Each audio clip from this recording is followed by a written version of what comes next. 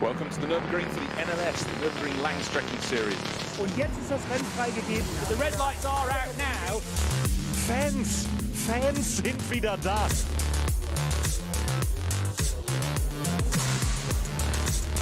I would think that's very, very close. Jetzt kommt er ran, zieht sich ran.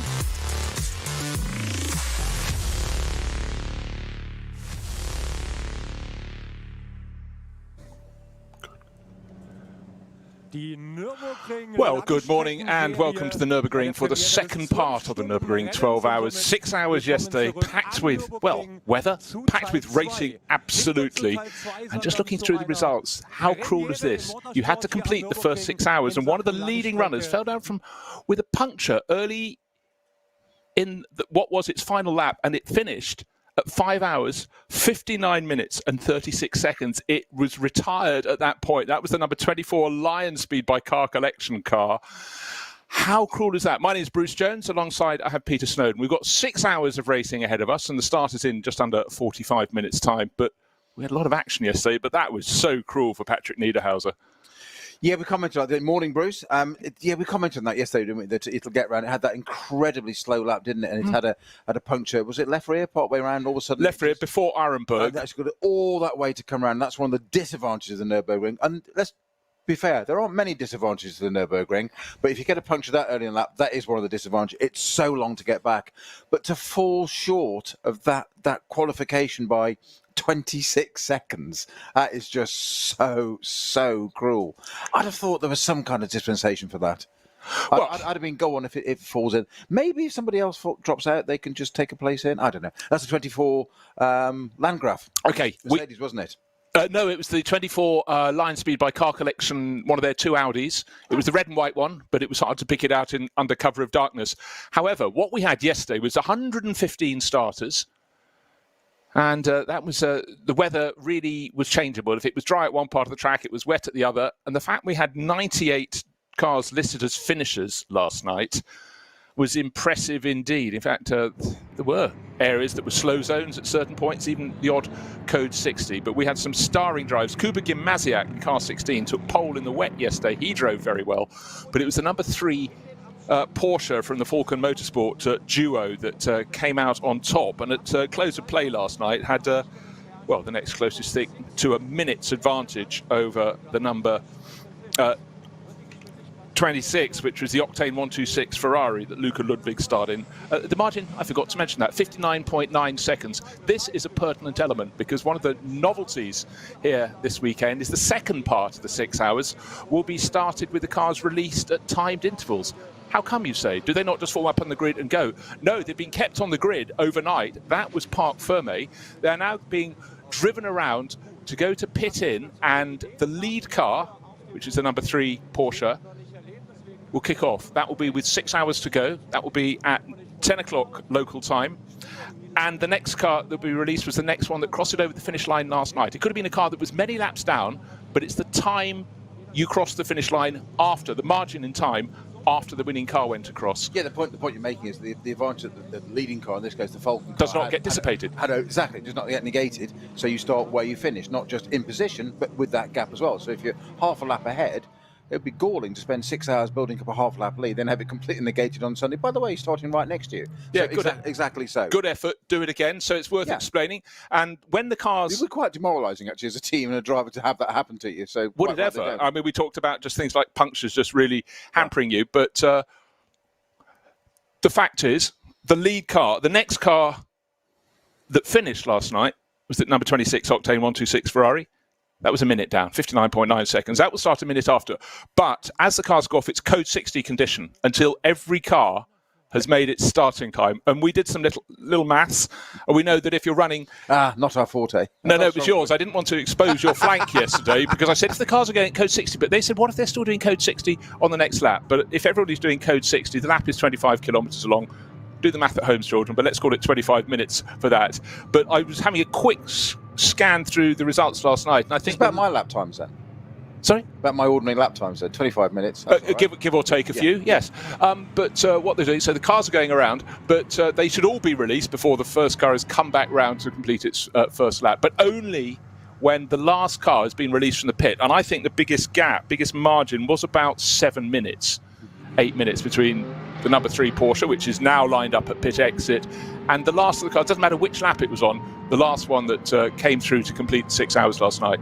So they should all be released. And as soon as the last car is released, Code 60 is withdrawn up to full speed. So you could maybe... I was going to say, because the next thing I was going to say, that on that basis, we could have 15 minutes of the whole field doing around at Code 60. Yeah. Which would be not very interesting. At that point, I'll take a comfort break and hand over to you, Peter. Exactly.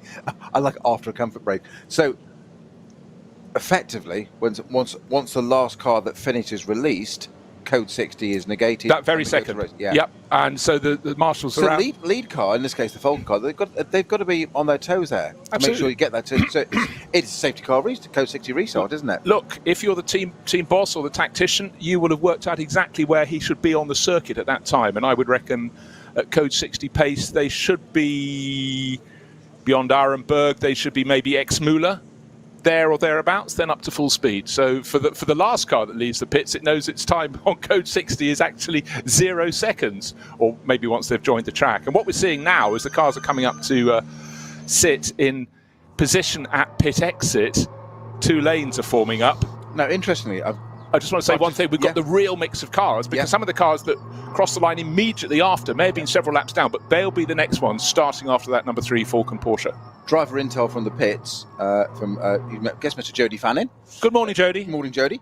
Did very kindly just say to me a few minutes ago, do you know the deal with how it's all restarting? And that, no, we know from our side, but I thought I'd test him. And please do go ahead. Go ahead, caller. So he's typed out this lovely missive to us, but I'll read it out for you. They're all going to the pit lane now and ordered into 3 rows based on their across the line order yesterday. So far, so good. When they leave, the left car takes priority, and the cars leave the gaps they had at the end of the race yesterday, adjusted to 60k speed apparently. When the cars leave, they're at 60k. The race will go green once the last car. This is where it gets interesting. Once the last car has left the pit lane, as soon as you see green, you can go. Don't have to wait till the marshal's post as normal. You can also, and he's put this bit in capitals, overtake, typical driver, in capitals, under the 60k restart if someone is going slower than 60k. Now, does that ever open a can of worms? I was going to say, no, ever there was a driver insight there, that's why I wanted to read that bit. You can see the eyes widening. I'm going to do this bit in capitals for Snowy and Bruce.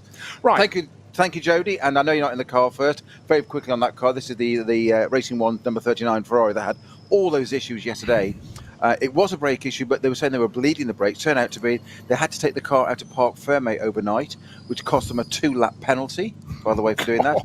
Because it turned out to be more serious, had to change the entire ABS unit on that car. So it wasn't just, we saw, didn't we, Jody, when he was being interviewed by Luke at one point, of doing the bits about pedal and undoing his helmet, getting out of the car again, an issue with that. So they're starting at the back. I don't know who it is starting the 39 Racing One Ferrari, but it's not Jody Fannin. He'll be in at some point later in the day. Well, I thought it might be a choice of 3 other drivers. Konstantin Scholl was one of them, Will Tregurth, we saw him, but actually I noticed there's a 5th name in the car. Michele Di Martino is down there. Of course, we normally see him driving the Conrad Motorsport Lamborghini, so he's mixing and matching. They are 20 laps down, plus another 2 laps, you just pointed out, with a 2-lap penalty for the work overnight. So effectively they're having a 6-hour race of their own, and they'll see how it goes. But we know the Ferrari can be good here, because the one that was second to the finish line last night on that lead lap was the one from Octane 126. Just the 2 drivers in that, Bjorn Grossman and the driver who really got it up there, Luca Ludwig. So, but as we say so many times, it's just all intel. It is. Yeah, you've got one Ferrari at the front and effectively now the other one at the back. But it's all good intel, data, acquisition, seat time, information to the team. And it's this is where a driver, in the case of Jody, just got drafted in last minute, quite literally last week, to go and drive this car, or come and drive this car here at the Nürburgring. This is where you've really got to dig in, and because it's naturally drivers want to be at the front, they want to be competing for race wins, class wins as a minimum, ideally race wins in a car like that. It should be up at the pointy end. It isn't, and it can be so demoralising, and that's where you find out the true character of somebody. Right, what do I do now? What can I give to the team What can I do now to make this better for the whole team? And then simply have to kick yourself up the backside and go, hold on, I'm in a Ferrari at the Nürburgring on the Nordschleife. Exactly. Get real. And it is all about experience, of course. I'm sure Jodie will come back another day in something else and not have the misfortune, or maybe back in this car. Still, yesterday was quite a day. And as I drove away last night, I was sort of processing what we'd seen. I mean, it was a masterclass from the number 3 Porsche crew, but Falco Motorsport had brought 2 incredibly strong driver lineups. And for whatever reason, the number 3 seemed much sweeter on the track yesterday than number 4. Number 4, these are no fools in the car. Klaus Bachler, who's just been one of the stars in a Porsche 911 GT3R for the last 10 years, it seems. Ayhancan Güven, really talented young Turkish driver. Komi Ledegar, well, what hasn't he won? And Martin Ragginger. Yet it was the sister car, Joel Eriksson, Jackson Evans, Sven Muller, and most notably Alessio Picariello, who really got that up to the front and worked it. But conditions were, well, there was a little bit of everything. We didn't have hail, so you can't put that on the I Spy Book of Weather phenomena to tick off. But there was so much action from the very outset. We even had a scrambled grid, and it made it very, very exciting. So right now the cars are still coming in and they're being shown a little number when they arrive at the pit entry. That tells them which lane they need to go in. That's a nice touch. Number 3 for the 952 Porsche. So there are 3 lanes the driver go into pit lane, and it's all very, very organised. So it needs to be. We have just under 100 cars taking the restart. But let's take a look back to yesterday. It's the 12 o'clock start for the race, and the grid was thronged with fans. Great to see them out in so many numbers. 115 starters. When they left the starting grid, it was grey for sure, but it was dry. That was fabulous. Well, it was dry by the pits. It was wet around the back of the circuit. Oh, the Nürburgring, how it likes to have a little laugh with the drivers. But the clouds were hanging low. At the start, Kim Lewis-Schramm caught napping, and car 104 from the Cup 2 class of Porsches took the lead, and it was Gabriele Piana, chased down to the first corner by the 2 Phoenix Racing Audis. And already going backwards at this point was the Walkenhorst Motorsport BMW, car number 34. For many of the drivers, they actually didn't even take the start. They went, oh no, what we saw around the back of the circuit was too greasy. We're coming in to change onto intermediate tyres. So the field was immediately scrambled. But the driver who absolutely nailed it as conditions got worse and worse, part of the circuit, was Luca Ludwig, the Octane 126 Ferrari, powering his way to the front, but the spray was out there, and a big moment for Ludwig. He very nearly clattered into the barriers at the bottom of the hill before the climb to the carousel. He wasn't alone. Cars were skirting with danger, including the number 4 Porsche that had to start from the back of the pack in the top class. Had a brilliant scrap with the Pro Sport Racing Aston Martin. And then we had the moment where the Octane 126 Ferrari was very nearly collected going into pit lane by the number 3 Porsche. Both would have roles to play in the race. Miklas Born, one of many spinners, as the conditions continue to change. Cars going off into the gravel trap, and fleetingly for about 3 minutes there was sunshine, but that was just a tease because soon it went back to overcast with rain here and there. And one of the stars in the middle stage of the races was Leon Kohler in the number 23 Lion Speed Audi. Unfortunately for Klaus Aberlin and Fricadelli Racing, he put the car sideways, left fluids on the track. But that didn't seem to affect the front drivers. Most notably, Alessio Picariello came up, but he was in third, he was in second, he was in the first in the space of 2 corners, going around the Octane 126 Ferrari. Now with Bjorn Grossman just starting to struggle. And a huge moment for Komi Ledegaard, very nearly dropping the car as yet another flurry of rain came in. But the sister car kept on pressing, had a sudden extra pit stop, dropped down to about 5th or 6th position, but Picariello picked his way past Kuba Gimasiak. Leon Kohler had a very fortunate moment at Hatzenbach. There aren't many places you can run off the circuit and get away with it, but he wasn't the only one doing that. The number 3 Porsche also running wide at various points on the circuit, but importantly, rejoining as it went. The Cup 2 Porsches were going really, really well. In addition to that, there were barrier repairs, and there were drivers finding escape roads they didn't know existed. At the cut-through, for example, many a driver just simply finding the conditions had changed that much since they were there 25 kilometres before. The 976 Porsche is one of those. But actually, life in the pit lane was really nice and standard. As many guides for the drivers as possible. Countdown clocks, most notably, huge inside the cockpits. They know when to leave their pit stop with a mandatory minimum time that must not be abused, must not be exceeded. There had been contact at various points on the circuit. The 514 BMW a little battered, and then as night fell, the 125 Porsche from the Cup 2 class had trouble, but not as much as the number 24 Lion Speed by Car Collection Audi that was limping in and agonisingly would fall literally seconds short of the 6 hours. But when the 6 hours were completed, it was the number 3 Porsche brought to the finish with a lead of a whisker under a minute.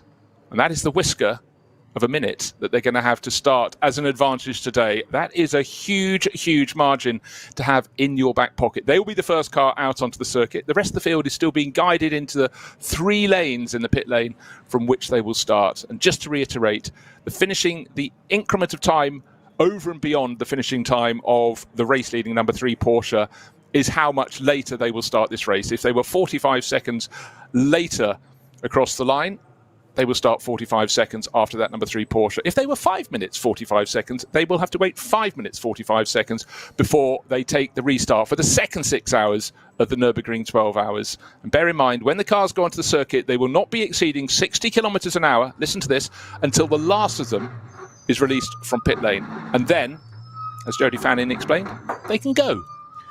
With one slight addition, when the last car leaves the pit lane, they don't go straight to green. They allow that car a little bit of time to warm its tyres. It's only fair. Only fair, but that to me, that difference. immediately that suggests a variable. And who decides how long that is? What does it get? A Grand Prix loop? I don't know. Probably not the worst area to do it, to say, right, get your tyres warm on the Grand Prix loop, go on to Nordschleife for quite a good demarcation. I don't know, but interesting.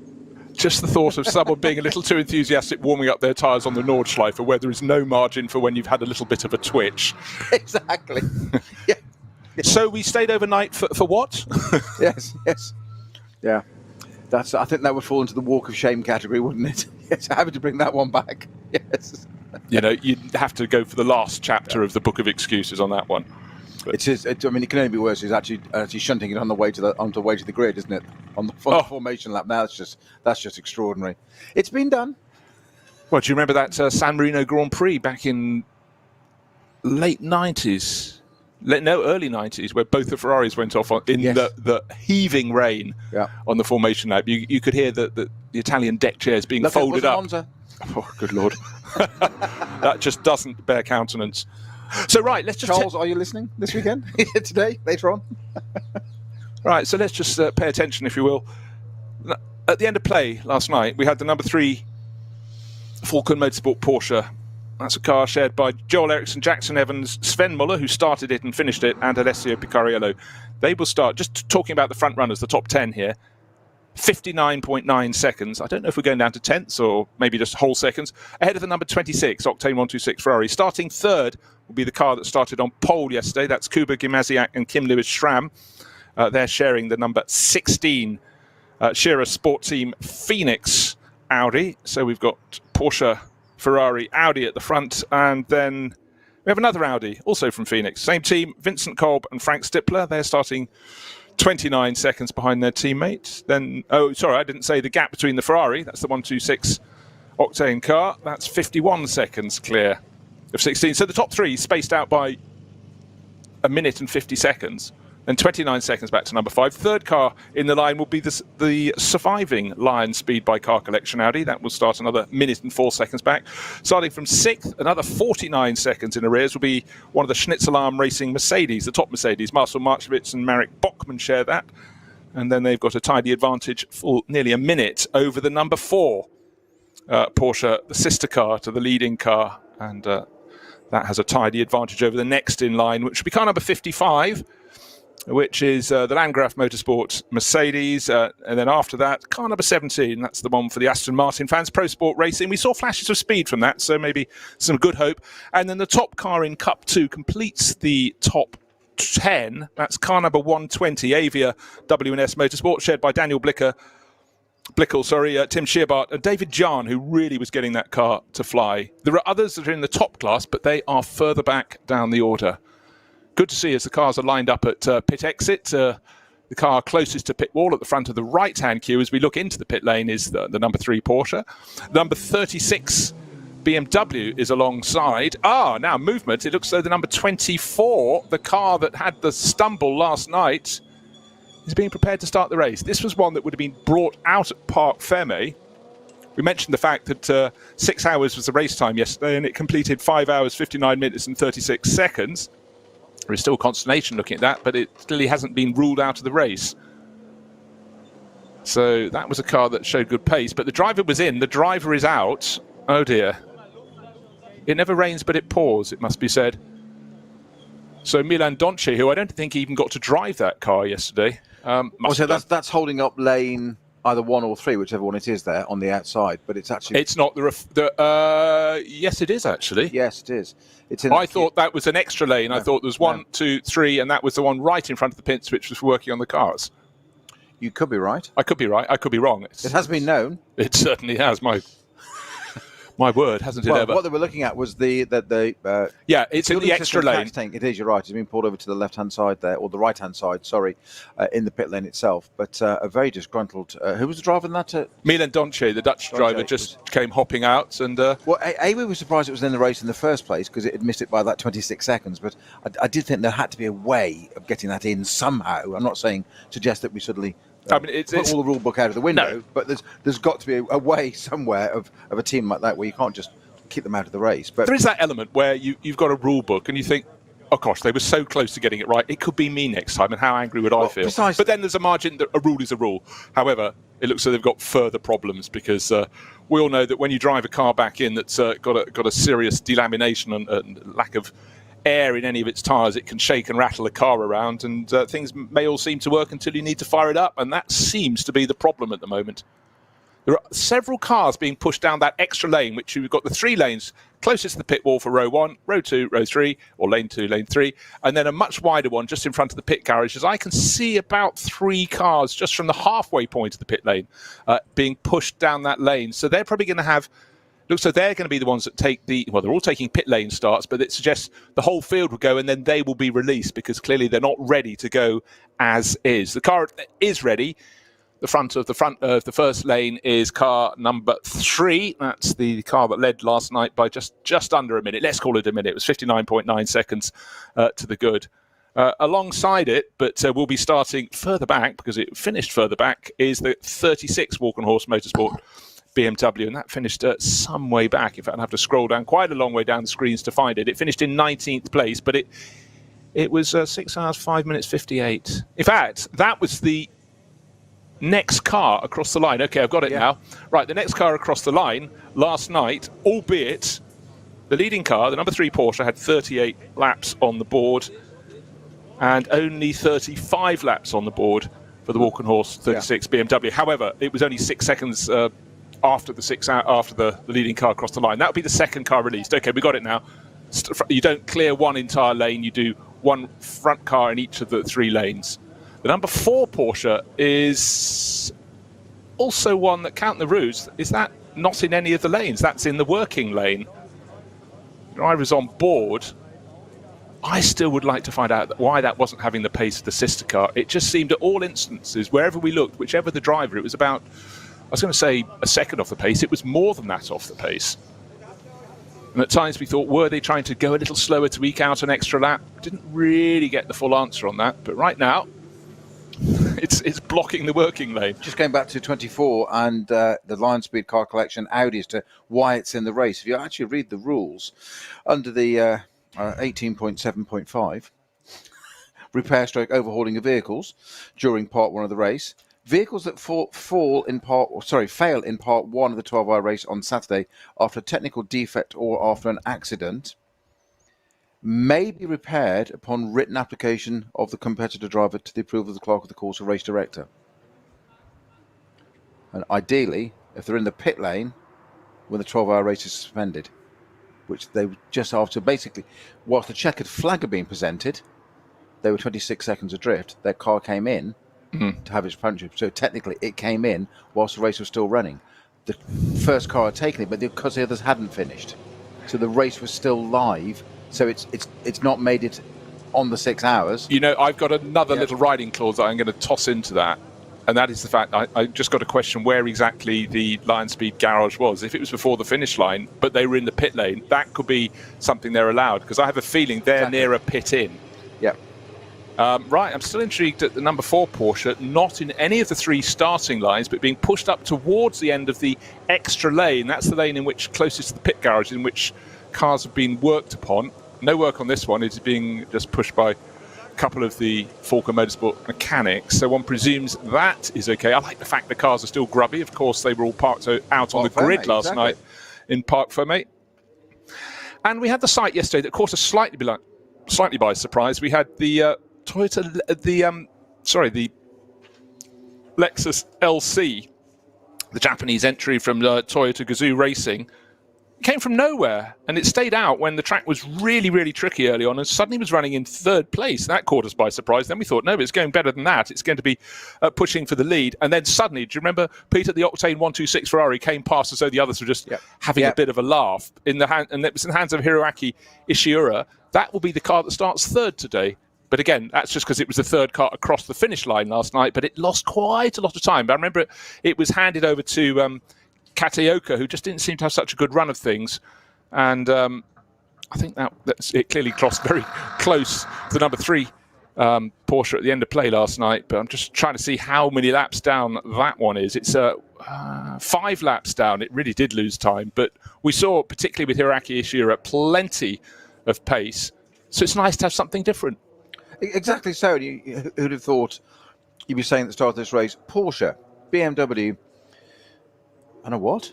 What is it? A Lexus in 3rd? It's brilliant. So it's different. Great shot there overhead from the pits, looking down there at those 3 cars I've just mentioned. Slightly staggered.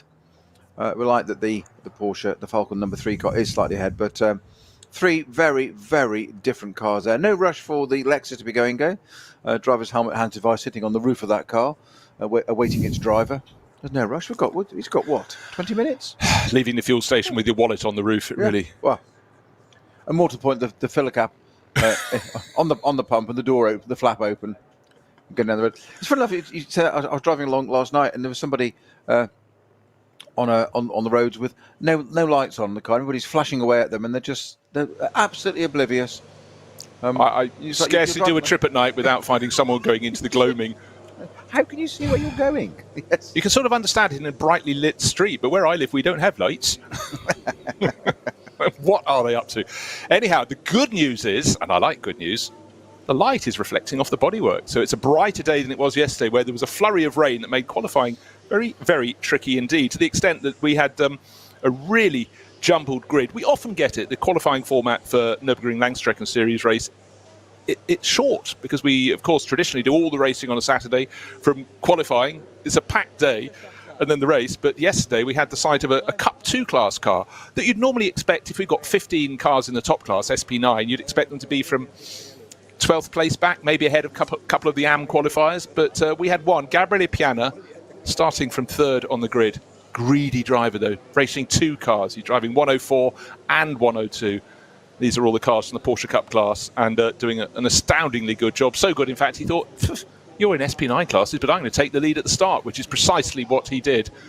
And then, of course, most of the drivers, most of the teams, within the first lap, and either at the end of the formation lap or the end of the first flying lap, decided, we can't not carrying on our slick tyres. And so everyone came into the pits, and the order was very, very jumbled indeed. Yeah, it's properly a bright morning at the ring. The race will start at 10 o'clock local time. The cars will be getting away, of course, at staggered order. It's 9:43 and a half, so just over a quarter of an hour to go. Weather and rain precipitation predictions, Bruce, are currently 5% rising to a maximum of 10% chance of rain pretty well at race end. Well, that is very cool, because yesterday we, as I... It's not that cool, it's 15 degrees. Where I come from. Deep south. No. That'd be warm. No, but the point is, yesterday, as Peter was checking the weather, basically the increment it kept rising by, the likelihood of precipitation rose from 40% at the start of the race, which is fairly accurate. The back half of the circuit was wet, to 98 for the final hour. As we approached the final hour, we're thinking, no, look, people have behaved really, really well. And you said it looks down to 70. It's going to come down. It came down, I think, 72%. And in fact, but yesterday was all about flurries. It really didn't settle down for the first 4 hours. If the Grand Prix loop was dry, the back end of the circuit was wet, and that would start drying out. Then, lo and behold, the little rain showers would come across and just make the track greasy. We saw drivers actually having bizarre moments. The part of the Grand Prix loop that we use is clearly the first part away from the grid through the Mercedes arena. You then get out of there, and instead of going down the hill and turning left and right and dropping down through the kink down to the hairpin, you do the little cut through, double right-hander, and effectively do the first third of the Grand Prix loop and the third of the Grand Prix loop, and then turn left out into the country, of course, into the magical part, onto the Nordschleife. But yeah, so many drivers at the cut through were going, and just going straight on. Luckily, there's an escape road for them to use. But greasy, and I guess at that point, dropping temperatures. It got down to, I think, 14 degrees last night, didn't it? We checked in the final hour. Yeah. But so not cold, but today is looking all set. And I must say, huge effort has been made to entertain the fans. Real festival. There's a display by the Porsche Club Nürburgring in the auditorium, the exhibition hall across the road, with some mouth-watering Porsches from right across the years, including a WEC GTE Pro car. We've got a glorious racing Spider from the 50s. We've got a 904 and so on and so forth. But there's been a big party for the children, a 90s rock festival last night. Well, it is the Ring, what do you expect? And so plenty going on for the campers, but also for the teams, Peter. After they got to the end of the race, they were instructed to park the cars on the grid. If all was fair, they couldn't touch them. And then they were instructed, as near as could be, to go and have a proper meal and a drink. And then, of course, a rest, because a 6-hour race followed the following day by 6 hours is not easy from anybody's point of view. But yesterday, I think, was trying for the teams because they had to keep on top of the weather that just kept on changing around. Well, in some ways, it's more difficult because a 12. I always love 24-hour races because it's the theatre, the drama, what you've got to think of, the way you've got to play the long game of getting to the end of that and work as a team. There's nothing makes individuals work more as a team than something like 24-hour racing. It's quite incredible. Everybody, and I'm not just talking the drivers, the engineers, mechanics, everybody involved. Splitting it into 2 6 hours, I absolutely understand why they do it. Brilliant. And you just say, absolutely brilliant. You say, instructed, I think you use the phrase, near as damn it. They were, basically, you are expected, was a social etiquette, to go and do this. This is the whole point of splitting it.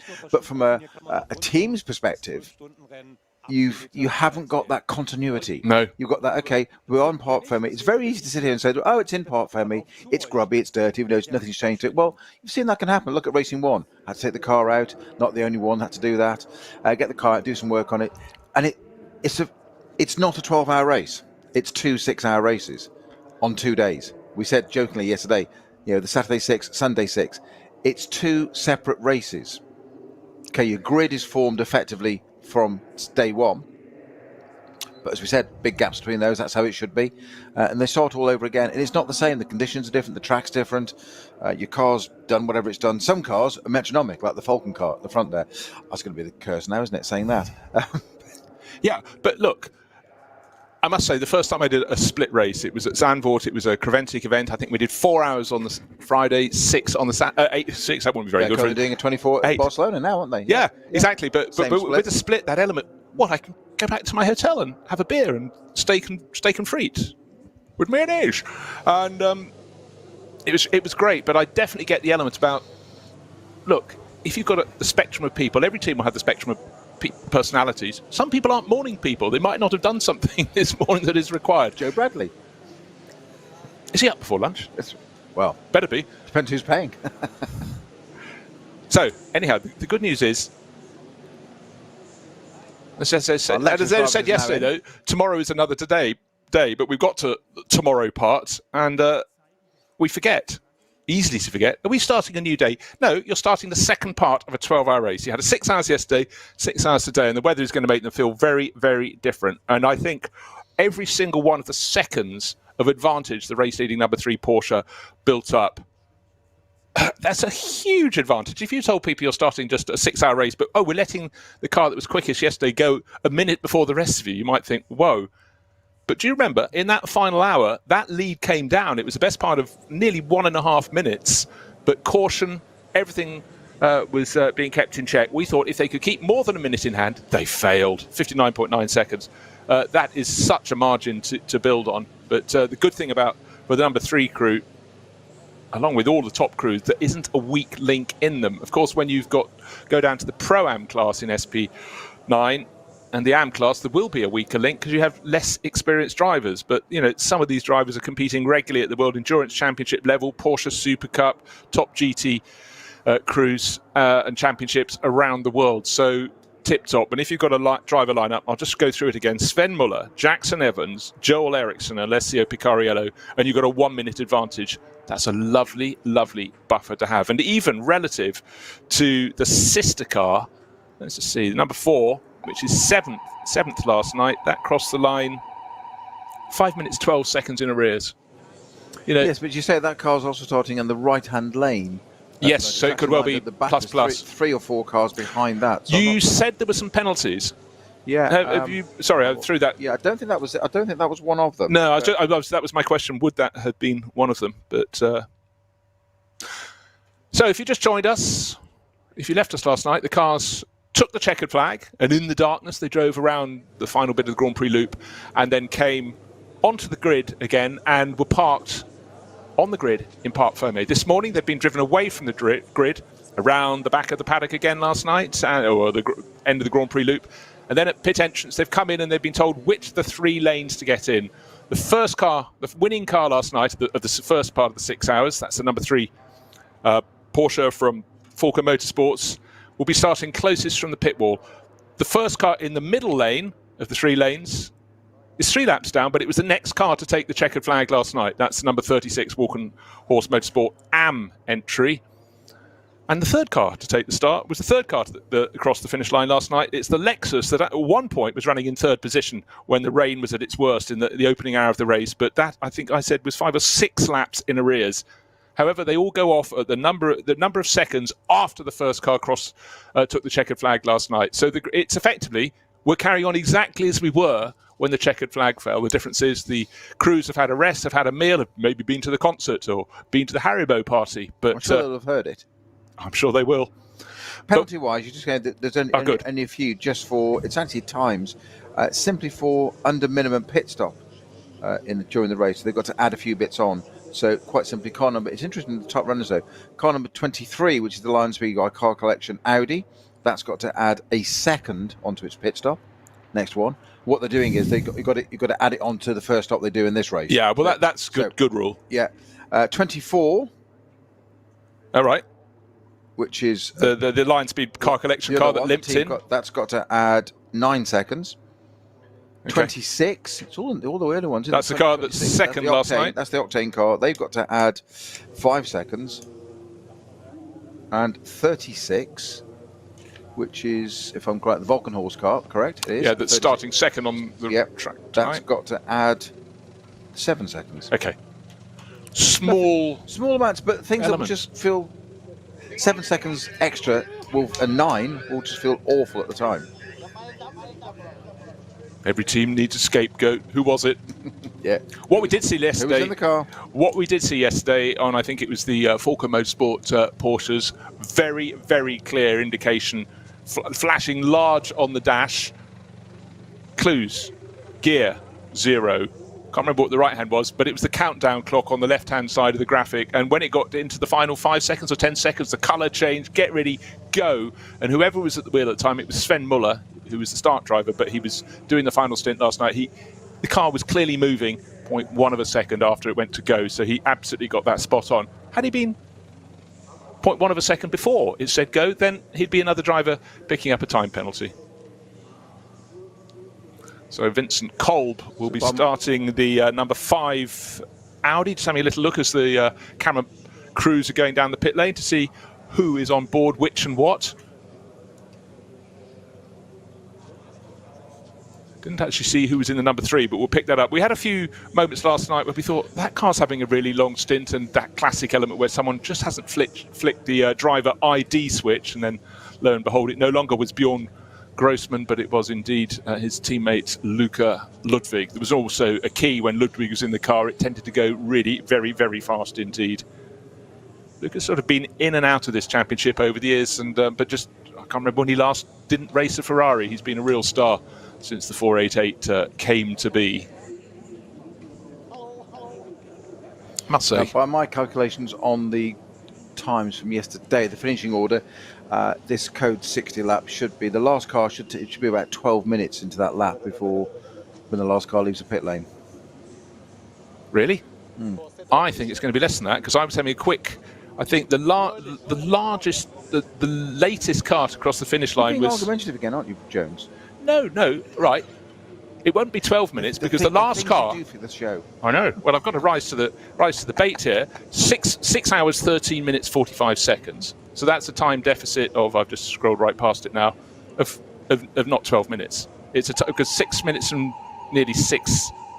Sorry, 6 hours nearly 6 minutes was the time of the Falcon Motorsport number 3 Porsche crossing the finish line. And if I go back down to ones that have high numbers next to their names, the 6 hour 13 minutes, I think we'll find that's only about 8 minutes.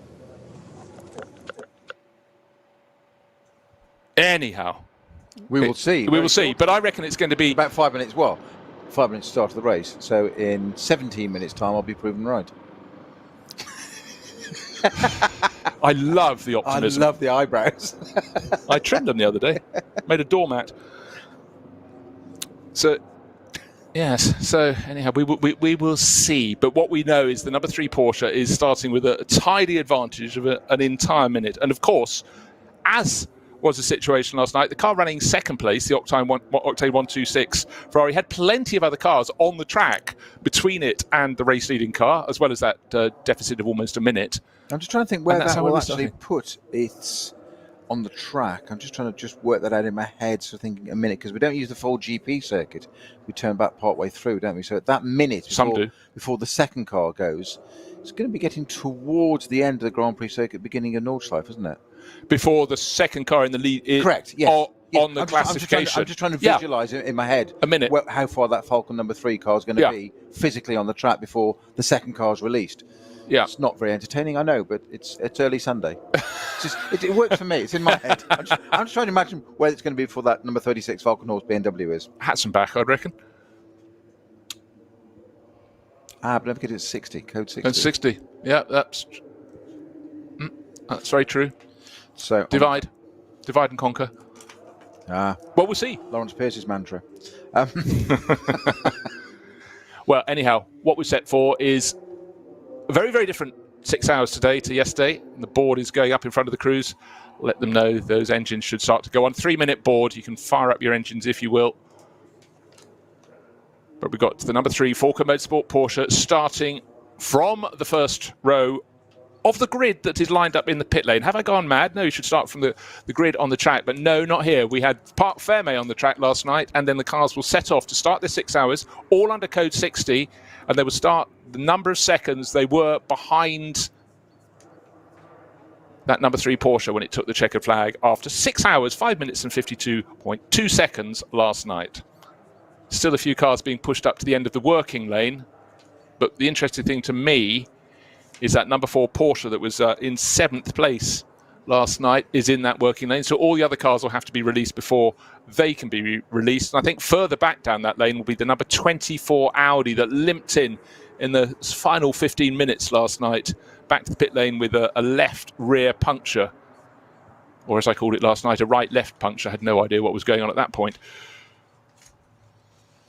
But that lost plenty of laps, but so cruel. It was up in the top 6 and starting to close on those ahead, maybe even 5th place, but then that big setback for the 24 crew. But the car that ran effortlessly out front once it got there was the number 3 Falcon Motorsport Porsche.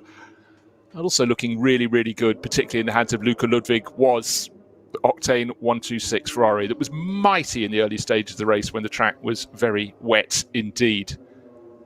But talking of driver lineups, of course, Peter, extolling the many virtues of Luca Ludwig, Bjorn Grossman was really struggling when the track was wet. But today it's fully dry, so I think the deficit he will have over Ludwig's pace will be far less. So that'll make it a more competitive combination. Because certainly several drivers put up their hand last night when the weather was really, really poor. A couple of things. My timing screen has just started to update, and the first thing it's put out is one car at the moment, which is the number 36 Valkenhorst BMW. It's the first car to appear on the timing screen. Well, that should be the second car to take the start today. Second car out, exactly, with currently it's got Friedrich van Boorlen at the wheel of that. Oh, thank you. I'm just trying to suggest. Have we got different? We've often got different scripts, Bruce. But my understanding of the times of the race finish was it was 20:36 hours that the lead car crossed the line yesterday. Give or take 8 seconds. And the last car that crossed the line was car number 284 at 20:48. Therefore, 12 minutes later. Ah, I didn't find that one. Okay. Car number what? 248. 248. Okay. Sorry, my apologies. 284. Ah. Anyhow, see what? I don't know. Maybe we'll find that. That's where I'm getting my 12 minutes from. Now, that of course could be completely wrong. I can do 285. Can't find 284 yet. Anyhow, right.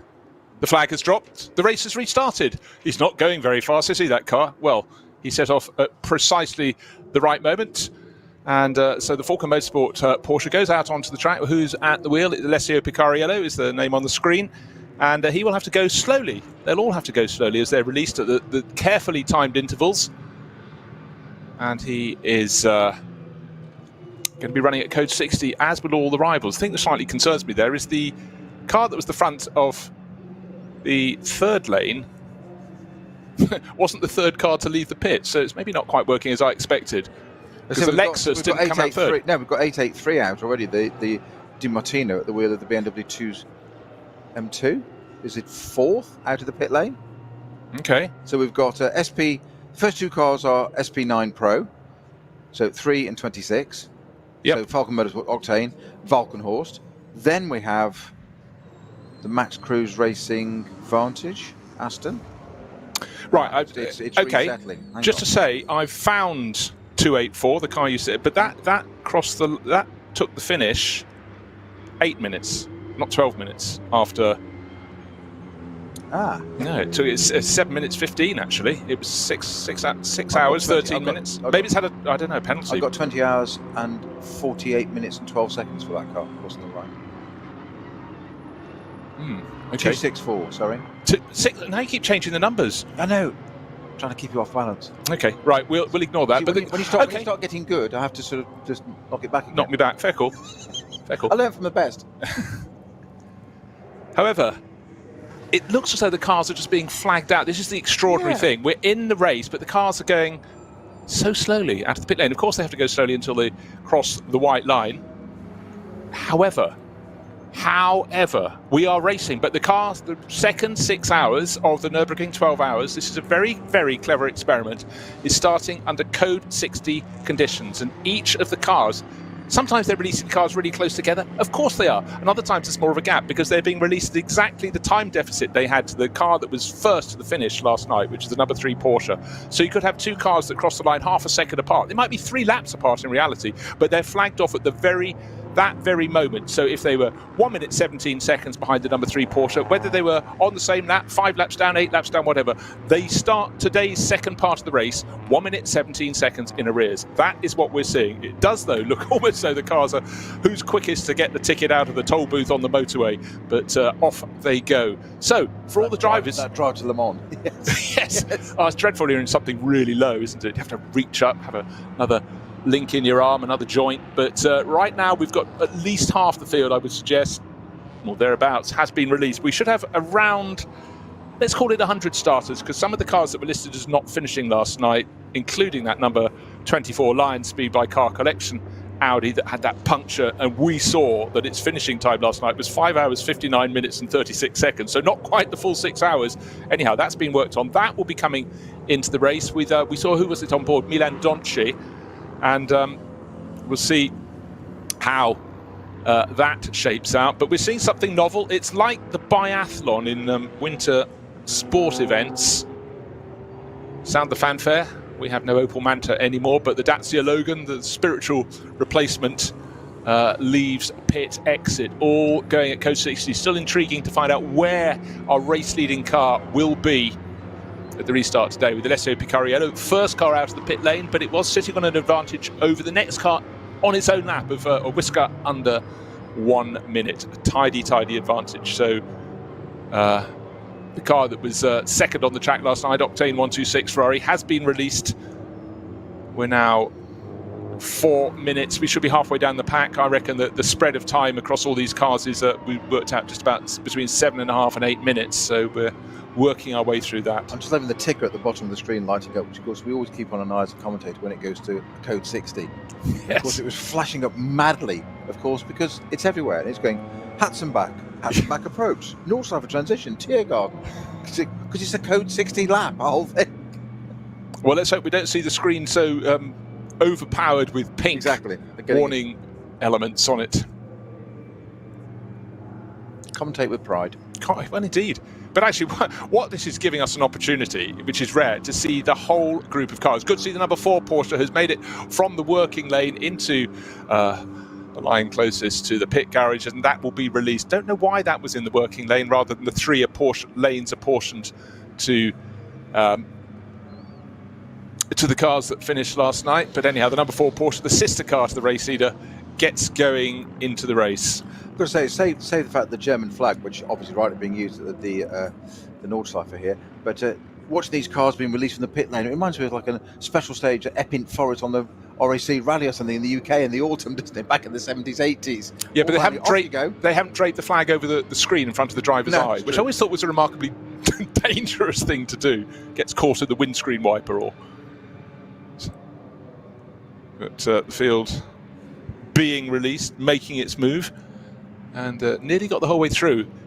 On your little tracker map, can you tell us where our number 3 is? Or the driver who led away, Alessio Picariello, the driver who was part of the leading quartet, not the winning quartet, the leading quartet last night. I just need to connect. Does that need to be connected? Yeah, we're having again 2 seconds. Yeah, okay. I won't ask further questions. Second of the Schnitzelarm Racing Mercedes is underway. Actually, I'm really enjoying this opportunity to see all of the cars, because necessarily at any point in the race, the TV director isn't going to pick up each and every one of them.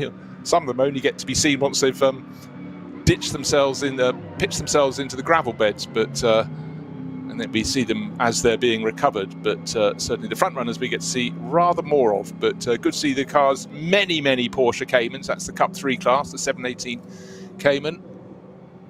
Good to see the various liveries.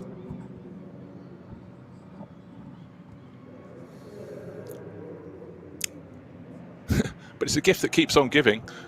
Cars continue to stream away from the pit lane start. Yep, a pit lane start. I think this is working very well, but who's going to be awake? Who's actually done a good enough job?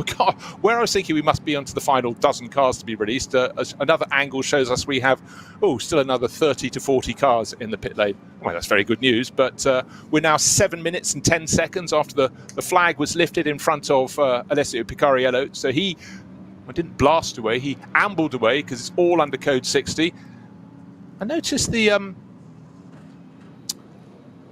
Racing One Ferrari is being pushed along the pit lane. It's in position, but let's hope there's not a problem. That's the car that had all the brake problems last night. Maybe they're only going to fire it up when it gets towards the end of the queue to take the start. The answer to your question, the number 3 leading Porsche, as it is under code 60, is just coming out of, it's gone through Arenberg, heading up down towards Adenauerforst at the moment. So it's a third of the way around the circuit. Okay. It's always good to sort of put a visual in the mind about what points around the circuit people have reached. I was reckoning they would get to, around, to be honest, around there, maybe Versailles, and they're pretty close now. Right, 8 minutes 10. And a very rare sight on the GPS tracker. We have, of course, there being code 60, we have more code 60 symbols all the way around than we have cars for once. I just glanced across every single marshal's plate. Yeah. I've never ever seen that before. Well, they're checking. If someone hasn't, never see it again. If anybody hasn't got that displayed, then their marshal post is in trouble. A good indication about how you could be placed well in the race, but still be one of the last cars to take the restart. The car that's 9th is the Pro Sport rate on last night's results is Pro Sport Racing Aston Martin. Only now does that car shared by Dumoulin, Gloria and Christophe Breuer get to go. Little jiggle of the wheel to get a bit of heat in the tyres, but I can't do too much. Is at code 60. Still BMWs galore to join the race for the second part of the Nürburgring 12 hours. Renault Clio in the background and one of the KTM crossbows. It doesn't yet feel like a race, but it soon will. And the very point of this way of doing the restart It's the simple fact that the cars, nobody gains by the stop between the 12 in the middle of the 6 hours. The first 6 hours of this 12 hour, the finishing gaps last night, whether on the same lap or not, are exactly the same as the cars go this morning. But surely now, yes, I think we're down to the last 10 cars or so. We're 9.5 minutes into this restart. Maybe your gen was a bit better than mine. I thought the greatest gap was about 8 minutes. But clearly the last 10, maybe 12 cars still to go. All code 60 around the circuit.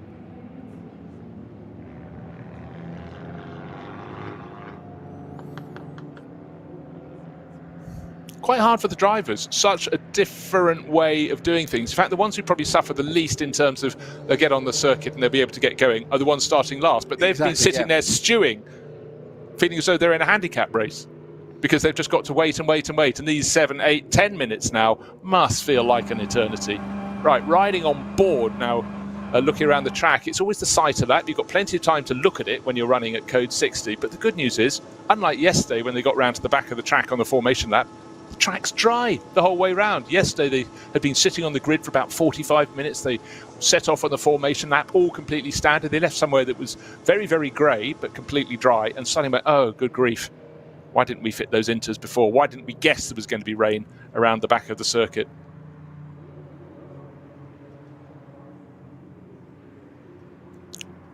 So difficult, so testing for these drivers, but the last 3 cars I think we're now waiting to go. And again, the variety, we've got a Toyota GT86, we've got a Porsche 911 GT3 Cup class car. No, still a few more cars coming into those lines. Just great variety. A BMW F30, so plenty of body shapes. An Aston Martin GT4, the Vantage GT4. That's so both of the Pro Sport racing cars, their GT3 runner and their GT4, have had to endure the clock ticking away. We're now 11 minutes and 20 seconds into the race, the second 6 hours that form the 12 hours of the Nürburgring. And it does look extraordinary. But it's only a few moments away when the green flags will be shown around the circuit. The marshals that have been holding up the code 60 boards will replace those with green flag once the last car exits the pit and was allowed a modicum of time to get a bit of heat in its tyres.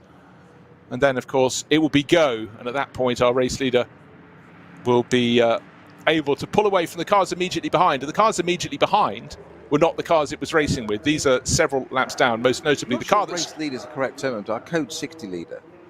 A bit more accurate. No, this is race conditions. I know. God, you are testy, aren't you? That said, our race leader is indeed just the other side of Bergwerk now, so pretty well. It's kind of like halfway, isn't it, if you count, really? Bergwerk's not a bad place to call it, halfway through. I'm sure not exactly on Ks and meters, but it's a sensation. It has credibility. Now, just have a quick look at the one of the KTM that's coming out on track with a BMW sitting right behind. How they haven't collected one another yet, I don't know, on the formation lap there. But I'm not sure which of the KTMs that was. It's a deep green one, but looks like there's some bodywork missing at the back of that already.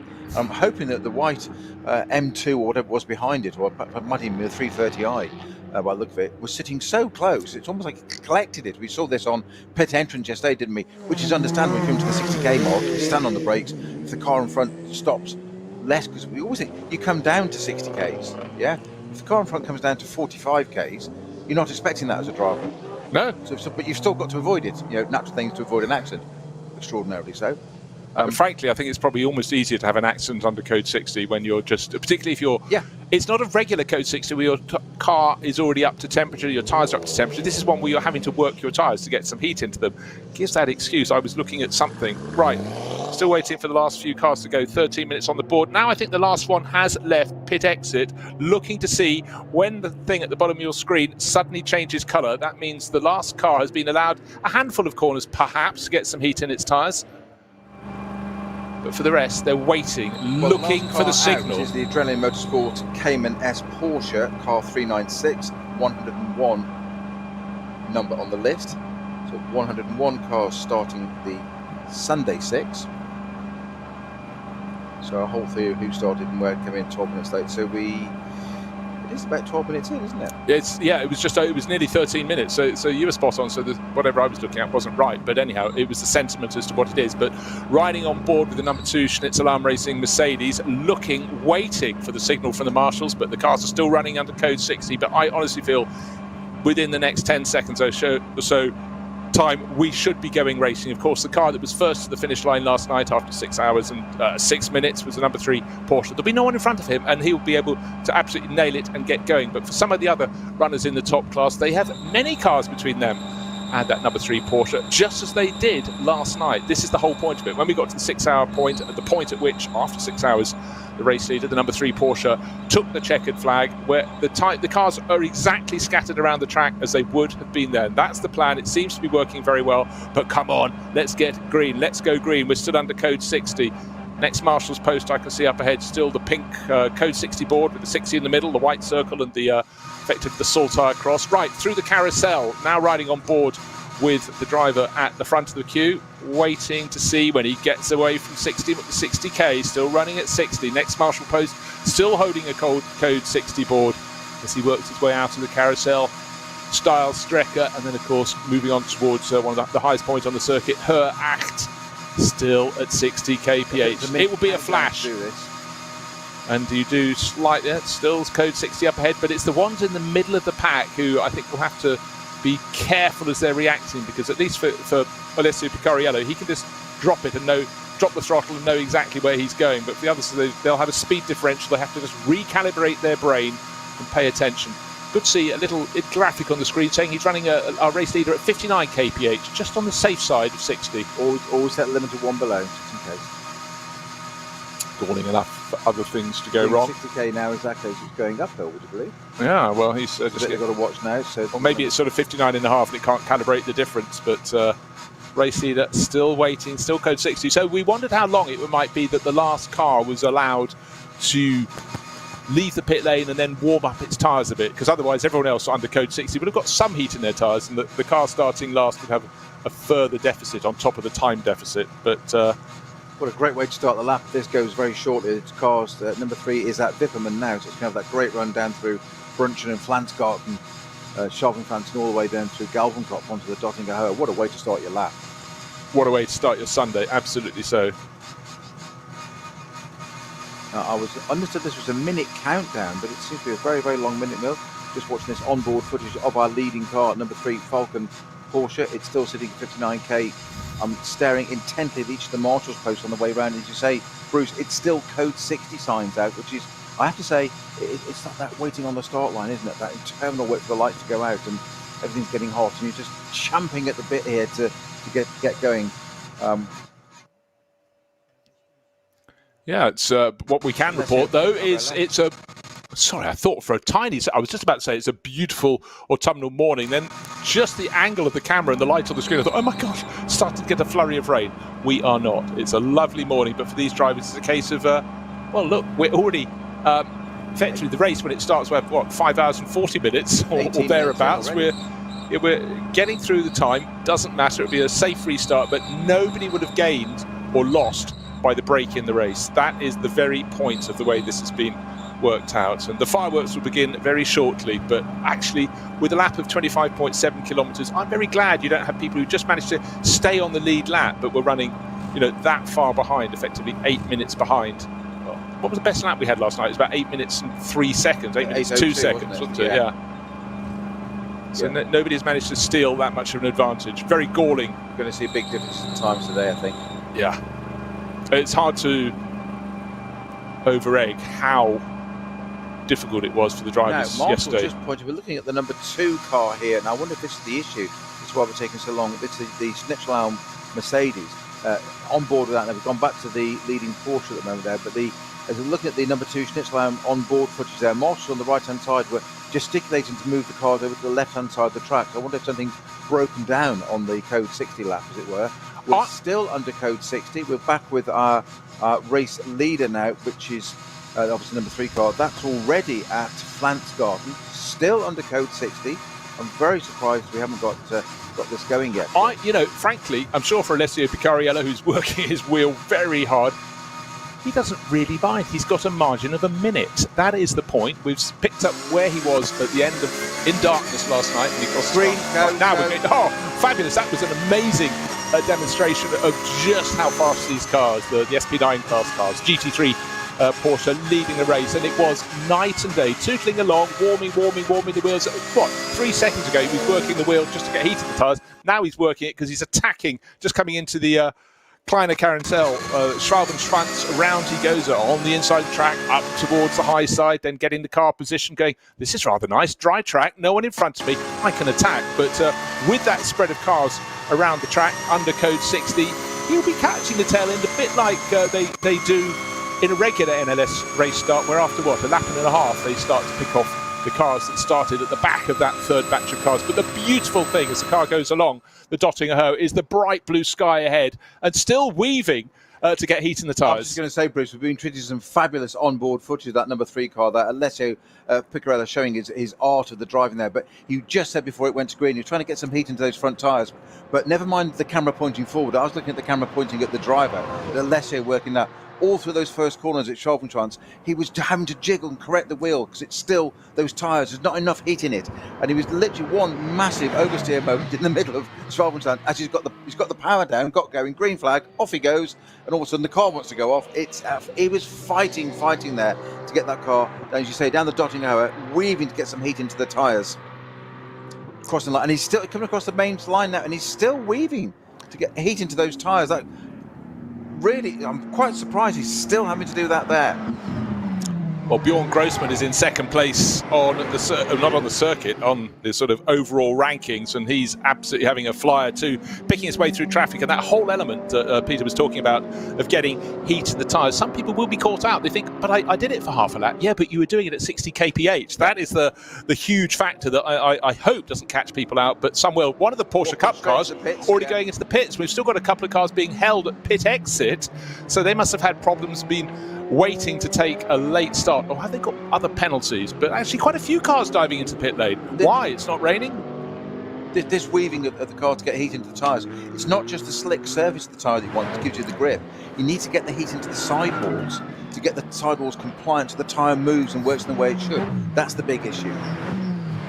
Again, it's all a lesson, and for these drivers, none of them would have warmed up their tyres at 60 kph before, and then just suddenly getting that green flag, they knew it was coming somewhere around the lap. How many had their tyres fully up to temperature? Unless people would really think it'd be very easy to make a mistake. But, thank goodness we're starting in the dry. It looks like we're set for a dry race for the second 6 hours that will form this year's Nürburgring 12 hours, but still got code 60 zones at the bottom of my timing screen, but maybe I'll have to refresh. Okay, I just refresh. Mine's clear, but mine was lagging yesterday. So okay, good. It's cool. Yes, exactly. All is fair, etc., etc. So, at the end of the lap, it'll be interesting to see how the margins are between our front-running cars. We can tell you that last night at the checkered flag, and then this morning, of course, the timing intervals were absolutely maintained. 59.9 seconds was the advantage that the number 3 Porsche had at the end of last night. Now the next car coming through over the start-finish line, Octane 126. Wait for them to go further around the lap. 24.4 seconds is the gap. So one of the cars that pitted was the 23 Lion Speed Audi. You're quite right. Riker, wheel of that. Okay, I'm not sure we saw him in the race yesterday. I never got a number next to his Riker name. At the wheel of that, a French driver. That was a car that started P5 overall yesterday. Quickly check where that car finished, but that's dived into the pits straight away and is still in there. One of the other cars. I think he's Austrian. Simon Riker, I think Kirchberg. I think it's one of their little ski resorts. Okay. In the Wilde Kaiser mountain range. But okay, now sector times. Well, Bjorn Grossman is looking far happier in that chasing Ferrari today than he was in the mixed conditions last night. I really did feel for a lot of the drivers. The light was falling, the track conditions were changing almost by the moment.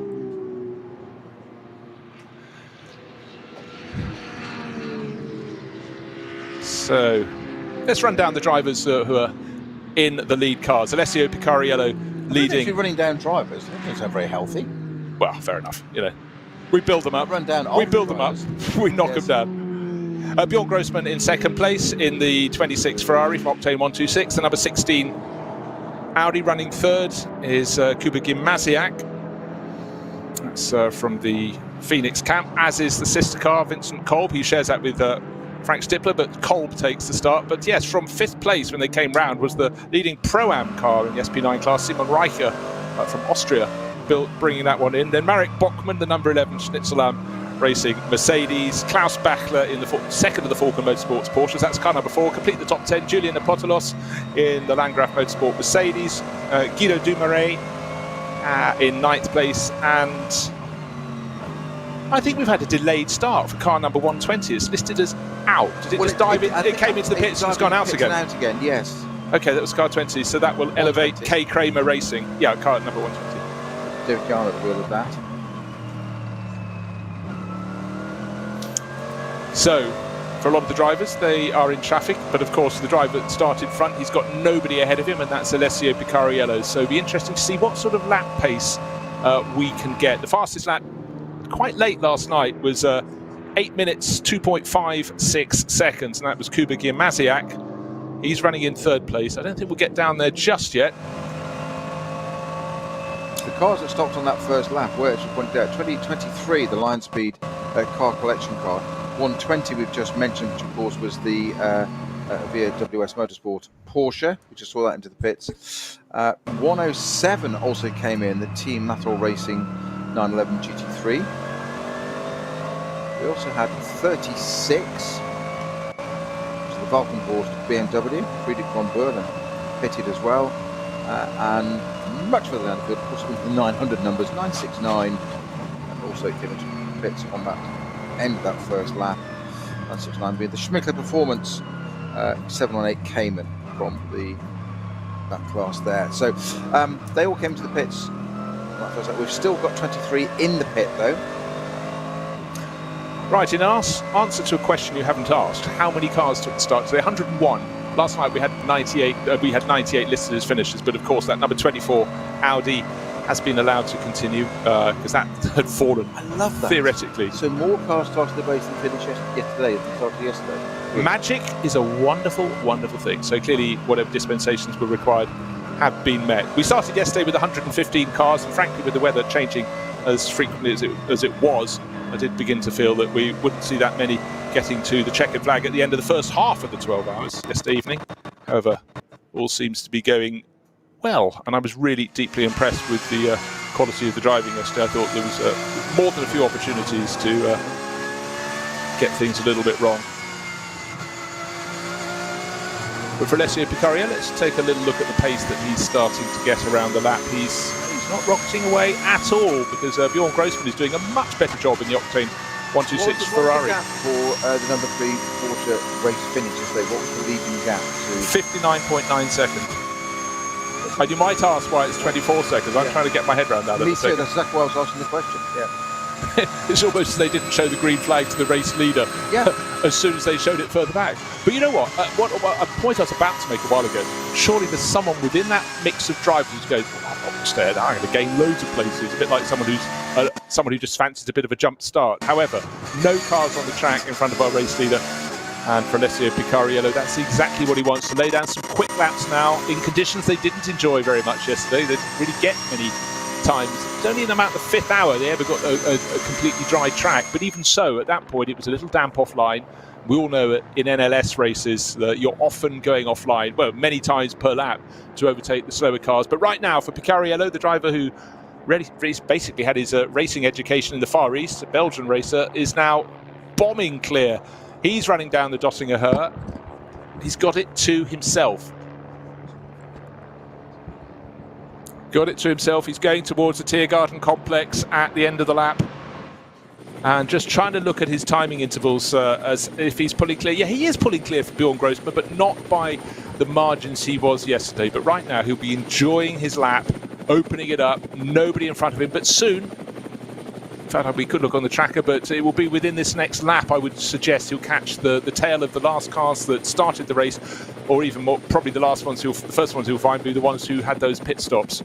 Still some other cars in the pit lane, some still leaving after their pit stop at the end of racing, lap 1, but this is the first full racing lap at racing speed. 8 minutes, 5.5 seconds. Well, right on the money there for Picariello in terms of pace, and looking to see what his margin will be over the Octane 126 Ferrari that was second to the checkered flag last night, and what sort of lap time we'll see from that. But right now, perfect track conditions for Octane, for the race leader, well, for everybody.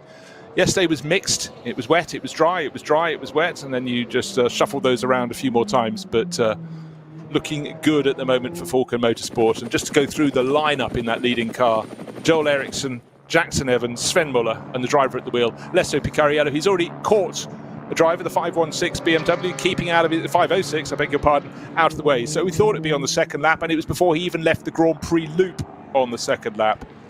And if you missed the restart of the race, it was started with the cars being set off one at a time from pit exit, not at a standard interval, but the interval they were behind the car ahead of them. So if you were 4.5 seconds behind the car in front of you on the track, whatever lap it was on last night, you started that very same margin apart today.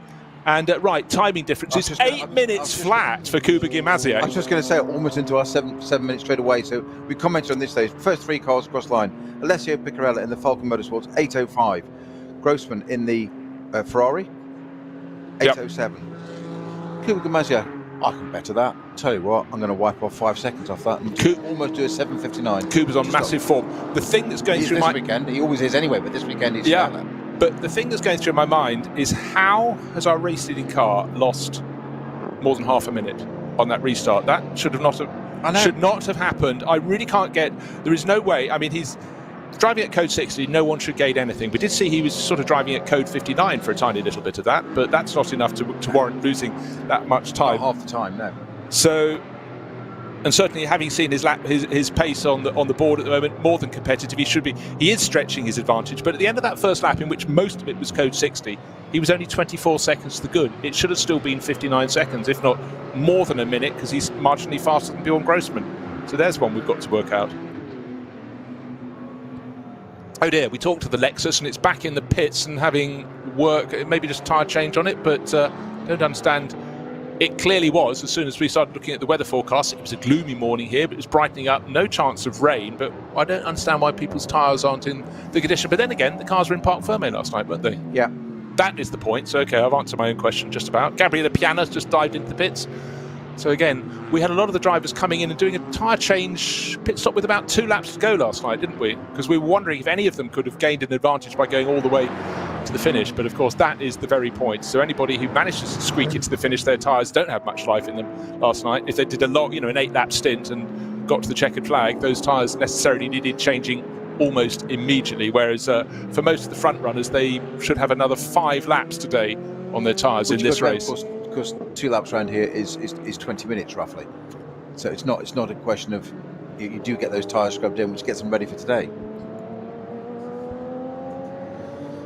No, exactly. So a lot to think about. But your team, whatever category of racing, but particularly in GT racing, you need to be on top of the rule book, and that is precisely what we're looking at today. But I'm still trying to get my head around this loss of 30 seconds for our race leading car, because he didn't have any reason that he wasn't held up by anyone, because he was the car that led the field around under code 60.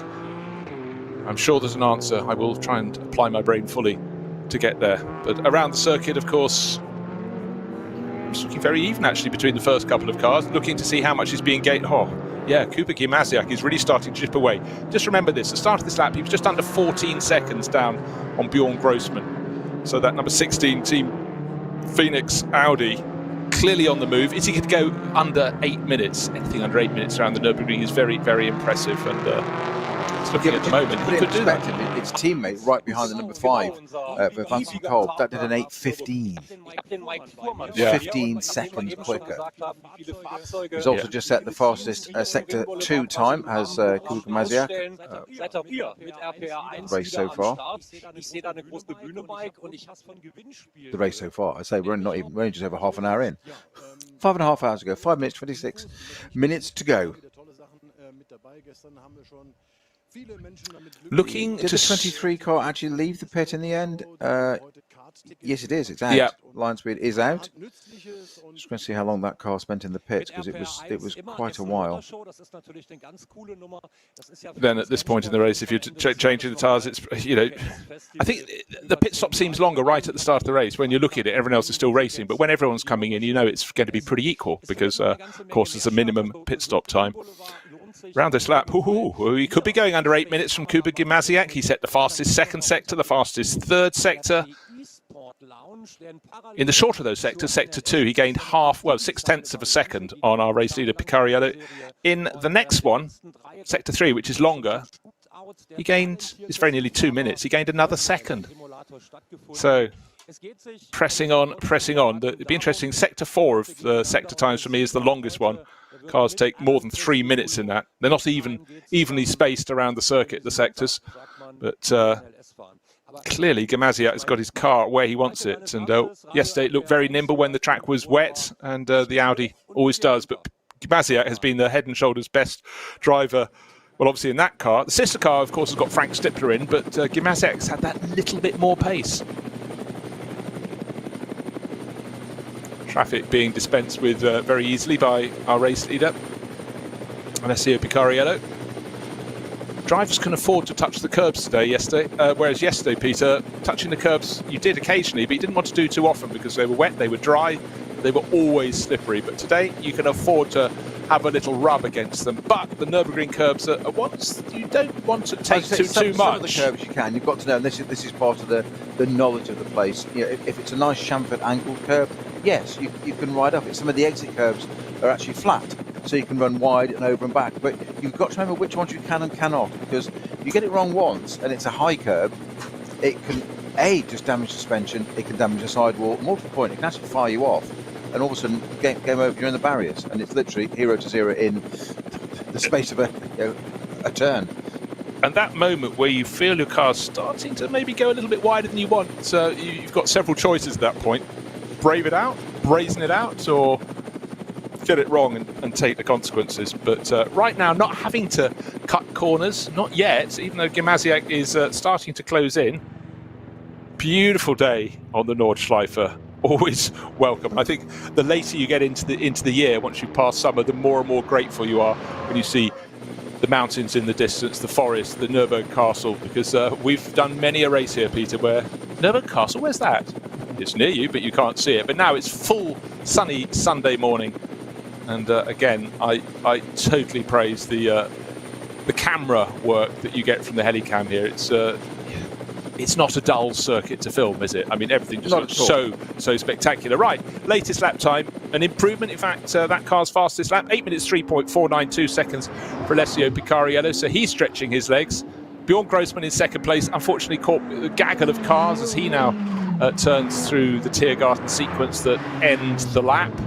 Little Renault Clio in front of him, having picked off 3 BMWs down the straight, and then not far behind him, just behind that gaggle of 3 cars, is the chasing, flying Kuba Gimasiak. Will he go beneath 8 minutes? 8 minutes, 0.73 seconds was the best lap of the race from the number 16 Audi.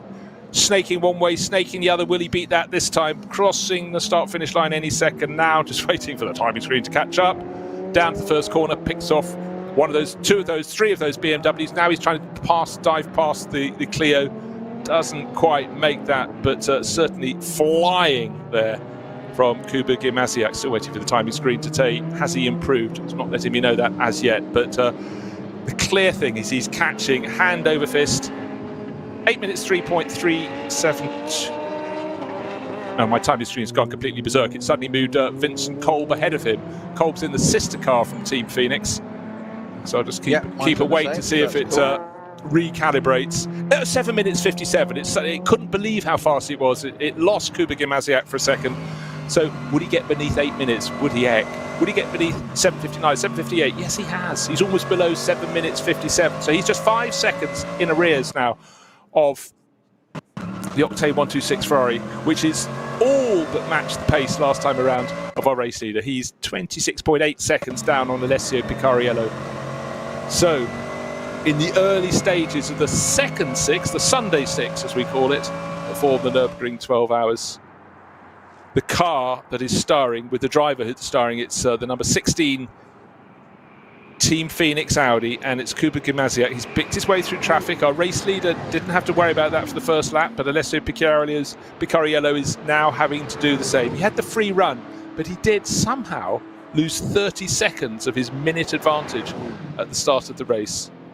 And I would really like to have some lip reading when he is interviewed after this stint, because really, by all things being equal, when the field finally went out of code 60 to going green, it should have happened uniformly around the circuit, and he should have still had the advantage of a whisker under a minute. That was more than halved, but right now he's edging away from Bjorn Grossman, but Grossman is going to have to look in his mirrors, because another driver with a surname starting with a G, Kuba Gimasiak, is absolutely flying. He's third and he's closing in, and he's going ever faster on this lap, but his best so far, 7 minutes 57.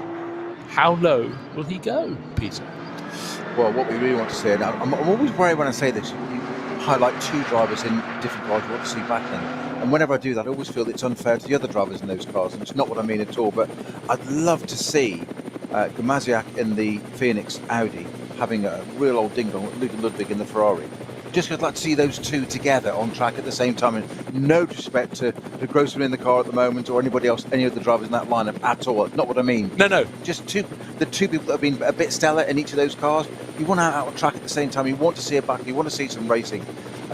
Say Grossman's doing a fantastic job at the moment. So he's still in second, but he is being kept more than the hand over fist, isn't he? At the moment, Gimasiak, just 7:57. It's 6 seconds quicker than anybody else on track. Yeah, and in Grossman's favour, in many ways, the fastest lap his car has done, that Octane 126 Ferrari, is a 8 minutes 3.7. He has just managed to do an 8 minutes 5.7, so he's 2 seconds off the pace that Luca Ludwig set when the conditions were fleetingly uniformly dry around the circuit, or dry-ish. Today it's properly dry around the circuit, and he is just much more comfortable. But also Grossman was out when the track was at its greasiest, which was effectively 3/4 of the way through yesterday's 6 hours, before it was then handed over to Ludwig when conditions improved. But we do know that when the track was at its very wettest, the Octane 126 Ferrari looks a very good tool, because Luca Ludwig was the fastest by far when the conditions were at their worst. So, well, to the point, it was almost a bit silly, wasn't it? No disrespect yes. at all, but it was something. Where's that pace come from? But well, we were looking at a fantastic battle, weren't we? For 3 cars fighting for position, and Ludwig was nowhere to be seen, and suddenly he just joined the picture and then just shot past everyone. Now, ABBA is the answer in my head. What's the question? How's Richard Neary this morning? No, very good. No, I've been stopping myself saying Lloyd Grossman all yesterday, as in the chef. Yes. So I kept, and I can't get away with getting past that. I've realised it's Bjorn Grossman. Obviously, I know it's Bjorn Grossman. ABBA, they say, isn't it? Bjorn again. Now it's cemented. Yeah, exactly. It's the strange workings of a commentator's mind. You heard it here first. Well, okay. You think it's all just natural and flowing. It's like that swan on the water, isn't it? All serene above, below, peddling like fury. I like to think, in my own strange way. That's dangerous. We talked about it before, Joe. We told you not to do that. Go freestyling before. I'm going to press on with this one. I like to think that you have, almost rankings, a bit like the lanes leaving the pit lane here. You've got the primary thought you're aiming for. You've got some extraneous elements that should be included, and you sometimes don't pay as much respect to the extraneous elements in lane 2 or 3, such as correct names, as I was talking about Spengler for quite a while yesterday, not noticing a BMW wasn't in the race, and the fact it was Florian, not Bruno, but luckily no one noticed. You'd called him Frank as well, hadn't you, at one point? You called him Frank Spencer, I believe. No, I think in correcting myself, so thank goodness I didn't call him Frank Spencer. He'd have I see. Fallen off a ladder by that point, wouldn't he? But now Kuba Gimasiak is right on the tail. Exactly. One car between him and the Golden Ferrari. Now, no cars between him and the Golden Ferrari. So Bjorn Grossman turning left, turning right, working it hard, going through her act, Vipperman, really tricky part of the circuit, and he's got the driver who's fast of all. And then suddenly slowing. Must be a code 60 up ahead. Well spotted by Bjorn Grossman. It is. It's at Vipperman. We've got car 286 stationary there. You can see it now released back to full speed, so over the paths. 286 is one of the car competition, in fact it is the car competition, GT86 Toyota in the SB3 class. Yes, I think that was one of the cars that started at the back of the the packs, the 3 lanes of cars filling the pit lane. 101 cars taking the restart today. 115 started yesterday in the first 6 hours of the 12 hours. I'm guessing somebody else is joined though, because we had 98 cars finish the race yesterday. 101 started today, and the GPS tracker now has 102 on track. Sometimes you find one out in the woods. Right, all eyes on this battle for second place. Oh no, Grossman has really guessed the wrong way around one of the Porsche Cup cars, and that allows Gamaziak to close in. No, it's the Aston. It's a Pro Sport Aston. Oh, was it the Aston? Yeah. Really? GT4 car. Okay, now through the Kleiner carousel, bouncing around the outside of a Renault Megane, Renault Clio or something up ahead, but they both dive past it just before they reach the entrance to Galgenkopf. And who's going to get the power down smoothest and cleanest? The Ferrari punches away out of the corner. Oh no, Gamaziak's already into the toe. He's 3 car lengths behind as they exit Galgenkopf. He's got all of Dottinger to use the slipstream. Doesn't need more than about the first 400 metres that he's now pulling alongside. Nose now in front, and it really was a case of trying to stem the unstoppable tide. Gamaziak up into second place. Interesting to see if this will go any quicker than his previous lap. Both the Ferrari in second place, when it was in second place, and the Audi now in second place, slightly obstructed by traffic on that lap. Would that have been any different from the lap before? I don't know, but Gamaziak into second place, got to pick his way around a Porsche Cup car as they dive into the entrance of Tiergarten, does it very tidily. Bjorn Grossman goes past as well. How quick is this lap going to be? Meanwhile, one should say, leading the race, somewhere up the track, Alessio Picariello. Just waiting to see the lap times. Has the gap grown out from 26 seconds? Yes, the race leader nearly 30 seconds to the good, but just 3/4 of a second between Gamaziak and Grossman. But Gamaziak now in front, up into that second place. And yes, his lap pace did drop away, but he still did an 8-minute 5-second lap, and that included overtaking. So Gamaziak absolutely going for it.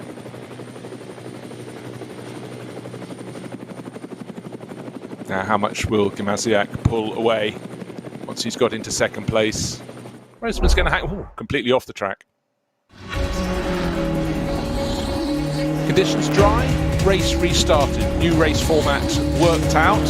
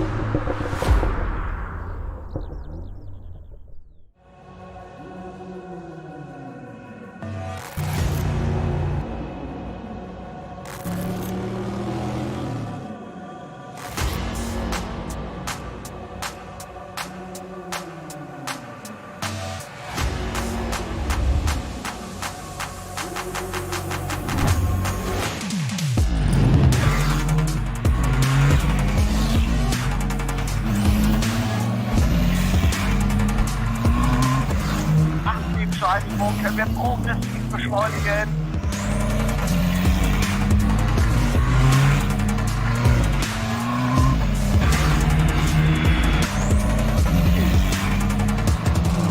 Schön gefühlvoll und eingelenkt.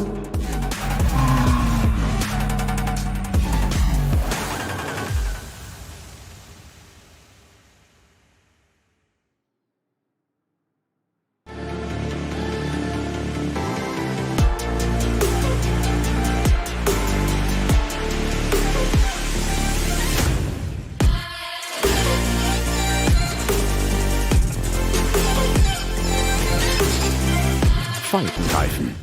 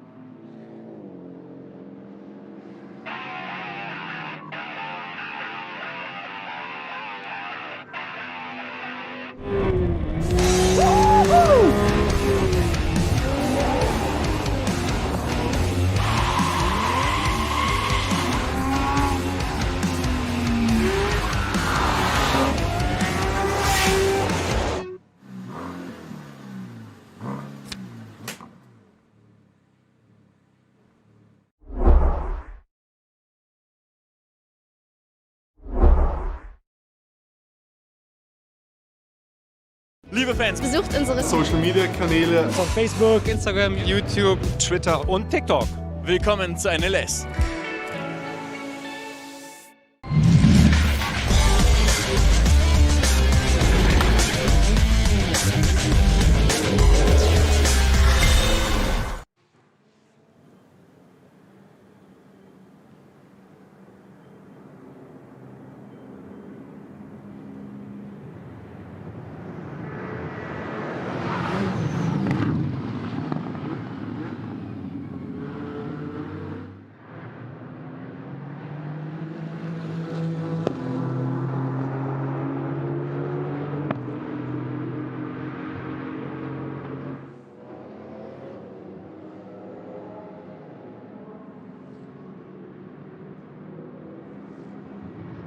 But then Sector 2, Sector 3, great chunks of time being taken out of that lead. Code 60 at Whipperman, that was within the last minute. So it was a slow zone upgraded to a Code 60. Yeah, I think that was the 686 car, which I think was the Subaru, top of my head. 636, my apologies. Okay. That's the Subaru. Now, interesting, the pace this morning, yesterday there was a differential. The pace between the Falco Motorsport Porsches, the number 3 seemed to have an advantage. This morning, in the hands of Klaus Beckler, the number 4 is going faster. He just did it at 8 minutes 3.0 second lap, so that's quicker than anything we've quite seen from Alessio Picariello, but just bear in mind, 7 minutes 57 from Kuba Gimasiak. He continues to take chunks out of the race leader until Sector 4, where he's lost 5 seconds. Kuba Gimasiak has just lost everything he's gained. 5 seconds is a lot of time to lose in that sector. Traffic can't explain away 5 seconds in a sector around the lap. I'm beginning to wonder if suddenly there's a bit of a problem. Right, answer to the question. Picariello comes into the pit. So, as predicted, 43 laps on the board, or will be, he's in the pit lane with 42 laps completed, but his pit garage clearly just before the timing beam. Now he's gone past it. It took that, so it's after the timing beam. That was just the time he had to take, driving slowly down the pit lane to get there. Bear in mind, he was a whisker under. He was 29.5 seconds to the good over Kuba Gimasiak, who clawed back quite a chunk of that time and then lost it all in one timing sector. And we will see his time when he comes into the pits. I presume he will, and so he does. And when he crosses wherever his garage is in the pits, well, Bjorn Grossman's coming to the pits, top 3 as well. So that's really strange. Gimasiak got to 29.5 seconds behind Alessio Picariello on the lap that he passed Bjorn Grossman. And the next time he comes into the pits, but he's 35 and a bit seconds, and he seemed to lose it all at the end of the lap in sector 4. I've got different timing sectors to you, but yeah, that's really intriguing as to why he lost so much time. Yeah, we've got the same timing sector. I've just removed sector 3 out of the column, so I've got space on the screen. Oh, okay. Just do that in settings. I wouldn't dare be the sort of thing I'd suddenly go, but should my never get it back again. Should my screen be entirely blank? Shouldn't have a timing screen from Fuji. Yes, not very helpful on NLS, right? Right, so into the pits, car number 3 from the lead, car number 16, the Audi from second place, car number 26, the Ferrari from third, and number 5 from Vincent Cole. That's the second of the Team Phoenix Audis. That's also in the pits. Will Marek Bachmann come in? No, he pitted the lap before. Klaus Beckler has not, but he's flying, but he will probably owe us a pit stop as well. He's up into 6th place, started 7th, Julian Apostolos. He served a pit stop as well, so it's really just a question if Klaus Beckler in the number 4 Falco Motorsport Porsche comes in to make a pit stop. Code 60s have been cleared, being yellow flags at X-Müller. Those have been cleared as well. Yellow flags at, well, 2 lots of flags at, yeah, it's funny when you look down the chart. Yellow flag goes out, it gets cleared, and they have another incident at the same corner to be flagged up. So the marshals don't think they just stand there waiting for something, you know, untoward. It's almost always untoward at Nürburgring. We've got a Code 60, and that is out towards, well, still Whipperman, actually. Yeah, it's still Whipperman for that Subaru. The 636 car that was removed is now behind the barriers, but that's, I don't know whether it's an incident or whether it just stopped. Technical. Klaus Beckler on cue has come into the pits. So what we have is first 5 cars covered by 2 minutes and 3 seconds. And again, that just reiterates that we started this race today with the same timing intervals as the gaps were last night. However, still a good 30 seconds went missing from the lead of our race leader. We have yet to put our finger on why that happened, because he crossed the finish line last night 59.9 seconds clear of the Octane 126 Ferrari. But now, despite showing decent pace, Picariello brought it into the pits. Jackson Evans will be taking over as the second driver on the Sunday. That lead has been halved. In the Cup 2 class, furious track action, as you'd expect. Car 123 running alongside 112. 112 this morning is in the hands, that's the class leader. And 112, that's Christopher Brook. It is indeed Christopher Brook at the wheel of that. Next car in class 104, a little bit further back. So Jackson Evans out in the lead car now. Yeah, and still waiting. It looks like Gimasiak's staying on board the, unless they haven't flicked the switch. Ludwig in the Ferrari.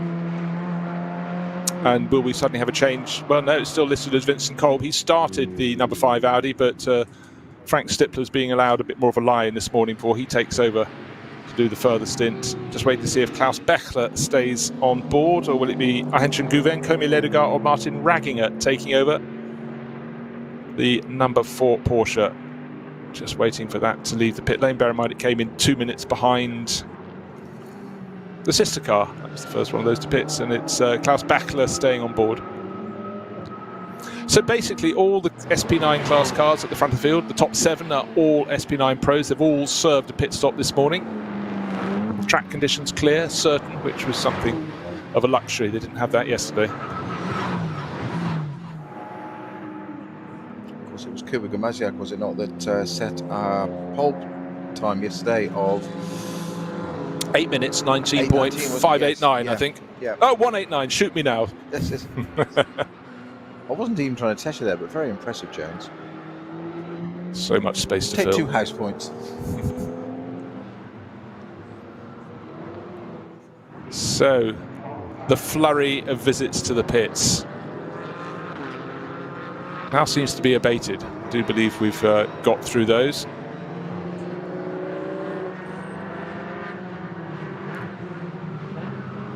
And it all seems to be settling down at the front. But with a new driver in the lead car, Jackson Evans, the driver who's from New Zealand, who's been so strong in the Porsche Super Cup the last few years, enjoying time in GT3 Racer. And with Falcon Motorsports, they really work their lineups very hard. They pride themselves in rotating them through the course of the season. When you have the longer events, they can mix up their pairings a little bit more, so it's all useful experience for all involved, and they really do work it very hard indeed. I think we've still got just having a look at where the code 60's S-Bash, so very early in the lap, a point on the circuit in which quite frequently we see the flags come out. Now, who's going to settle down best and get a good average pace out of their new rubber, since all the front runners have now got new rubber on board?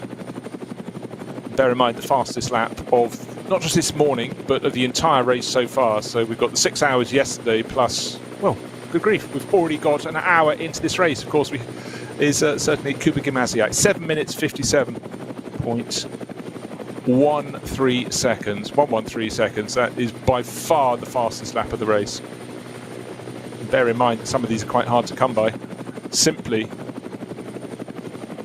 because we're having these slow zones popping up quite a lot this morning, almost as many as we were having yesterday when the track conditions were far worse. This is one of these unusual things. Yesterday I think they were on super good behaviour. Well, this is still Wickerman, which is I think that's the 636 Subaru that went off, and that doesn't appear to be on my tracker, so it's been removed. I'm suggesting it's, have we seen some footage now? It is, I know it's at the side of the track, there it is.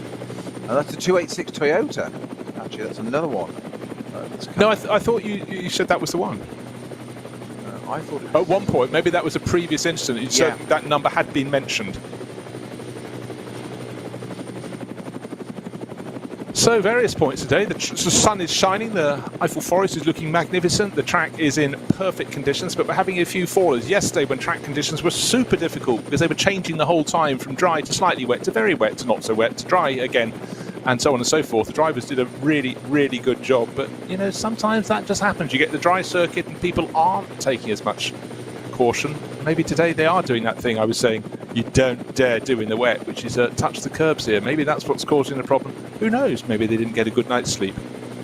What I can tell you is when the cars get to the end of this lap, I'll give you a clear call on the gap between the race leader, now Jackson Evans, who's taken over from Alessio Picariello, and Kuba Gimasiak, who has just been flying this morning. 7 minutes 57. That's absolutely fantastic lap time. I've been intrigued at the thoughts behind the strategy of Falcon there, and I'm sure they've got reasons for it. But Jackson Evans is no slouch, as he proved at the end of the race yesterday. But Alessio Picariello I'm surprised he did such a short stint, is my point. Yeah, but I'm surprised why change so early. Yeah, well, the thing was, Sven Muller finished in that car last night. Well, let's take a look back at the highlights, because today we had an interesting run through the whole. Well, it's a new start. Well, it was a new start to the starting style to the second part of the 6 hours.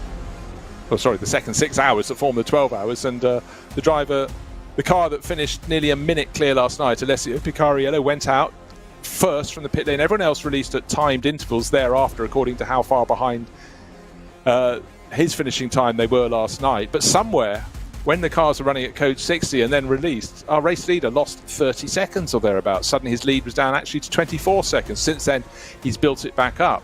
But as the field sorted itself out, running all in the same timing interval as they were behind the race leader last night, certainly some drivers were doing a fantastic job. Bjorn Grossman going very well in the Octane 126 Ferrari, but the driver going best of all, Kuba Gimasiak, on a wonderful sunny Sunday morning, simply doing a fabulous job. Fastest lap of the race to him. He's got himself up into second place, just being shown a replay of a Porsche Cayman 969, yeah, getting very, very close to someone else and having a massive tank slapper, very nearly collected the back of another driver, and that's just Sunday morning wake-up call. He's somehow managed not to squirt it off to the barriers on either side of the circuit, but definitely used up all his tokens there, saving that, didn't he? Just going back to that, the Whipperman and the code 60 bit, I had got the right car, slightly wrong order. It was a 636 Subaru that took itself off track at Exmüller, which caused the short yellow. That then became the code 60, which we've still got at Whipperman for the 286 Toyota GT86. Okay, that's good. That clears up that little conundrum. Right, looking around this outlap, who's going faster, the race leader or the driver who's chasing? The driver who's chasing. And so while nearly went there, Jackson Evans gets up to speed. Kuba Gimasiak, who has the advantage of being in that car, I think at close of play last night, but he's done the first stint today, so he's really attuned to the track, whereas Jackson Evans not yet fully on top of the conditions this morning. I mean, he's doing a fabulous job, but certainly Gimasiak is charging along. And that interval, as I said, was about 29 seconds before the cars all came in for their pit stops, just waiting to see in the next few seconds what that will have come down to for Kuba Gimasiak, giving chase in that number 16 Team Phoenix Audi. It's actually gone out a bit to 33.6 seconds. And looking at some of those intervals, it must have been a slightly slower pit stop for the Gimasiak car, because his pace around the lap was quicker than Evans. Right, coming across the line in third place, Luca Ludwig now at the wheel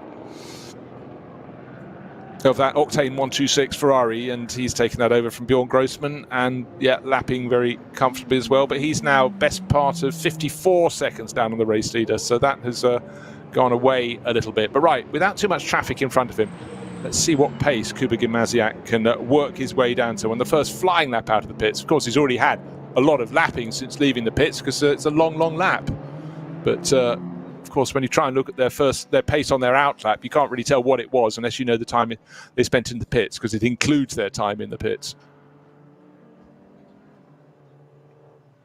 One of the joys of camera work around the Nürburgring Nordschleife, not just that wonderful backdrop, but the fact that you've got points on the circuit in which the car takes off. And why would you not have a camera there to put on super slow-mo it still is something that you think you can sort of understand it happening in the 60s, possibly the 70s, but having somewhere where you can get all four wheels off terra firma, fabulous. I mean, the engineers must absolutely hate it, but having to build in a bit of scope to accommodate that. But take your mind back, if you will, Peter, to racing here.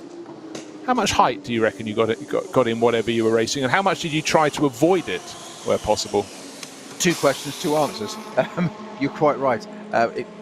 Long time ago, it was a great deal of height, and of course they have flattened that part of the circuit out quite a bit. Back in the 60s, 70s, it was totally different than what it was called, fluke flats. I think it's that iconic image, isn't it, of Niki Lauda in the 312 T2 Ferrari came over there, and it's probably not a foot off the ground, but it's more than 6 inches. Well, Let's put it that way. But it was the photographs of the cars in the 60s, obviously without, even before they got wings, and they just look ridiculous because you can see the suspension hanging down. Suspension on full droop, and they've got a land. You've got to get the thing steady there. These days, not so much, and of course, damping has changed a lot these days and progressed over the years. Like everything technology, no surprise that our super slow-mo is sponsored by KW dampers, though, because it's a great place for it there, or super slow-mo. It is quite extraordinary, but the thing will still. If it doesn't land square, you can have a big moment. Yeah, but thank goodness it's there. Yeah, absolutely. It's not just for the camera crews. Yeah, the 123 Porsche there, they took the fuel nozzle out, which is it's exactly the same type as you get in your filling station on the motorway, Autobahn, Autostrada, whichever European country you happen to be in. But as they pulled it out really quickly, and fuel just been not a great deal, but fuel being splashed all over the windscreen.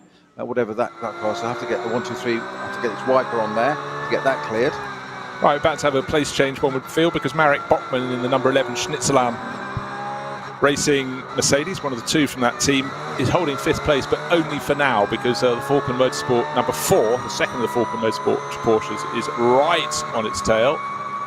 Intervention vehicle, they both flash their way past that, but Bachmann doing a good job here, getting slightly light in that yellow and black Mercedes, but the body language is that Beckler's on the charge, and going to see where and when he can go. But oh gosh, Marek Bachmann going right to the edge of the circuit, as you have to go past some of the slower cars in the field, cars from the less powerful classes. But today at least, it's dry, the curbs are dry, and it does give you a little bit more scope. But yesterday, so many drivers just must have thought, no, there's just half a car's width isn't enough, because I can't possibly afford putting my wheel on the wet grass on the outside of the circuit. But today you can see they're taking have a little more scope for the passing. But even so, there are still moments where the driver guesses one way, and unfortunately the driver in front in the slower car guesses that same way. And that's the moment where problems start. And just at the moment, the number 4 Porsche with Klaus Beckler worked the traffic a little bit better there. Unfortunate for Marek Bachmann, but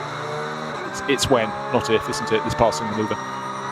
It is, but it might take longer than you think. Of course, the moment I say that, it'll occur, won't it? It'll occur. So the commentator lives on, alive and well and kicking. Dropping back a little bit now, tiny little bit. Is it the ebb and flow of braking acceleration? Potentially so, but a couple of car lengths between the Mercedes and the Porsche at the moment, but not through this part. Where are they on track at the moment? Is that being down to the end of the lap? Yeah, it's towards the end of the lap. Just waiting for a sighter. I think they've been through Brunchen, I think Flanskar. Now, see, Mercedes held up there completely by the 2 back marks. Just going into a slow zone to the Porsche, tucking up the inside. Now, is it a slow zone or not? Was that just the Mercedes driver keeping behind the Aston from it, the Pro Sport Aston, just keeping it out of the way? And again, in the space of literally a right-hander and a left there flowing, it's gone from the Mercedes having a 2-car advantage to the Porsche being on its boot, having a look down the inside, to dropping out to 2-car advantage again. That's how much it is. When you talk about these levels of concentration, I've just described that over 2 corners. There's nearly 180 corners on 1 lap of this, and we do it for not 1, not 6, but 12 hours. It's a lot of numbers, but it makes a lot of sense. It makes sense. A lot of concentration. In fact, they were actually at Versailles from there, Ex-Müller, then going towards Bergwerk. And again, sometimes when you get a flash shot from the helicam, brilliant shots, but you don't have enough visual clues, visual markers to work out where precisely they are in that scope. But, right, just looking at the gap between first and second on this lap, who's closing? Yes, it's Gamaziak, still continues to close. It's in each of the 3 timing sectors they've been through so far. Well, that margin from first to second second. From the number 3 Porsche to the number 16 Phoenix Audi is going to be under half a minute, surely. Maybe coming down by even more, because Gimasiak truly hooked up last night, yesterday morning, on very different track surfaces, and now in the dry. He's the fastest driver out there. That number 16 Phoenix Audi is on a charge. Yellow flags at Galbenkopf and down to Dottinger, but I think that's just about to go in. I think that's just an intervention vehicle making its way back, so it's just a warning to everybody else. Nothing in terms of a competition car as such. It's a very different. And clear again, full course green. Yeah, and that said, as soon as I said that, it's gone back to a yellow. I couldn't believe it, as literally to the nanosecond. But it's one of the things, the drivers competing here for the first time on the Nordschleife, it's a huge challenge, but they do have to become accustomed to course vehicles on the circuit, on a more modern circuit with more entry and exit points, a shorter lap. You don't see them so much, but here, particularly when they've got a Unimog out there and it's bringing in new barrier sections, which they are super quick at replacing the bent ones, but you get the Unimog going slowly with and you got the intervention vehicle behind with the lights flashing to warn the drivers they must go over to one side of the track or the other. So it's another sort of element within the overall mix, but it certainly is something that's very eye-opening for a driver on their first visit to the ring. Right, another lap on the board. 8 minutes 8 seconds for our race leader, Jackson Evans, the Kiwi Porsche racer. And I would warrant that the driver that's going to cross the line under half a minute behind him will be Kuba Gimasiak, lapping faster than that, maybe an 8 minute 5 second lap. His best so far is 7 minutes 57. That's super special this morning. It's just gone slightly quicker with a 7:57.092. Nearly made it a 7:56. Oh, I need to refresh my timing screen. It seemed to be lagging a little 21.8 seconds between them now. That gap dropping down, unsurprisingly. Well, that in that case, that came down by, 12 seconds? No, 10 and a bit seconds. Wow. Okay, and I think there was a slight... 8 minute dead for Ludwig and the Ferrari. Okay, there is the answer to the question. The best that car had done, the Ferrari had done this morning, was an 8 minute 5 second lap, I seem to recall, for Bjorn Grossman. We expected Ludwig to be faster, but he's carrying on where he was super quick in the wet yesterday. So that is very good. So it's really interesting. In the dry conditions, the Porsche that's leading just doesn't seem to have the pace of the chasing Ferrari and the chasing Audi. Whereas actually the Audi and the Ferrari both look fantastic in the full wet, but in the in-between sectors, when it part wet, part dry, that's when the Porsches from Falcon Motorsport, notably the number 3 car, had their seeming advantage. They used very well to build up that margin at the end of the first 6 hours of whisker under a minute. But in these dry conditions, interesting, they don't seem to have the ball they want to play with, Peter. Apparently not at the moment, but it's as I say so often, we've got a long way to go. Just under 5 hours now already, so the bulk of this race to go. Conditions are going to stay level, as we understand, weather-wise. As we understand, I will do a very quick check on that to get anything changed. It can change extraordinarily here, but I don't believe that's going to be the case today. Let's have a quick look. That being the case, if it does just stay from tape, we will see some interesting races now. Slightly, no, we're fine. If anything, it's as it was, slightly reducing 10% down to 5% before race end. So weather-wise, rain-wise, so charted that pretty high. So 17 degrees we're going to see, so slightly warmer than yesterday. So make an interesting second part of the race, Bruce, because whilst we had all those inconsistencies yesterday, not inconsistent variables, this time we now got potentially one constant to the weather. So we really can get to see, and this is where I said it's not a 12-hour race, it's 2 races. It's almost like football, it's a game of 2 halves. So it is. So it is. Imagine if you had your second half started in football saying, well, they scored a goal in the first half, so they get another, they've got an advantage. They start before you do by 45 seconds. I could think of some teams that still would fail to score, but the other team's still in the changing room. Bruce Jones being entirely topical, as ever. Making it up as I go along. So, we had the pass last lap, Klaus Beckler getting past Marek Bachmann, but Bachmann, hang on, bravely behind. He trying his best, but as the cars go out onto the Nordschleife, you can just sense Bachler just starting to stretch away a tiny bit, but Botman's attacking, and the Schnitzelarm racing team, very, very popular around the Nürburgring. They've got their local restaurants serving, yes, you've guessed it, schnitzel, and a very good advertisement. And I really like having teams with local interest here. Of course, a lot of the professional teams are based at Moy's Path on the industrial estate, just across the road from the circuit. In fact, if a driver could see to their left when they're powering down the Dottinger Hurt, they would be able, pretty much at the start of the Dottinger Hurt, to spot the industrial estate. When I was a lad, they were just green fields and a farmer. But now, packed full of racing teams. It's become a real industry, and Aston Martin has a base there, because that is simply, the Nürburgring Nordschleife is such an important race circuit, not just for the racing, but for the testing potential. And of course, it provides every sort of possible configuration you could imagine of track, weather, temperature, mix, stir the pot accordingly, and it's really good for the tyre companies as well, because they can do so much valuable testing here. So where it once was just green fields, now there is a hub, a motorsport industry, big motorsport industry at the Nürburgring. And bear in mind, the circuit in many ways wasn't just built for a racing circuit, it was built to give the people after the First World War something to do in an area of very low employment. So you can just sort of, all the ingredients got mixed together, and we're left with this amazing racing circuit, something that is in so many ways the past of motor racing, but we have to hang on to it. It's just such a brilliant place. But what a vision to build something of this scale back then. You know, we're talking 1927 it opened. It was at Monza, where the Italian Grand Prix taking place this weekend. I noticed yesterday the report. 100 years. It was 100 years yesterday it ran its first motor race. It's so hard to complement that continuity. And that's a Grand Prix circuit within a Royal Park, and that was quite odd, building it within a Royal Park. At the end of it, quite extraordinary. But it was still the Temple of Speed. It's an autodrome. We had Brooklands back in 1907 in the UK, the first permanent race circuit in the world, ran until 1939. We had Indianapolis, 1911, etc., etc. But they were all relatively small circuits. And even Spa, 1929, 5 and about there, not far off being its 100 years. But again, that was, okay, it's half the size it is now. But the sheer scale of this, whose idea was, can you imagine coming to the table of the board, or wherever it was at the time, or part of the pub? It can't have been drawn on the back of an envelope, because the envelope couldn't have been big enough to say, I'm going to do a circuit this big around this part of the argument, around this slosh. Yeah. How much had they had to drink before they came up with this idea? As long as it was mopped up with a schnitzel, which I'm sure it was, that'd be cool. But also, look, So I'm glad they did. Aren't we both? But bear in mind, Spa-Francorchamps was a circuit of roads.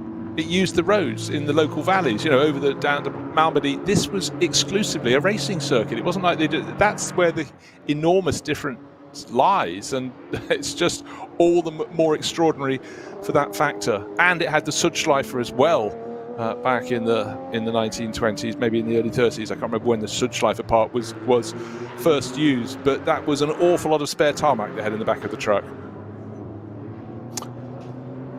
Looking to see how much the gap is coming down between our race leader and the race chaser. And again, the Falcon Motorsport Porsche is very tidy in the first timing sector, normally quicker.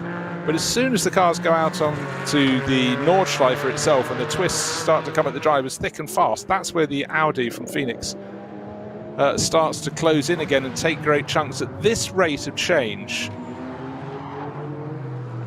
we will have within, I would suggest, well, last time there was a 10-second difference. In 2 laps, we should have our race leader Kuba Gimasiak on the tail of Jackson Evans in the race leading number 3 Falcon Motorsport Porsche. However, maybe Evans is just bringing his tyres in little by little and will be able to pick up the pace a little bit more. Maybe Gimasiak is just so comfortable in that Audi that he's able to just attack from the very outset.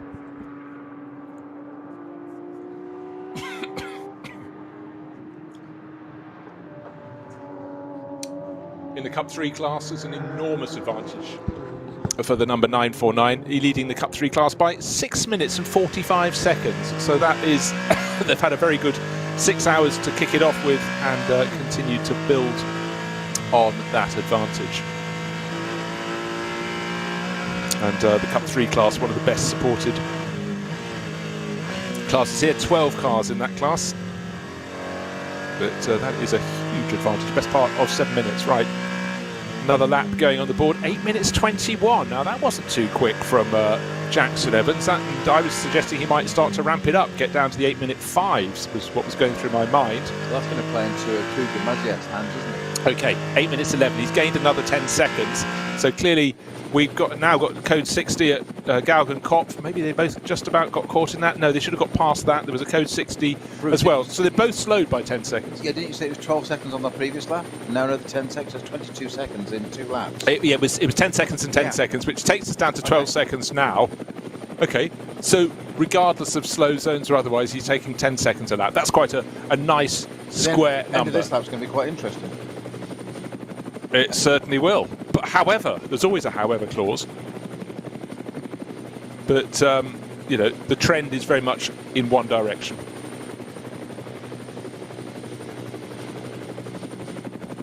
And what's happening in Cup 2? Haven't talked about that for a while. It's car number 112 that's leading that. And that was it was 120 leading that class overnight. And that 120 from Avia WNS Motorsport has fallen back to third in class. So we've got David Yant, he's quick, he's in third in class. Gabriele Piano, second in class in the 104 entry. He's also driving the 102 entry, but it's 112 leading the way, and that's Florian Naumann, showing with Alexei Veremenko, Christopher Brook, who I think kicked off in that car, and Carsten Kramer, he of K. Kramer Racing. It's a K. Kramer entry, and they are leading the class. But that's a far smaller margin in that class than it is in Cup 3. I just mentioned Cup 3 is being led by 6 minutes and 45 seconds. This one is only being led by 12 seconds. That is much more like it. Well, we've got a code 60 at Galgenkopf now, which is the car number 320, which is our 911 GT Cup car. That's the Four Motors Bio Concept 911 GT3 from the Class AT, Alternative Fuels category. But that's at the end of Galgenkopf. Just preceding that, we've also got car 890, which I believe is stopped on the right-hand side of the track at Schwalbentrans, i.e. not where you really want it to be, kind of like on the apex.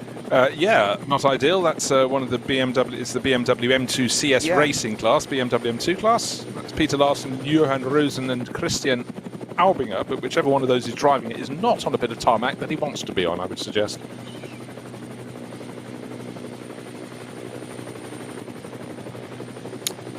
Again, just looking at the progress, I sense on this lap Jackson Evans has got a bit more heat into his tyres, a bit more heat into his mind, and is now starting to match the pace of Kuba Gimasiak.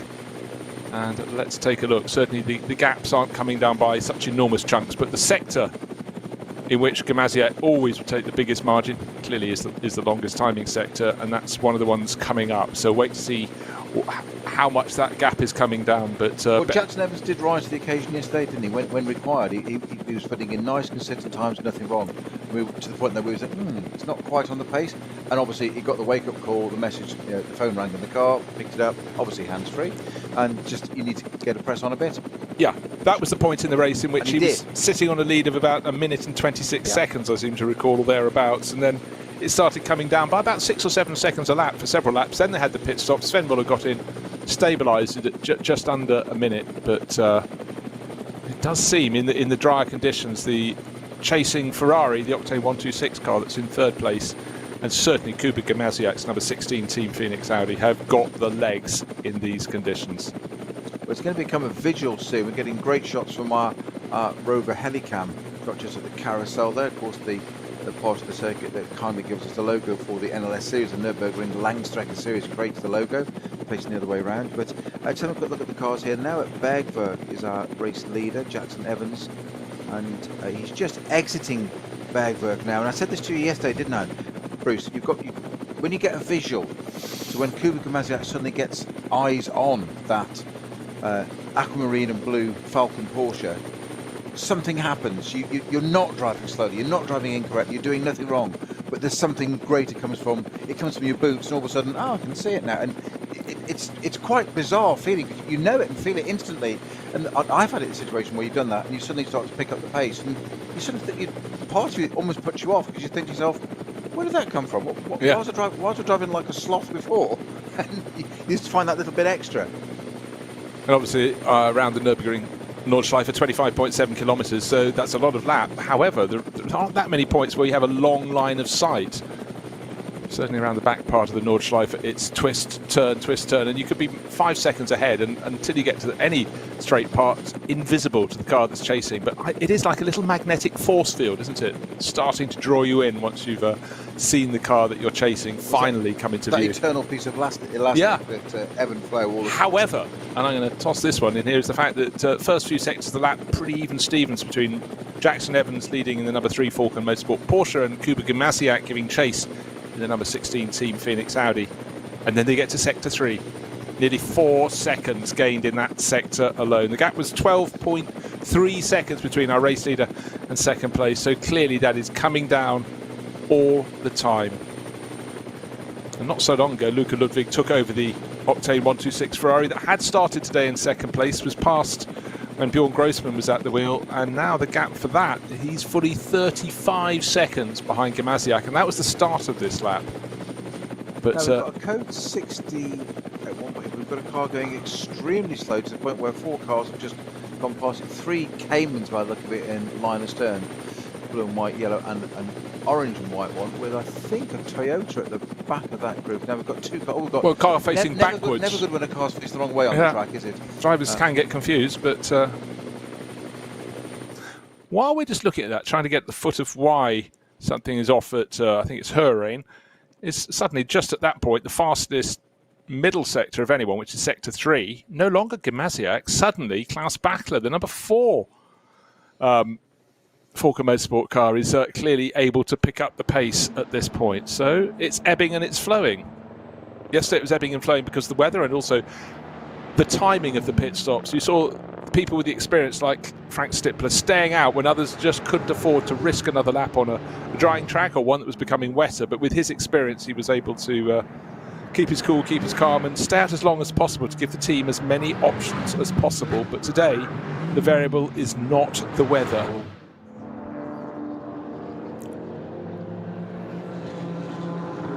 I'm just wondering how soon Klaus Bachler will be able. He moved from 6th to 5th when he went past Marek Bockmann in the Schnitzelam Racing Mercedes not so long ago. His next target is Vincent Kolb, the number 5 Team Phoenix Audi, but that is a good 45 seconds ahead of him. Yeah. So that won't be anything happening soon. But what might be happening soon is Kuba Gimasiak getting onto the tail of our race leader. In 2 sectors alone, he's taken the best part of 9 seconds out of Jackson Evans. The 2 previous laps, he's taken 10 seconds out of him and then another 10 seconds out of him. By the end of this lap, it looks like he's going to have a trio of those, and then suddenly that lead that was a minute overnight, then it fell to 24 seconds, went back before the pit stop, so I think it was 26, 28 seconds. Outstanding pace from Team Phoenix and Kuba Gimasiak. There is that, but the boy, if he's nothing, he's consistent. But Jackson Evans, the Falcon car number 3 at the front, should indeed have had virtually a minute's. Yeah. We're not quite sure why that got halved. No. And right now it's starting to I bet they're starting to rue that. Yeah, but I can't think even if he take off and onto the pit straight, so it's now very much visual. It's about 4 seconds, I reckon. Waiting to see 3, 4 seconds, 5 seconds. It's there or thereabouts. Down to turn 1. Through turn 1 goes Jackson Evans, but the gap was 12.3 seconds. 2.4 at that high shot foreshortened it for me there. What's 1.6 seconds between friend co-commentator? No, I know. Gets lost in the wash. Share it with you. 2.48. Let's call it 2.5. But right, those laps, of course, there were slow zones, but 8 minutes 38 for the race leader and 8 minutes. Sorry. Put something in front of my timing screen there.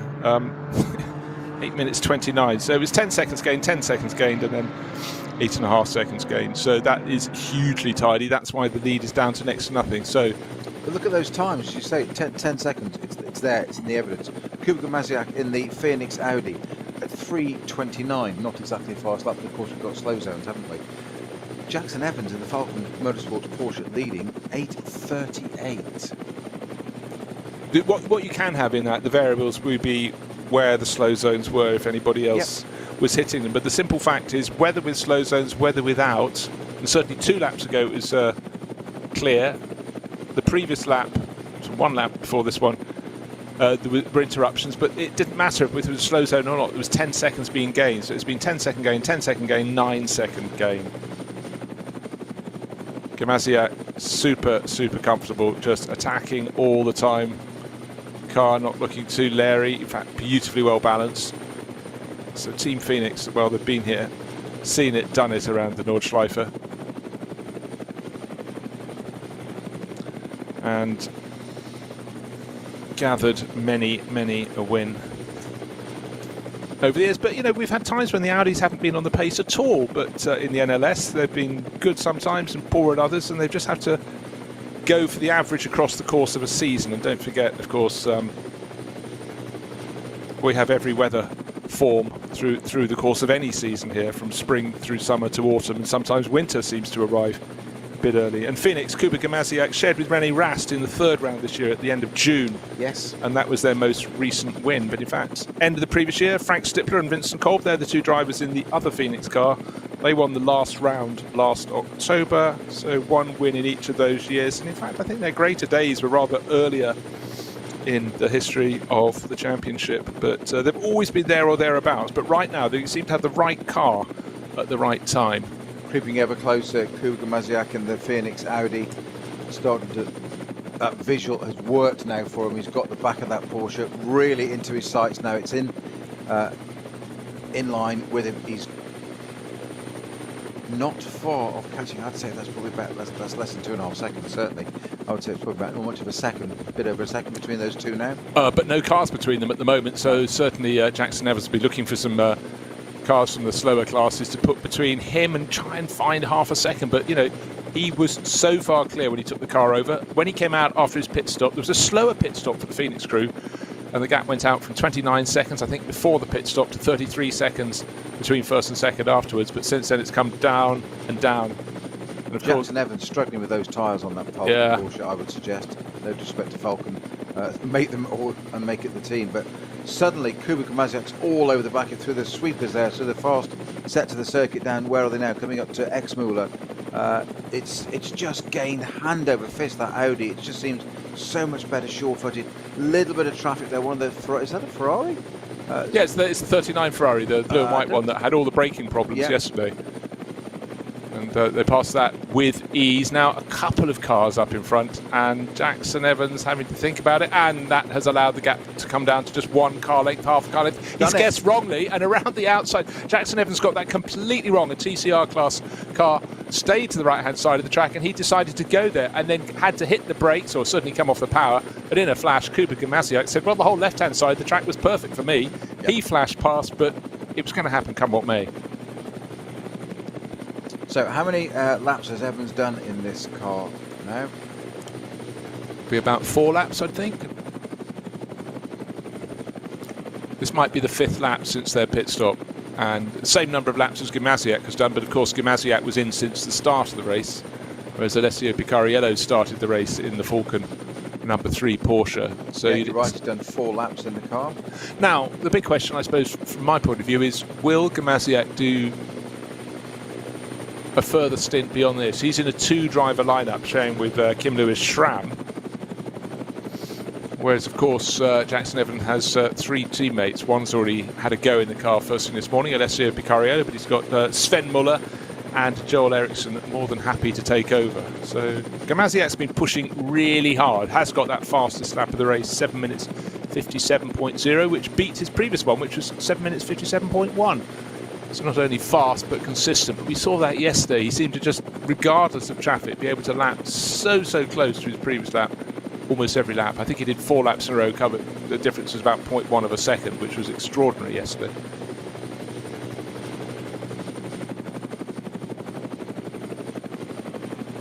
Lovely to see the sun over the Nordschleife, because talking through a 6-hour race, you can feel quite tired, but sometimes I find my mood goes down if it's grey and greasy and wet. Actually, it was very entertaining yesterday. We had all of that, but today there's just something about it. The circuit looks absolutely brilliant, and we're seeing, I suppose what we're seeing is what you were mentioning earlier, Peter. It's the fact that yesterday's race was somewhat interrupted according to when teams thought, oh, right, the weather's about to change. We really can't do another lap with these tyres. So some teams jumped earlier than others, and it rather broke the pattern up. But today it's fully dry. The weather conditions are perfect now, and they seem as though they're going to stay set fair for the remainder of the race. But yeah, the cars look great. It's awesome. It's the Nürburgring. It's the Nürburgring Nordschleife, more importantly. We've got 102 cars to watch and to play, so it's a good time, good place. Well, it's a good place to be for Kuba Gamaziak.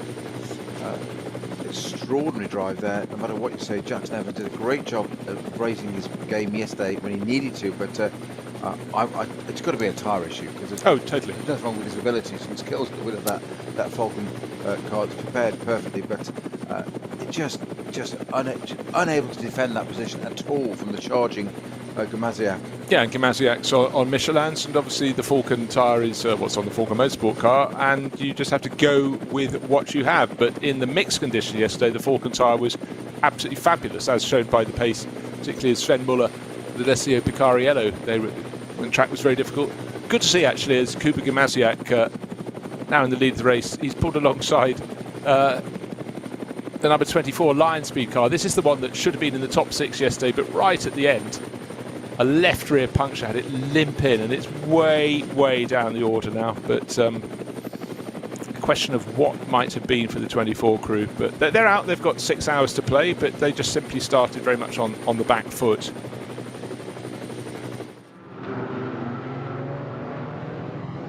Right. What were the laps? 8 minutes flat for Kuba Gamaziak. 8 minutes 5 for Jackson Evans. So in fact, Jackson seemed a little more comfortable with the car, and that maybe actually egged on by having Gamaziak closing onto his tail. So that was, I think, that car's strong lap. But for the 24 Audi, the second of the Lion Speed cars, the quicker of the Lion Speed cars yesterday, it's as you were talking about earlier, they've just got to get their head down, concentrate on what they're doing, enjoy the 6 hours here on the Sunday, and just try and accept that they are 72nd overall. Yes. And they've only got 39 laps on the board, whereas the race leaders are 9 laps ahead. But with the sister car with Simon Riker at the wheel, that's just pitted. So I'm guessing that's probably, he started the race, didn't he? Yeah. In that car. So I'm guessing that's going to hand over to either Florian Sprenger or Jörg Viban.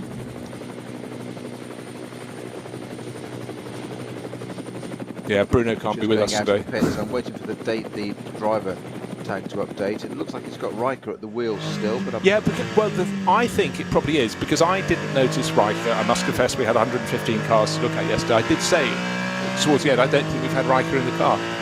It's got to do minimum time. Yeah, so they'll give him double thinking now. But maybe they're inside the top 10. Yeah, it looks like it's Riker in the car still. So no driver change there in our 23 Line Speed by Car Collection R8. And you know what? I'm not saying Simon Riker wouldn't want to race in the rain, but he was the least experienced of the drivers in that car lineup. And if they could leave him this morning when they saw the weather forecast was dry, makes a lot of sense. Yeah, risk-reward ratio. Why risk it if you've got the least experience? It's not necessarily always the ability, it's experience. No. Why risk it? Yeah, you've got another 6 hours to come tomorrow, i.e. today. Yeah, and also sort of within that is simply the fact that he'll have raced on all the German circuits, but he might not have raced that much here. You know, in the longer distance races, largely you see Simon racing in, I think, the ADAC GT Masters Series, but and they do shorter races on different tracks. But this is the Nürburgring, it's the Nordschleife, and yesterday the conditions were very difficult indeed. So I think that's probably a very sensible decision, if indeed that was the process they went through. And I mean, I guess in many ways, unfortunate for the number 24 crew that the driver who should be quickest in that car, Patrick Niederhauser, was the one who had to limp in on the puncture, so they didn't get to, use the full extent of the Swiss driver's excellence in an Audi. Sorry, we mentioned the strength of the Porsches on this place, and what we have got 11, 12, 13, 14, and 15 positions, and indeed 16, all with Porsches. At the top, it's just a little bit, I think a little further than that. Top, Audi, Porsche, Ferrari, Audi, Porsche, 2 Mercedes, Aston, Audi, and Mercedes, top 10. Top 10. Yeah, now what we do have, which didn't have last... Veritable mixture. Yeah, there really is, but at the moment it really does look like the Audi and the Ferrari is the one to have, because in fact Luca Ludwig has also dipped beneath 8 minutes, so 2 drivers beneath that now. Bear in mind that Jackson Evans was an 8-minute 5, while the car in front did an 8-minute flat, the car behind did a 7-minute 59. He clearly just doesn't have the rubber, but press on he will. Did I say Aston, by the way? Did I say Aston? Yeah. I wasn't sure whether you'd heard or not. Am I supposed to ring a bell? Absolutely. When it's inside the top 10, absolutely we are. The Pro Sport run car, the number 17, running in 8th at the moment with Maxime Dumoulin at the wheel. Great to see that car up there now. Yeah, no, it's shown good speed through the course of the race. It's a little bit... It's shown consistency as well, which is why it's there. Speed's all well and good, but it's no good over a lap or a second or whatever. We were talking about this before, top of the show yesterday at the start of the race, weren't we? An Audi is a car it may not be the fastest in certain bits, but it's pretty well. You haven't got much variance. It's consistent. It's an 8 or 9 out of 10 everywhere, in all the conditions. Some cars are 9 out of 10, possibly even 10 out of 10 in a certain bit or a certain part of the circuit, or technical or straight line speed, etc. But they might drop down to a 6 or a 7 out of 10 somewhere else. Yeah, and I really think that good average is what works so well in yesterday's really tricky conditions. And you feel for is it the 24? Yeah, 24 Audi. It's sitting there now, matching the pace of the race leader, but it's in what position would you say? 72nd. It's in the top 72. And I would venture on this lap will break into the top 70. But alas for them, as I said, weren't they 9 laps down? They've got 39 laps on the board. Yeah, they're 9 laps down still. But the race leader yesterday finished 39 laps or 38 laps, wasn't it, yesterday? Yeah, it's 38 to 39, I could tell you, if I click on my screen. But last time I clicked on my screen, I nearly lost everything on it, so that was a bit of fun. But, as I've said to you many times at school, don't touch it, Joe. 38 laps was after 6 hours, so if we add another, well, hopefully more than that today, because we haven't got running in the wet.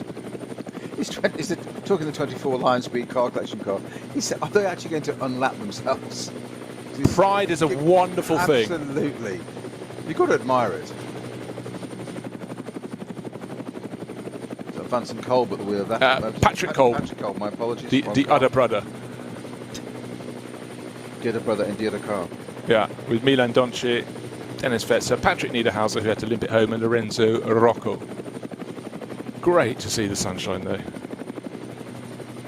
Makes the world of difference, and this circuit just never ceases to astound me.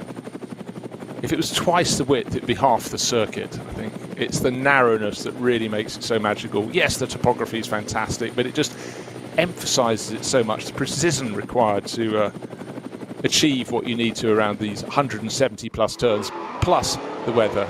Now, one of the things that I said, there's so much show going on at the Nürburgring. I can now tell you why yesterday at various points we spotted a lot of smoke in the air when you had a shot looking from the Mercedes arena back up past the paddock.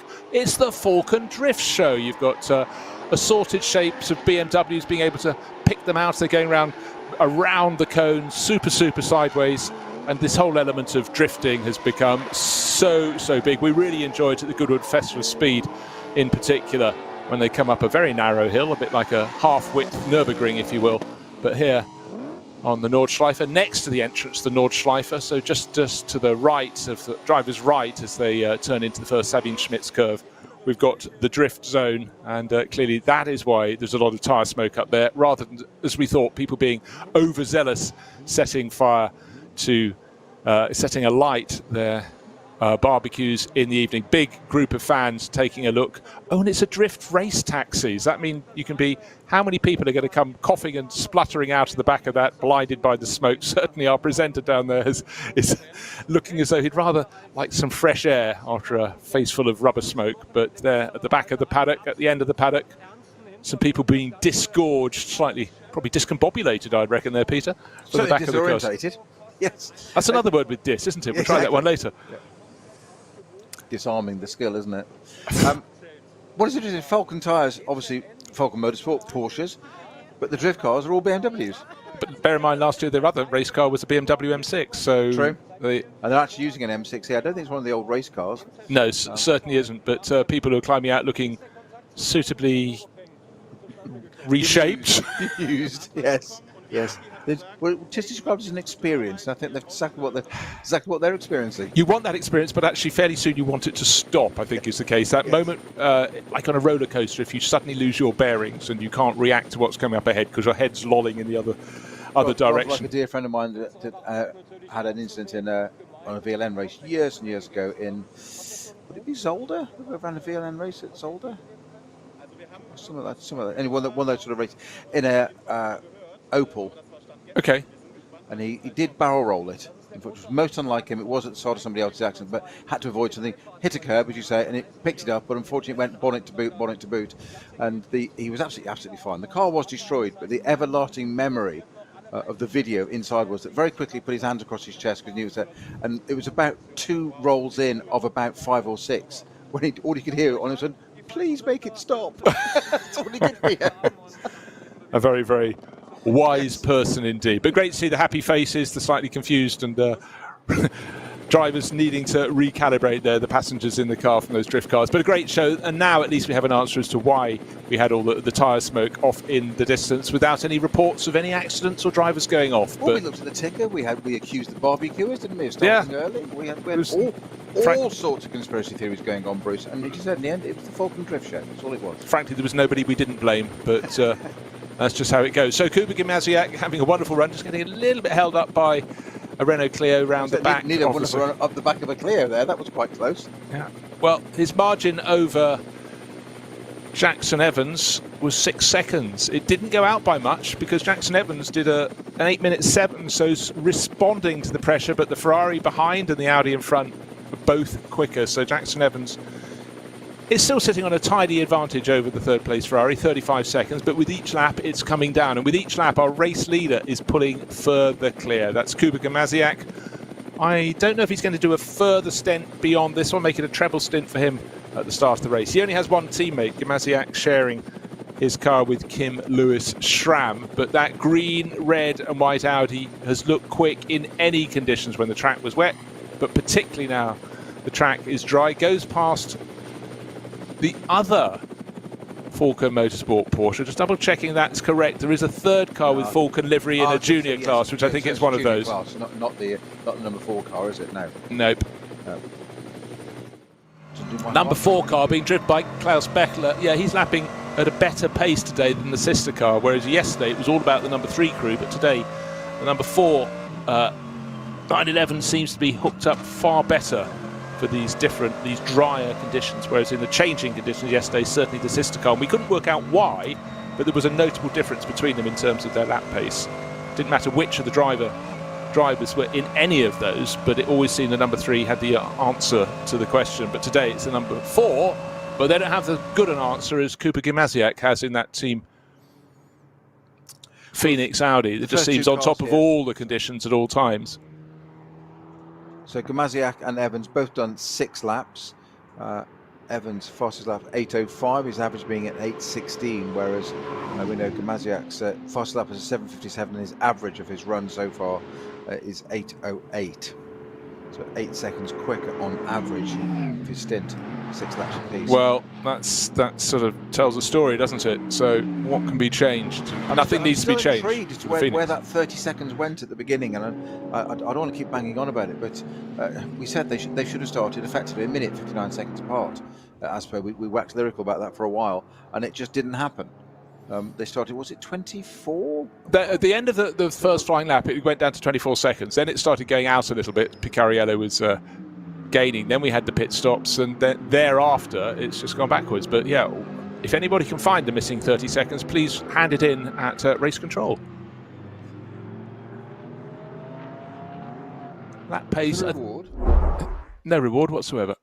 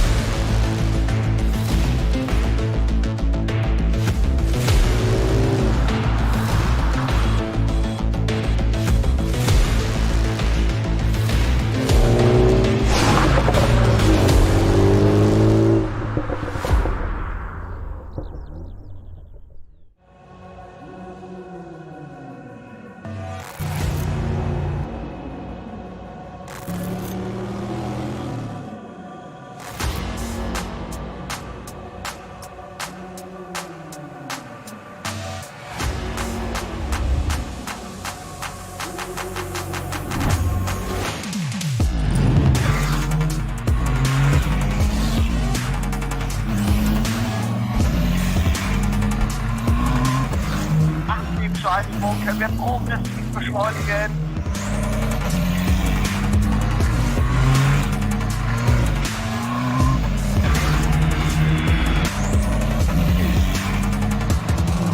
Schön gefühlvoll und eingelenkt.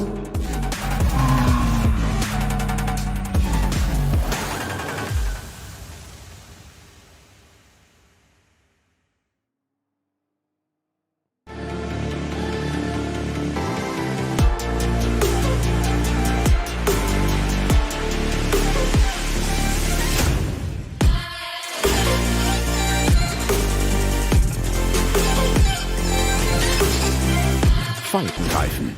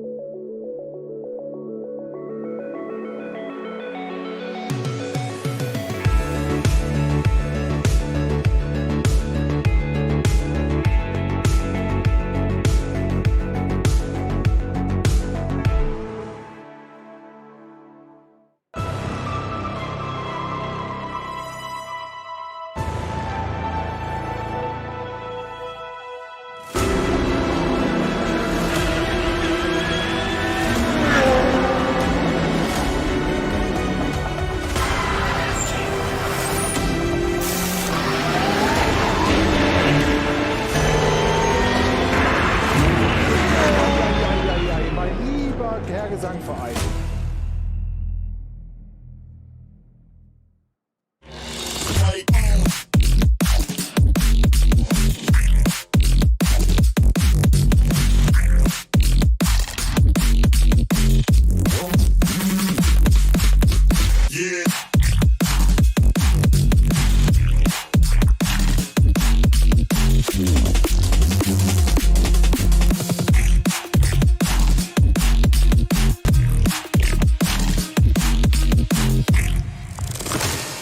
World's first asphalt watch.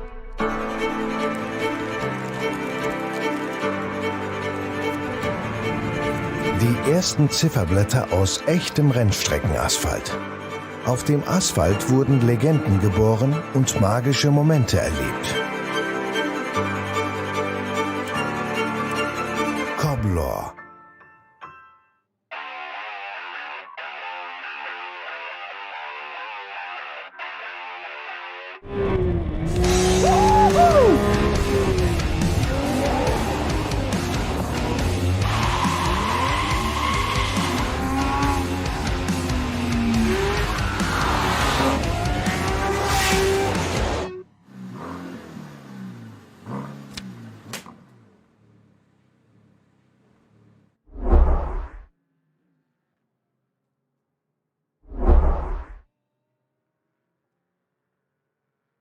Liebe Fans, Besucht unsere Social Media Kanäle Von Facebook, Instagram, YouTube, Twitter und TikTok.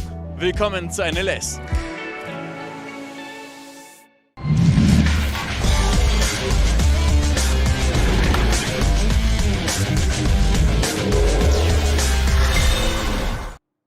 We're more on the ball. I don't know. I'm just throwing out theories there, but certainly if his tyres are up to temperature, you don't expect Picariello to be hanging around. But the fact he was still working them so hard a third of a lap later when he went on to the following lap, it's an interesting one out there. But you know, you don't quite need Sherlock Holmes to the mystery of the missing 30 seconds, but it is something we have to consider. So we've got the, I'll get the correct Kolb this time, we have got the number 5 car into build, which is Vincent Kolb in the other Phoenix Audi. That's a car that started 4th overall yesterday, and it's still running in 4th, would you believe? Car number 5, not to confuse. That's into the pit as well, so there might be a driver change there. And 6th place car in is also the Schnitzelau Mercedes. The leading cars are out, and it's the driver change on both cars. We've got Kim Lewis Schramm in the Audi now, and Muller in the Falcon Motorsports. That's Sven Muller out in the number 3 car. So he was the driver that started the race in the number 3 yesterday, and he's the driver who finished the race last night. He was the one who got 2 goes in that 4-driver lineup, but much simpler for Phoenix Racing.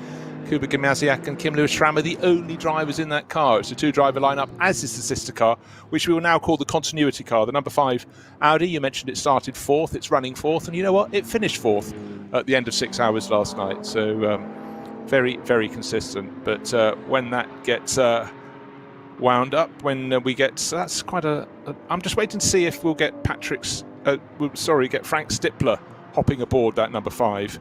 Because we've had Vincent Colvin since the start of the race.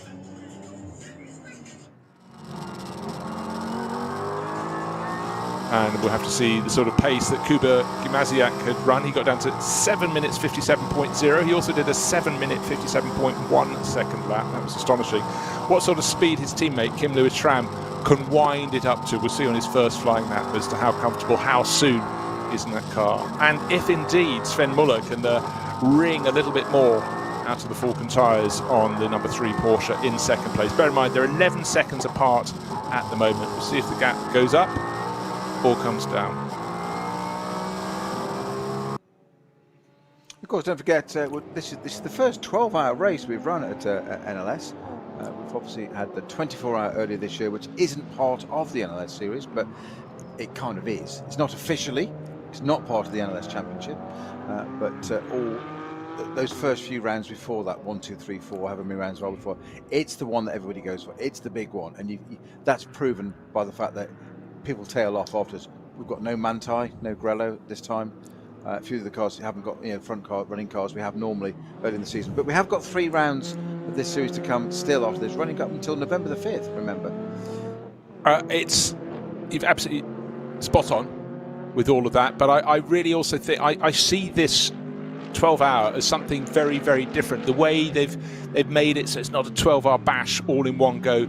It really is with the teams in mind, and the drivers will feel as though they've had 2 separate races, because yesterday was wet, today is dry, but it gives them so much track time, and this is what they really, really want. And I really understand that more and more drivers are going towards longer races. The regular NLS gives them plenty of driving time, but this gives them sort of 3 times more, 4 times more, according to the length of the race. So you can understand why the people involved, and it's not only the pro drivers, that's the very essence of the NLS. It's much, much more than that. And you can imagine for a lot of what we can call them club races, they're national racers who are racing on an international circuit. They want the track time. And you know what? You don't want to be putting, I know the November race is force majeure because we had one off to snow, but you don't want to be putting your race that's 12 hours into October or early November. That would be chancing your arm. But early September, it's working an absolute treat. The drivers who were slithering around yesterday might have thought it was difficult, but right now they're thinking, this is fine. Sunshine over the Nürburgring. It's always fabulous, and this morning, great to see after low cloud and rain yesterday. We had the restart, the cars being set off at timed intervals according to their gap behind the race leading car at the end of 6 hours, which was the number 3 Porsche. That was the first one to kick off, and it had an advantage of 59.9 seconds over the second car in the race last night. But of course, other cars were laps down and were very close to it at the checkered flag. So the next car to set off was the number 36 Walkenhorst Motorsport BMW. But it really seemed when the code 60 was released, once the last car went onto the track, that suddenly almost more than half of that minute advantage disappeared. The Octane 126 Ferrari was only 24 seconds in arrears, and that was being caught by Kuba Gimasiak in the Team Phoenix Audi, the number 16. There's some great racing in the Porsche Cup class car. But then Bjorn Grossman's second place was no more, because the green, red and white Audi just came flashing by. Kuba Gimasiak decided, we were debating, will we get to a lap under 8 minutes? Boom, there's one. 7 minutes 57. Here's another one, 7 minutes 57. And just astonishing. So up into second place, chased down Jackson Evans after they both had pit stops. And the lead is now in the hands of Kim Lewis Schramm, who's taken over from Kuba Gimasiak. But replays of the move that took the lead Jackson Evans in the lead, number 3 Porsche. Just guessed completely wrongly where two cars that are running at a slower pace were going to be. Went to driver's right. They stayed on driver's right. And thank you very much, said Kuba Gimasiak, into the lead of the race he went, and then simply pulled clear. Unfortunately, the Ferrari fell away from the pace. Now in the hands of Luca Ludwig, it's getting back into the mix, but it's sitting nearly 30 seconds down on the number 3 Porsche, now in the hands of Sven Muller, but it's looking very good for Kim Lewis Schramm and that number 16 Audi leading the way very nicely indeed. 11 seconds clear at the end of the last lap. I sense it's going to be more than that this time around, because again, that number 3 Porsche still struggling in these drier conditions. Oh, Ludwig's just dived into the pits. Sorry, to complete my thought, I was thinking they're all on the same race strategy, and suddenly, maybe, no, hold on, I think the Ferrari just came in a lap down on the others, a lap after they did. Just looking at his pace has been quite good, but he's still 30-something seconds down. Back into the pit. That's been shown as out already. I thought it had as well. Yeah. No, I think I'm just in that limbo land where you start questioning yourself, questioning your timing screen. So you're going to look in the back of your television set and see what you can find. Well, I'm going to back you up and say I think that's come back with. Could he come back that quickly though? I'd be surprised. Well, I don't think, I'm not entirely sure it pitted before. Actually, we talked about Schramm. No, we had the top 5 come in, didn't we? We did, because we said the 2 came in together. I was beginning to wonder if it went round the back. That's exactly what the back route didn't do the full lap. Has it come back in because it hasn't had the time to do a full lap of the Nordschleife? I'm wondering exactly that, Bruce. Has it gone out? Because those 2 definitely came in. Because it was... Bjorn Grossman handed over to Luca Ludwig. Ludwig did the next stint, but... Okay, that is one of the... Okay, we're seeing the 126 Ferrari in the pits. Driver being spoken to. It's Luca Ludwig. Or is that Bjorn Grossman? Yellow and blue helmet. Just need to get up close. No, it's Luca Ludwig. On board, you can see a sort of version of his father's helmet with those 2 blue flashes up the side. His father, of course, being Klaus Ludwig, who won everything that was required. Right, the number 4 Porsche's in the pits, having a pit stop now. That's Klaus Bechler. And he's having some bodywork adjustments at the front end of his Porsche. It looks though whole front put a new nose being put on. Being changed on the front of that car. Maybe that's bounced over a curb and damaged the splitter and other things that suddenly make it less friendly. No work going on now on the Octane 126 that I can see. It looks like maybe it's just having being refueled. Just waiting to see. Go wide on the shot. Not even sure they're refueling it at the moment. Right. What I can tell you, though, is Kim Lewis Schramm coming through to start another lap. That will put him into the lead of the race. But what's the gap back to the Sven Muller Porsche, number 3? That goes through 9 seconds down. So the Porsche is now catching, that's the first time in this race, the number 3 Porsche on the Sunday has had the legs on the number 16 Audi. But Kim Lewis Schramm may be playing himself in gently. Sven Muller, who was one of the 2 quicker drivers, I think, in that number 3 Porsche yesterday, giving chase and just closing it slightly, but let's see what they can manage. There might have been a little bit of traffic that affected Kim Lewis Schramm on that lap. There is traffic, including the GT4 class Aston Martin, passed very easily there by Sven Muller. Ferrari coming out of the pits, but I'm doing that thing like as you just suggested, Bruce, of doubting yourself. I'm just uncertain why that gold Ferrari has been into the pits and out again. Luca Ludwig at the wheel of that still, as you'd expect. I'm just beginning to wonder if we were confused between the first pit stop and the second pit stop. Of course, the cars did, I think, 4 laps this morning, the front runners, and then made a pit stop. They've then had their second round, but...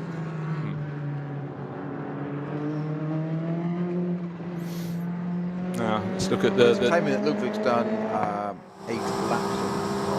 Okay, so they were slow in for this. They were a lap later in for their second pit stop, as was Klaus Bechler in the number 4 Porsche. Bechler still in the pits. Ludwig has left in the Octane 126 Ferrari, but in time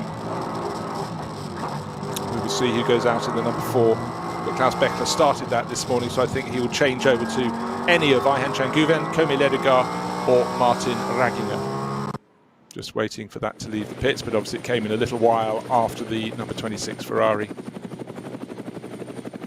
Right, what is the pace of our race leader? Is he being caught? That's Kim Lewis Schramm when I talk of the race leader in the number 16 Team Phoenix Audi. Is he being caught by the Falco Motorsport Porsche, now in the hands of Sven Muller? Yes, he was marginally on the previous lap, but on this lap, starting to wind it up. Starting to go towards the natural pace of that number 16 Audi. Good news, the Lexus is still in the race. But you know, we were talking about race liveries and how a white car with black on the flanks makes them look longer. We thought that looked incredibly long. And the Walk and Horse number 34 BMW that went out of the race yesterday looked bigger than a normal BMW. But size difference, as an overhead camera shot, was looking down on the race-leading Audi, the little R8 NMS Evo, and it just looked so much smaller than the Lexus. The Lexus would need 1.5 parking spaces when parallel parking. Extraordinary to have such enormous size difference. Right, so 26 and 4 didn't hit. They have now driver change on number 4 car. Yep, Ayhan Şengüven is a Turkish Porsche racer, inserted to the car and out of the pit lane he goes. Oh yes, Kim Lewis Schramm was fairly cautious on his first flying lap out of the pits. He's now starting to pick up the pace, and again it's not good news for the Falco Motorsport crew because Sven Muller not able to respond every timing sector on the lap so far. He's fallen back a little further. So if you look and listen around the Falco Motorsport garage, you'll be watching or hearing a rain dance, I would think. They probably want a different surface because right now the circuit in dry conditions is looking very much a happy hunting ground for the Audis in particular, but most notably the number 16. And that's the car that will be leading the race at the end of this lap. Well, effectively he's leading it now because we had Luca Ludwig come out of the pits on their pit stops. They've slotted in behind it. Also Ayhan Şengüven in the number 4, the sister car to the number 3 Porsche that's still in that second place. 10th place car is just pitted as well. That's Nicholas Bjorn with number 2 car, the Schnitzeland Mercedes. As indeed does 11th place Kramer Racing Porsche GT3 with Marek Bochman at the wheel of that.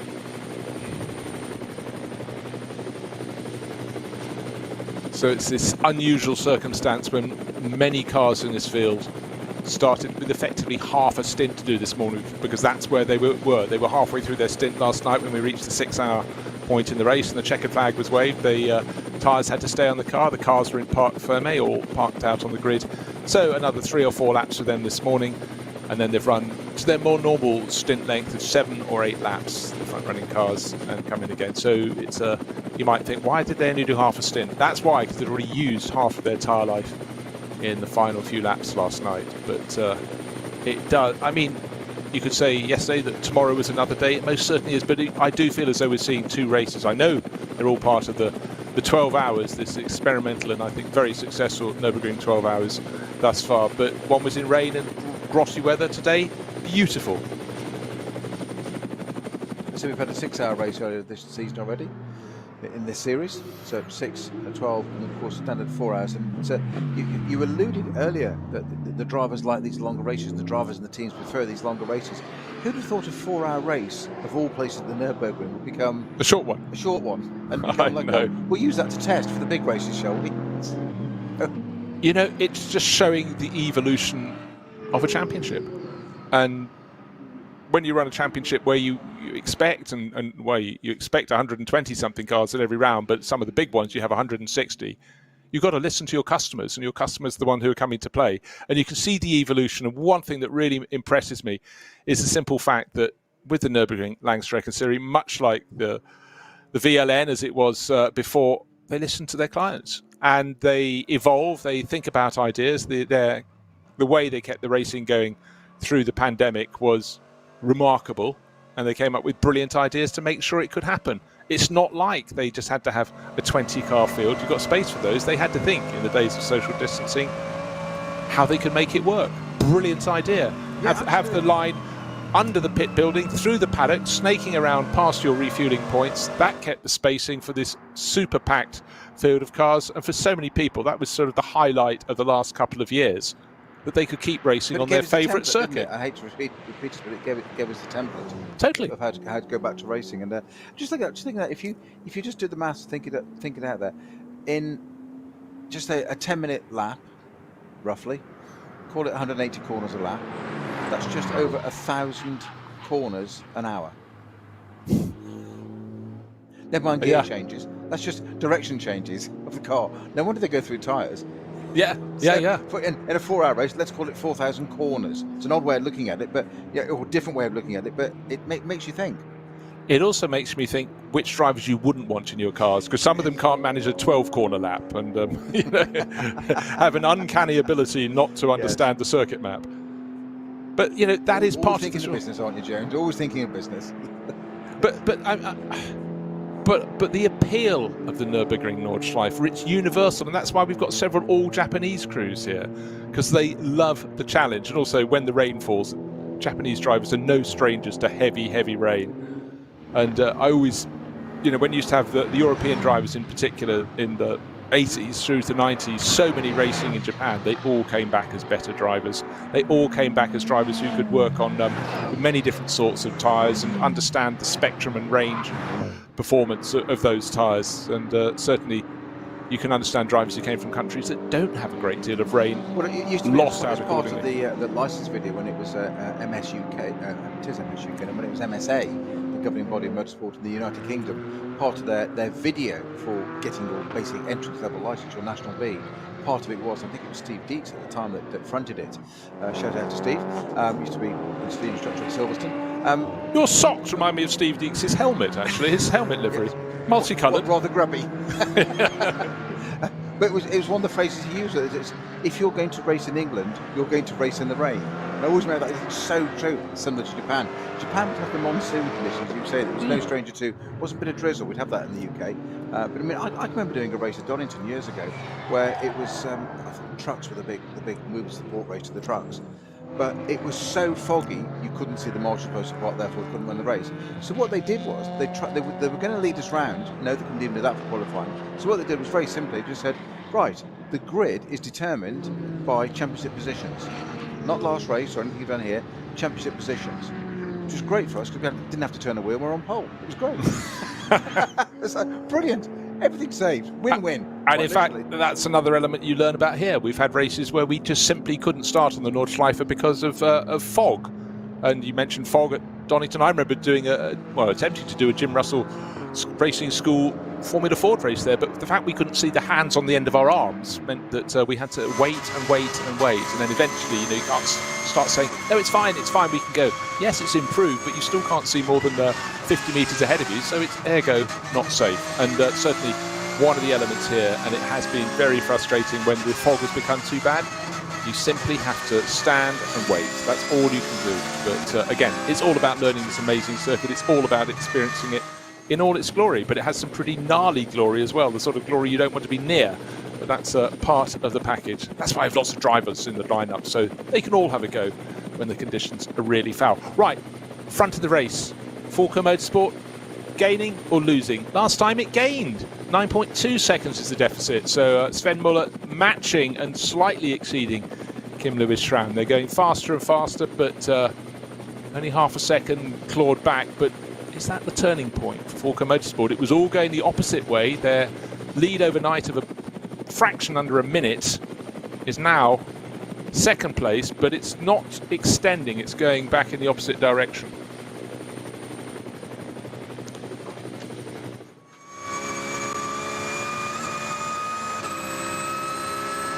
Track conditions absolutely dry. The leaves on the trees not yet turned, but I think after this the heat wave through the summer we might have some glorious colours for the next round of the NLS coming to us very shortly indeed. It's a sort of a fabulous end to the season. Here we are in September with, did you say 3 more to go? Because we've Yeah, we've got 2 more to go. We've got a slight break now. We've had the summer break, obviously. The last round was the 9th of July, sorry. We've had almost a 2-month break here. This is the 12-hour standard. We've got the one of your favourite ones on the 8th of October, the Barbarossa Prize. Ah, yes, indeed. 4-hour race, so 3 4-hour races to go. Then we have the Padgett Racing 46 DMV Munsterland Pokal on the 22nd of October, and then we finish, of course, with NLS 2 at the end of the season on the 5th of November, being the Namex DMV 4-hour race. So 3 more races to go for this. So that gives us a scope for monsoon, for snow and for hail, plus fog. And cancellation.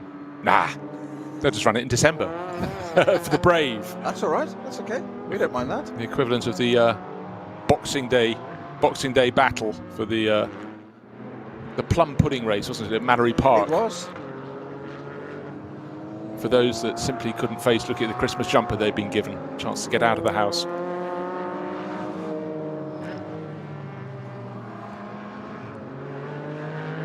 And then, of course, just hope and pray for the weather. Now it's got a big close-up of that 969 Porsche Cayman that had that monster twitch. We had an aerial camera shot where it just got too close to the car in front, had to adjust position, and a big twitch to the left, to the right.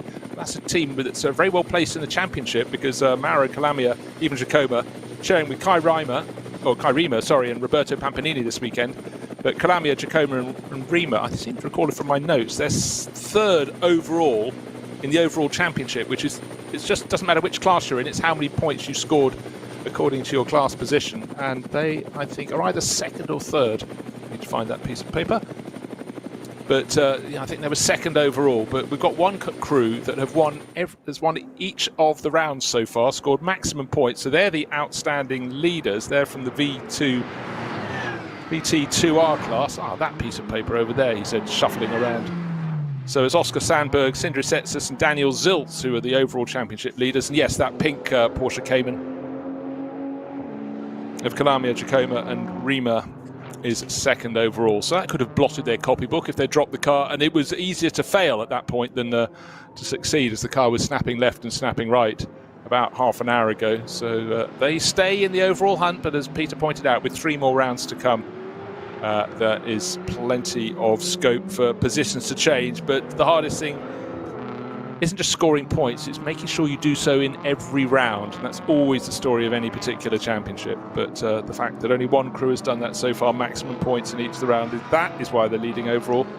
It's the Adrenaline Motorsport team, Altsner Automotive, BMW 320i. It's in a class with 10 runners. Sorry, it's a 330i, that's inflation for you. But Daniel Zils, Oscar Sandberg, Sindri Setsas, car number 500.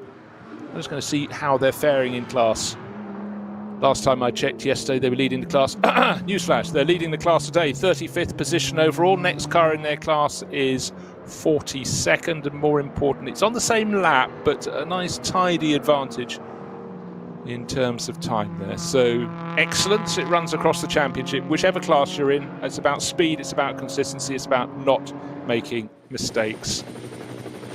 And Sindri Setsas is the driver at the wheel right now.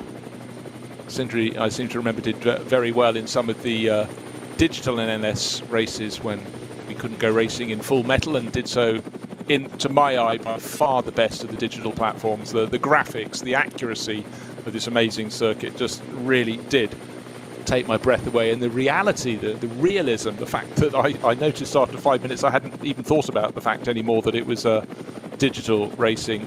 You looked at some of the other series, naming none, no need to, but they were so pixelated and heavy and slow in comparison. And I'd have thought the hardest task of anything was to get it right for the anything on the Nordschleife, and yet the people who put that together, I mean, absolutely phenomenal. They'll have jobs for life. Gosh, whatever that is. What's a job? Yes, retention. So we're nearly 2.5 hours into this running, but don't forget that the full race running, the race started at 10 o'clock local time. We're at 12:20 now, but it was next closest thing to 20 minutes, wasn't it, after the start of this 6-hour second part of the Nürburgring 12 hours before it went green around the circuit, and that meant everybody could go at full race pace. Right, now 9.2 seconds was the gap between first and second. Kim Lewis-Schramm starts another lap. He's lost a little bit more, 8.4 seconds. So now Sven Muller is getting that car to go. Gained 0.8 of a second. So maybe as the temperatures are creeping up, suddenly the Falco Motorsport slicks the things to have. Who knows? But Frank Stippler, by the way, has set the fastest lap of the race last time round. During highlights and things, I failed to notice a 7 minutes 57.6. No, not the fastest of the race, but the second fastest car. The fastest of the race is still the race-leading Audi, number 16, also from the Team Phoenix camp, so they've got a very good setup. But certainly Frank Stippler improving on the pace of Vincent Kolb. No disgrace there, because Frank knows this circuit forwards, backwards, sideways, and is proving that again. And in fact, his middle sector of this lap is the fastest anyone has managed at all as yet. So certainly Team Phoenix, one win in the NLS so far this year, looking very good for another. Will they have both cars up on the podium? Is Frank Stippler catching the car in front? Yes, he is. He's 10.5 seconds down, so the Octane 126 Ferrari maybe is looking a little bit vulnerable at the moment. And that's with Luca Ludwig at the wheel.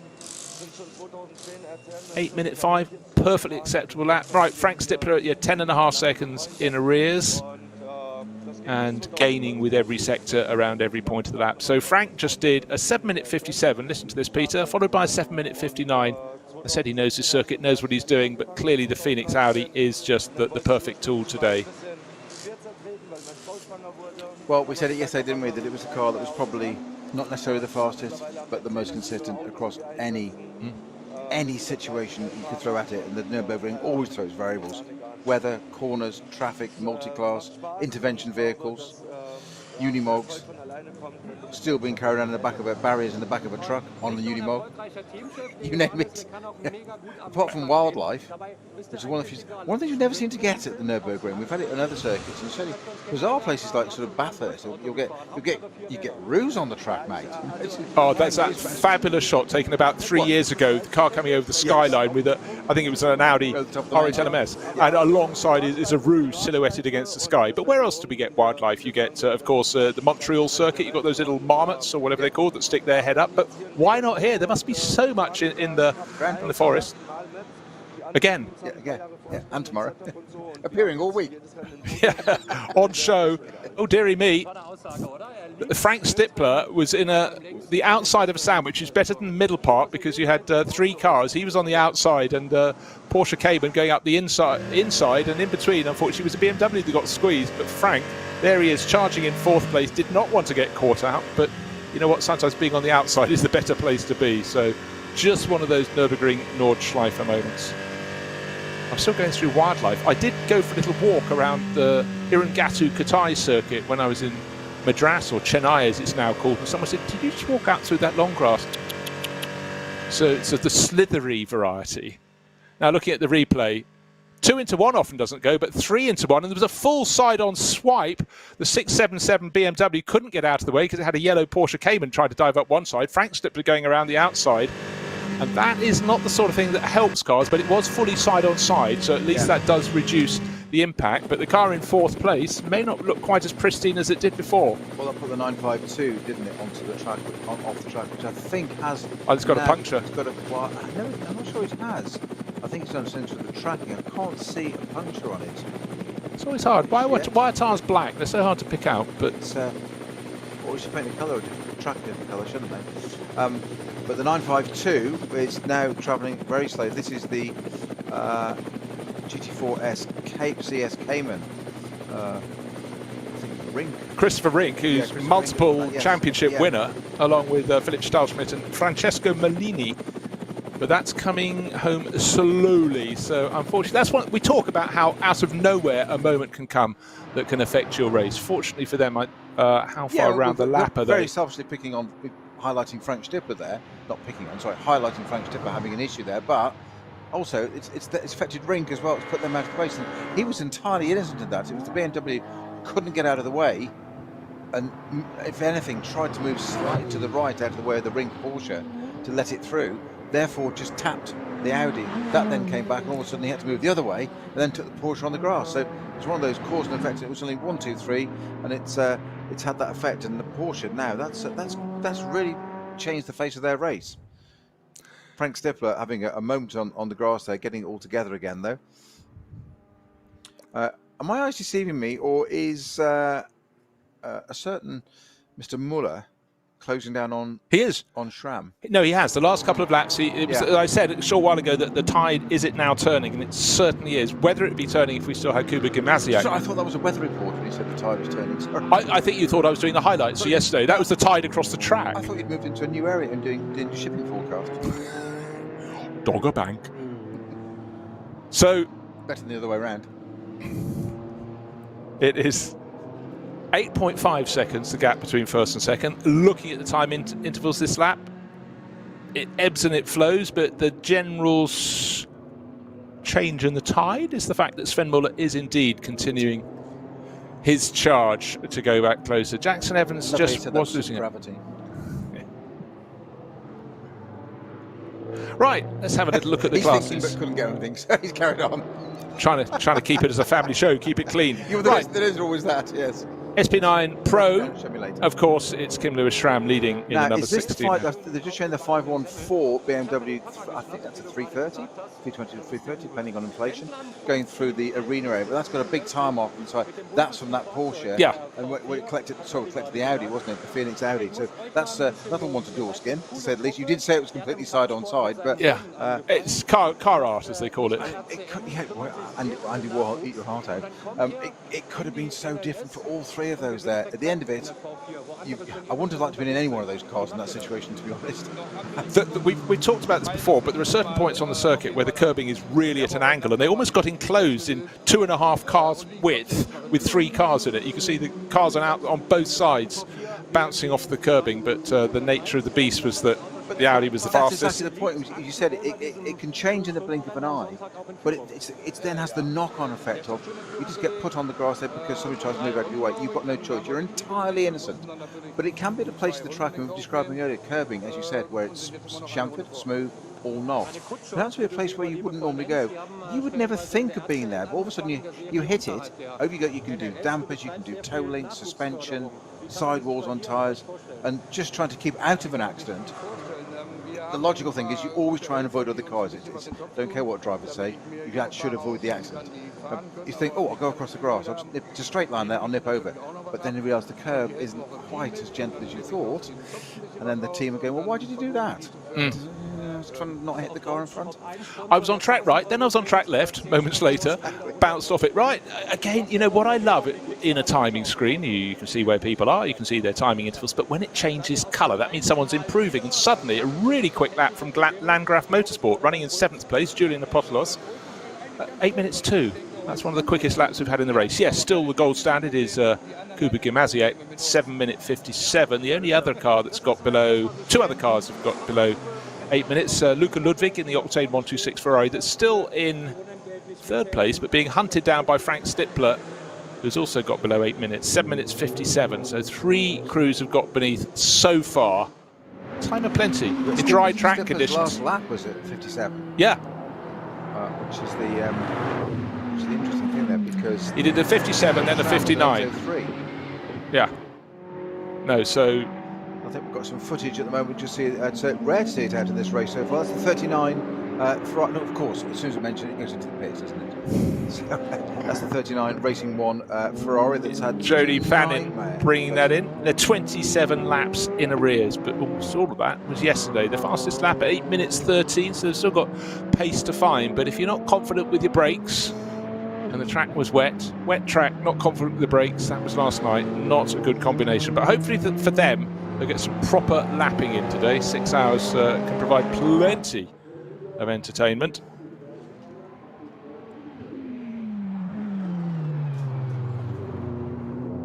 And it's actually great to see the light are glinting. Just trying to look at what Ferrari looking great. that Jody Fannin did. It's not updating from here. This can't be right. What are you looking for? Jody's in that stint. Yeah, just there's the car being viewed God. again, and Dropped down with gusto onto terra firma. So Jody, who yesterday did very short stints, is staying on board. Okay, so Fannin staying in the car. I'm just updating. Here we go. As you said, to find that car, unfortunately, you go down to the bottom and bounce back up. It is actually right at the bottom. Well, it says it's done. Scholl did the first stint in that car, which would Constantine Scholl. Correct. Did the first 26 laps? Well, actually, I doubt that, because that'd be He's an hour and 12. Three stints of eight and a half laps each, effectively. Plus an extra half lap to get back to the pits. Seems to make sense. No, that makes no sense. This is what the screen telling me. Then it then says that Jody Fannin did 1 lap, followed by no laps. No, by another 1 lap. Well, the car's only done 28 laps all in, so it wouldn't be constant. Yes, what it's saying is that Constantine Scholl did 26 of those, and then Jody Fannin did 2 1-lap stints. Lap 27 and lap 28. Doesn't make much sense. No, because we also saw Will Tregurtha in the car yesterday. Correct. Yep. Hey ho. It will be sorted out, I am will sure. refresh one more time just to see if... And it won't make them race leaders, because there's no way you can suddenly erase all the laps of those who managed to run. Still not making any sense, that one.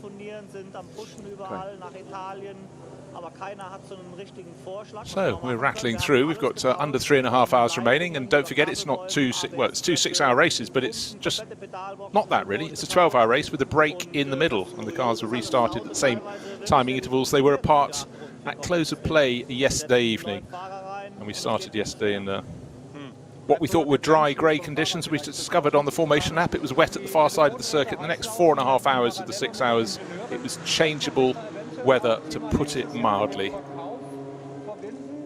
But today it's been dry since the outset. The cars all set off under code 60 conditions with those timing intervals maintained, and the extraordinary thing was the number 3 Falcon Motorsport Porsche that set off with a 59.9 second advantage over the next car in the overall ranking. That was the Ferrari, the Octane 126 Ferrari, and that in short order disappeared, went straight down to 24 seconds. Since then it's not only been caught but passed by the number 16 Team Phoenix Audi.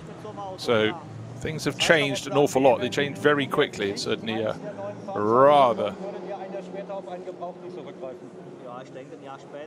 caught us out, and if it caught us out, imagine how you felt if you were Falcon Motorsport. But they're number 3, running well now in second place overall, closing in now to 6.7 seconds down on Kim Lewis-Tram. So 3 consecutive laps on which the gap has come down. 54 laps on the board, 6.7 seconds between them. That's not bad, is it? It's not bad at all. We're still running, you know, what is it, 2nd and 5th. It's not a bad. You take that as a result over a 12-hour race. And how? Both cars inside easily inside the top 5. That's quite good to say the least. Well, if yesterday there was a difference seemingly between the number 3 and number 4 Porsches, today, look at their lap times. They're just 0.3 of a second apart on lap times, both doing 8-minute, 3-second laps. Certainly the pace has improved enormously for the number 4 crew. And Ayhan Şengüven, who came to my attention about 4 years ago when he was absolutely mighty in an FIA motorsport event out at Sakir. He was sharing with Sally Lioluc, and it was a Nations Cup event, and they won it outright. And thereafter, I thought, you know, I might pay attention to this guy. He was really, really strong. A lot of his career has been done in Germany. Ayhan Şengüven, who's driving that number 4 Porsche at the moment, and going very well indeed. Talk too much about the Pro Sport for Aston Martin Day, the Pro Sport Racing, the GT3 version that runs in the SP9 class. We've got Christoph Breuer at the wheel at the moment, but their best lap is an 8-minute 9-second lap.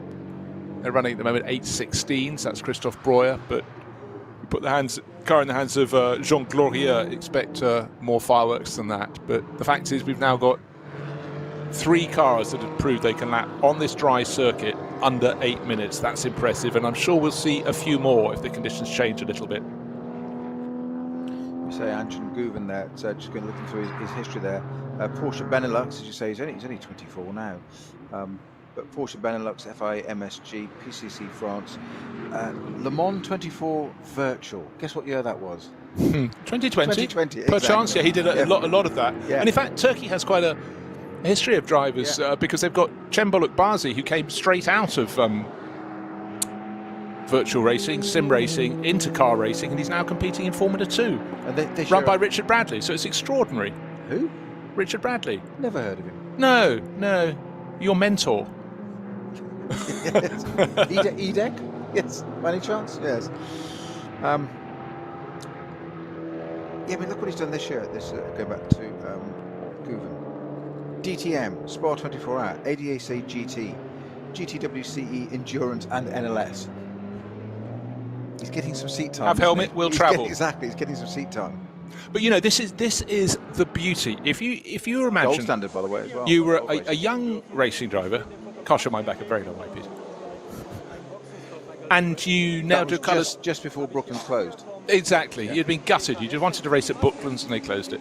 But you start racing and you're in one formula. All you get potentially is 12 races in a year in single seaters. Yes. But you know, now you have multiple races at each round. Back then.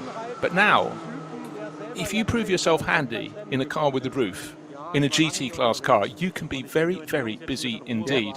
And that is also one of the essences of sports car racing, is you have pro-am classes and things, and if you can't afford to do it all yourself, you can be very good to someone else and they will keep you racing and you can take tilts at winning. Now, of course, with the hypercars in the World Endurance Championship, suddenly works manufacturers are coming in, or manufacturers with works teams, and it's given these drivers massive scope of something to aim at.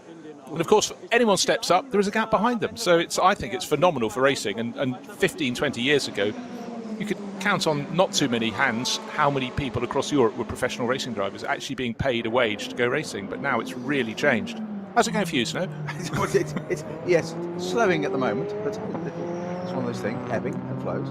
But it's that great. There was Angela Reid was asked in my company at Goodwood last year, not by your good self, but another one of your colleagues. So what was it that he liked so much about Goodwood? And he said it was a great response straight away. He just said, "What is brilliant." He said, because what it does is it extends the careers of people like Snowy and I. Gives us another 20 years. I thought, actually, that's not a bad way of looking at it, is it? Jones is fiddling with the TV screen. Phew. Gosh, yes. So now we have the arm wrestling from Wigan. Yes. Yes. Yeah, mixed arm wrestling. Oh, sorry, sir. And so Kim Lewis-Schramm, the margin is coming down. 6.2 seconds. It was 9 seconds. It was 8 seconds. It was 6.7 seconds. So bit by bit, Sven Muller's picking up the pace. 8 minutes 3.0 seconds. That was the car's fastest lap in this event so far, and we have already, of course, 6 hours in the books yesterday. We've got 2 hours 40 minutes coming up today. But don't forget, the track was never wholly dry last night. Certainly in the early stages of the race, it went from damp to worse than that, and then it kept on changing. It was always wet, greasy. I think, as you said, it was the very definition of changeable, wasn't it? It was, even when you thought it looks dry. At that stage, the evening temperature had dropped. It was getting dark, but we knew just off the dry racing line, it was certainly pretty horrible, waiting to greet you and break you. But, okay, so here we are. The car that won the first 6 hours, I keep saying won, was first to the checkered flag, because it's a 12-hour race all in, is now finding faster laps than it did at any point in the race, but it's still got a time deficit to catch, but it's closing it down. 6.2 seconds. Not so long ago, the direction of travel was so immense in the favour of the 16 Audi from Team Phoenix that you thought, well, that is it today for the Falcon Motorsport Porsches. They're sitting in second. They had been first, and in the sister car is in 5th place, but they're both lapping at very similar and very competitive pace. So the conditions have improved, the temperature's risen, and clearly whatever's happened with the track and the air temperatures, it's working back into their favour. So they're not out of it. Yes, the car that was leading by nearly a minute after 6 hours is not in the lead anymore, but it's reversed the decline. That's the important thing.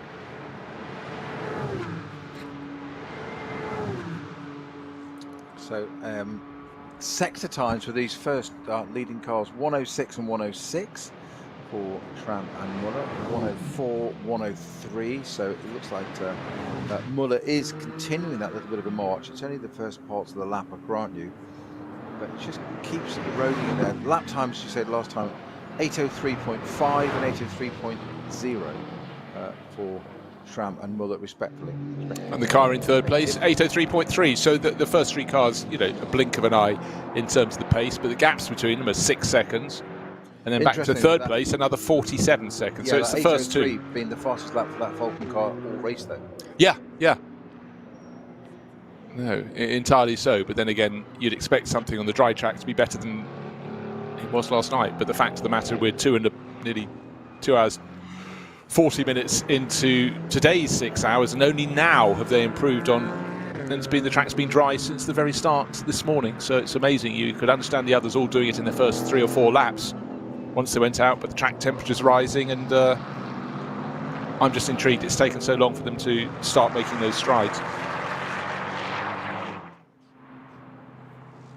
But it's been fully sunny since the start of the race, and that is surprising. But now we're getting... Yesterday, if you looked at the top half dozen cars in the field, their lap times were all over the place. You'd have 15 seconds between some of them. But today, looking at the top 7 cars, on the last lap, there's only a 5-second spread. So it's really, on a dry track, of course, you'd expect the spread to be less. But yesterday, it was so hard to read the race because simply people were on different tyres at different times, and there were incidents in front of them, slowing them here, there, and everywhere. I was just going to say, throw in the variable one. I hate to tempt fate here, but it was not incident strewn yesterday. No. But there were lots of code 60s, which you say, it depends on where.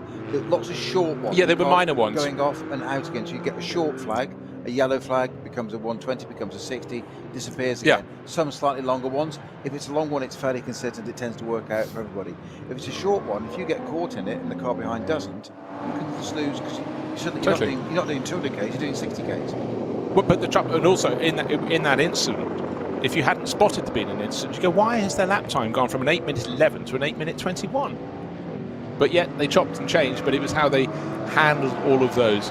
Right, Class V5 is being led by the 456 Porsche Cayman by, get this, 2 laps. So that is very, very impressive. Team Young drivers, KRS Danes, Kai Schubert, Lucas Daugard and Levi O'Day, 2 laps clear of the 460. So they've got a really good lead. Finn Zulauf, Young Charger, Nicholas Friedman and Kevin Remberg, WNS Motorsport. But 456, white and red, as you'd expect from a Danish team, with the Danish flag on the door, looking immaculate. But 2-lap lead, that is impressive. But again, it's about not having made mistakes, not having been caught in other people's moments through yesterday's rain, the darkness, and now this morning on a dry track. They're just looking very, very comfortable indeed in that V5 class. And just to know where that is in the overall positions, of course, there's some of the less quick cars in the field. They're down in 47th position and sitting 7 laps down overall, but it's about keeping it pointing in the right direction, and it looks as though Daugard's doing a very, very good job at that at the moment.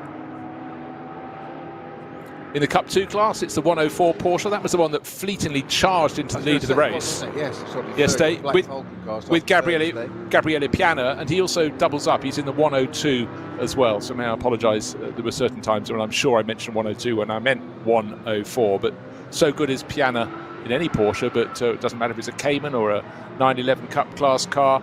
But he knows the Nürburgring, and one driver doesn't know the Nürburgring too well because he's 285, one of the Clios. One of the little Clios sitting in the gravel on the exit of turn 1. So they've turned the turn 1 magnet back on again. So it was on, had that during 4 or 5 cars yesterday, didn't it?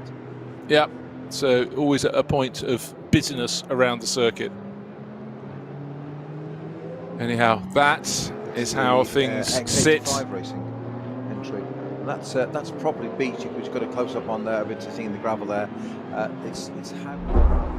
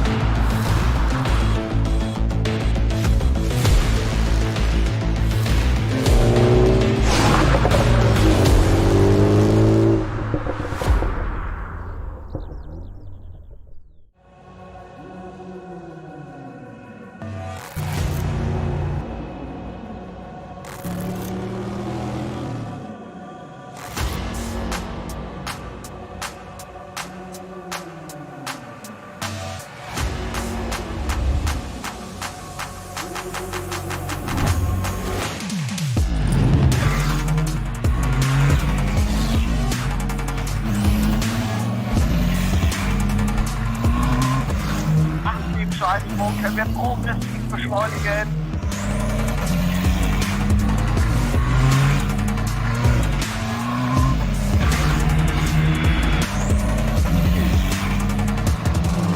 Schön gefühlvoll und eingelenkt.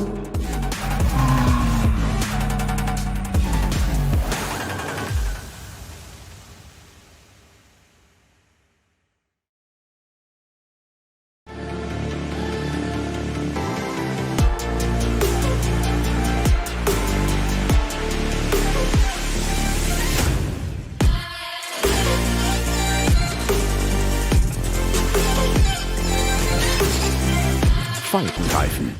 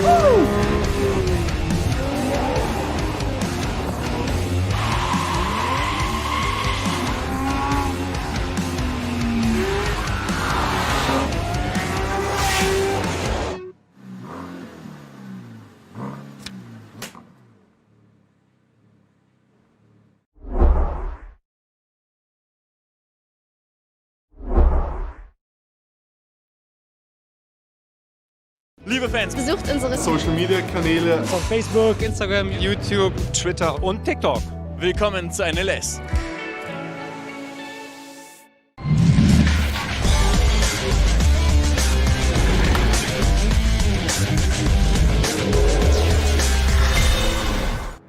Not quite as bright as it was a short while ago.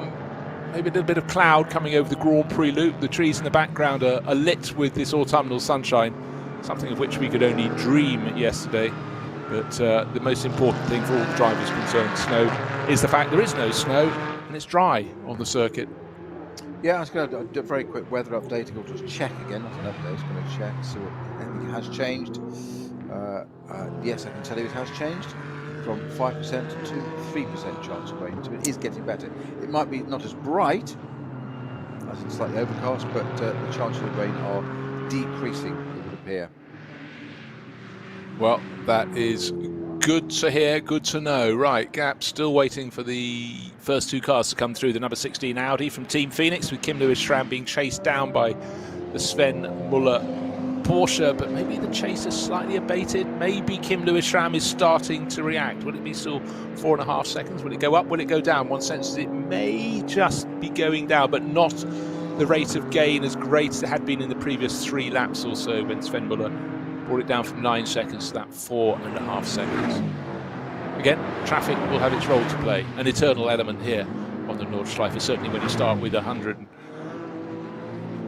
plus cars. 102 this morning and 115 yesterday. So you've got to say, it's a pretty good attrition rate, I've got to say. Yeah. For that, given the punishing schedule they're going through. And the weather. The nature of the circuit they're driving, and exactly the climatic conditions thrown at them. And so I think that's a huge plus. Right, the cars are on the final section of the lap. When I say the cars, I'm talking about the first 2 cars. Busy looking at some BMWs, but the number 16 Audi lost 3 seconds in one sector alone. That's sector 4. The cars are now in sector 5, so presumably pulling onto the Dottinger Her now. And by this rate of gain, they should be nose to tail at the end of the lap. So well worth looking out for where they are. The long side of the Dottinger Her. Very few cars on it at the moment, but looking for the white, green, red and white. There's 2 lots of white on that Audi of Kim Lewis-Schramm, but the chasing aquamarine and mid-blue Porsche should be getting right onto its tail. Again, oh, actually the penultimate timing sector slightly in favour of Sven Muller, but just remember, oh, the cars have gone across the line, 0.6 of a second, and who's in front? The Porsche has managed to get the drag and has taken the lead of the race with a lap of 8:01, and Kim Lewis-Schramm couldn't hang on. I knew they were going to be close down the straight, and obviously the tow was used as has been used in time immemorial. The battle for second place is now getting closer and closer because in this case it may be a Team Phoenix car. Oh, pulling on, a very near off-track moment there for Luca Ludwig, Klaus's son, at the final corner of the circuit, the right-left flick, and he got it wrong in the going past one of the BMWs and nearly put the Ferrari on the grass. His gap is down to just 2 seconds now over Frank Stippler, so that was a moment and a few moments more. He got away with it, but yesterday, when he touched, if he touched those same curbs, he'd have been in the barriers there. Yeah, you won't get much closer. I mean, it's a slower part of the circuit, though. You're not going particularly slowly through Tiergarten, but it's better than a few moments earlier on the Dottinger Her. But it is a proper roller coaster, that Tiergarten. You arrive so fast and you drop into the dip, which is false, and then you rise up again, and all of a sudden you've got that left, right, and all of a sudden, and the barriers are so close on the left-hand side of the second part. There is a shot, not sure we're using it this weekend, where you look up through Tiergarten and it looks so the barriers are straight across, absolutely across the track. They're dead ahead of you as you come up to that final corner. But anyhow, the Ferrari stayed away from them, but was 0.69 of a second. It was 2 seconds clear of Frank Stippler, who's chasing and closing, still holding on to third place. But we've had the lead change with the number 3 Porsche resuming its position at the head of the field. It was the first car to leave the staggered start this morning. It lost an advantage of a minute, almost immediately went down to 24 seconds. And then it fell away, back to second place. But 9 seconds was the gap between number 16 Audi that had assumed the lead and the number 3 Porsche when they came out of their pit stops. But Kim Lewis-Schramm hasn't had an answer for the pace of Sven Muller, and we've just had the change around. And so when all looked lost in the first hour of this race, as the erstwhile race leader was falling back and back and back, it has now been rediscovered. And here we are with 3 hours and 5 minutes remaining in this race, and that car back into the lead of the race. A lead that looked as though it had disappeared to all extents and purposes. Well, the front on-board footage here with Sven Muller being chased by Kim Lewis-Schramm in the Audi, and not just 2 wheels on the grass there, but the entire car on the grass, going around the back mark from looking forward to level. I think the back mark just blended onto that description, trying to get out of the way, that thing of trying to get out of the way of the driver, but not being able to. It's put the Audi really back in touch. Again, it was only 0.6 of a second last time. It's not even that bad. So this is where you work. This is where you earn your dollar. People like Sven Muller in this Falcon Motorsports car having to really, really work through that traffic. And we saw it happen earlier, didn't we? Where you just suddenly you make the wrong call, and I think it was Jackson Evans in it, wasn't it? Yeah. Just made a call perfectly safely, but behind something. The car, he thought it was going to move to the left. It didn't. It stayed where it was. So he had to back out of it, and that just allowed the Audi straight through. It's what you call 100% wrong, and not really from any... Through no fault of his own. Absolutely no fault of his own. The two cars in front of him, neither moved, and thank you very much, said Kuba Gamaziak, slashed by into the lead, and made it look very easy indeed. But that's sort of ebb and flow of this race, how it all comes about. Beautiful sunny conditions, and certainly I'm very pleased that we got race on. It looked so Team Phoenix had this in the bag. The Audi was the most wieldy tool in the dry conditions this morning, and as the temperature rises, it's now 12:57, coming up to I shouldn't call it lunchtime. I'll call it 1 o'clock. My stomach will get going again. But conditions absolutely fabulous Earlier here. today to mention stomach, but just over 3 hours to go, Jones. I know. Well, I did order a steak and chips and jelly, but I'm not sure it's coming my way. I was along with the coffee order. You had coffee? I ordered it. Yeah. Well, oh, okay. So it works, is it? I see. It was open chat. The many streams we have to look at, the most critical one is the one that suggests, well, not just when you have highlights packages and advertising breaks, but when there is a possible chance of sustenance. I did request if you could have one as well. Yes, I did myself. I did add a comment into the open chat. Oh, good. Just a little, too little, too late, one feels. Well, indeed. Story of my life. There's my CV in a sentence. Right, Landgraf Motorsport, we had some good lapping, very good lapping indeed, from Julian Apostolos at an 8-minute 1 second lap. That's in 7th place, and Landgraf car was chasing down the number 11 Schnitzelam Racing Mercedes. They're the top two Mercedes. He is now going nowhere because he's in the pit lane, but I think we'll have another flurry of pit stops coming up soon. And if you want to try and understand why they're not pretty much all coming in on the same lap within the top 10, that's because some of the crews did a late pit stop last night with just a few laps to go, so they started today with sort of 2/3 of a stint still to do on the rubber, the tyres that were left on their cars overnight when all the cars were parked on the grid after 6 hours of racing in Parc Fermé, whereas others had served a pit stop somewhat earlier, so did an even shorter first stint today, etc., so on and so forth. So you want, on average, people to do an 8-lap stint. Seems to be at this time of year, the amount of life you can get out of the tyres. Certainly, Peter, we've noticed in the summer months, 7 laps is all you can do when things are really, really hot. But here this weekend, clearly a whole lot cooler. So 8 laps is the norm. Right, Aston Martin fans.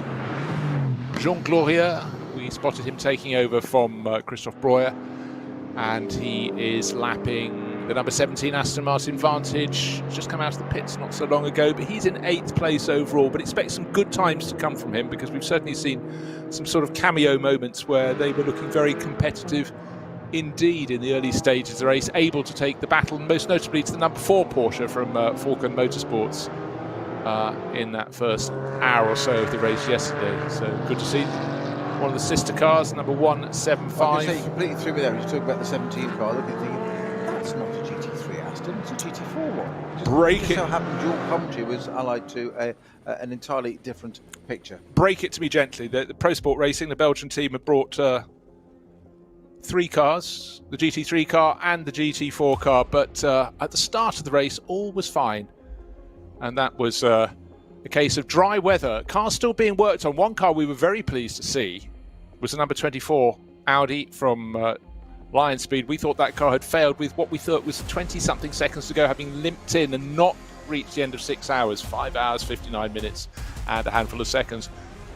The rolling start was not a rolling start because they left one at a time from pit exit according to their gap to the race leader at the end of 6 hours last night. That was the number 3 Falcon Motorsport Porsche, and it was the first car to set off this morning, but it didn't make the best of its outlap, its flying lap, when they snapped away from code 60, because its 60-second advantage suddenly was 24 seconds over the Octane 126 Ferrari, and a few laps later that wasn't in second place anymore because the 16 Audi came flying through with Kuba Gamaziak setting super fast laps. He went into second place and started hunting down the front runner. The number 4 Porsche got in very, very close to one of the Schnitzelam Racing Mercedes. In fact, that was the story of the race in the dry conditions. We had a lot of incredible door-to-door handle action, and we had more incidents than we did when the track was wet yesterday, but Jackson Evans took over the number 3 Porsche, got himself in the wrong place at the wrong moment, and Kuba Gimaziak swept by into the lead in that number 16 Team Phoenix Audi and was stretching clear. The weather was fine and all was under control. And the sister car, Frank Stippler, had a side-by-side moment and a full swipe with one of the BMWs, the meat in the sandwich being bounced one way, then the other. More problems for the Lexus LC, but even, well, more embarrassing problems for the Renault Clio that ended up in the gravel. And then a big save from Luca Ludwig, nearly dropped the Ferrari in third place into the barriers at Tiergarten. Kept it together though, but he's under huge pressure from Frank Stippler. And now Stippler's car is in the pit as Kim Lewis Schramm, the sister car from Team Phoenix, and the race leader Sven Muller. Meanwhile, staying out for one further lap, as it did at the previous time of asking, the Ferrari in the hands of Luca Ludwig will assume the lead once more. But then it too will come into the pit lane. So brand new fresh Michelin's being put on Kim Lewis Schramm's car. He should stay in. He won't just be getting out after one stint. In fact, it had to be pushed in. Was that being pushed to pit exit? No, pushed in. No, Did that run out of fuel? Now, that could have lost it a handful of time. Let's see. It was 4 seconds down on Sven Muller when they entered the pit lane, and clearly will have lost some, and those mechanics will have had their heart rates going up. Well, well, well. Was that just a lack of fuel, or is that something else that's manifested itself? Well, that's an interesting thought. So why would you push it otherwise? I hope for their sake they simply ran short of fuel, and that's something you can easy address. Fix, isn't it? Exactly. It's an easy fix. You just throw some fuel in. But if not, you've got to go into the pit box. But it's been dropped off its jacks. There's quite a bit of conversation. Refueled, that's automatic. Everybody does that when the car comes in, whether it needs it or not. In this case, it looked like it might have needed it. €250 worth of fuel going into that number 16 Audi already. Do you want anything else with that, sir? No, just the fuel, thank you today, just the fuel. So just waiting for the moment to get that car. They're not going to refire it because they've got those covers over the exhaust, yeah, which suggests that they put on while it's refueling. Yeah. Any flashback or anything runs down there. So they've put these neat little units over the back of the exhaust. That would suggest the number 16 Phoenix Audi is going to rejoin the race, or certainly fired up. It's off its jacks.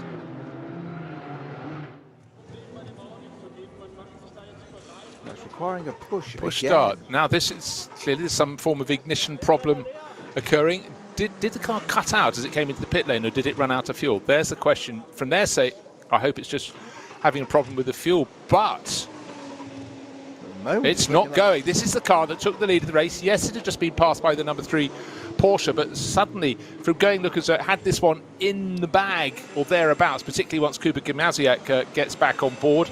He's been quicker than Kim Lewis Schramm, but there is a problem restarting the number 16 Audi. That suddenly means, though Luca Ludwig is out on the track, he owes us a pit stop. It probably means that Frank Stippler, who's just driven out past, will now go up into effective second place. Is it a gear issue, Bruce?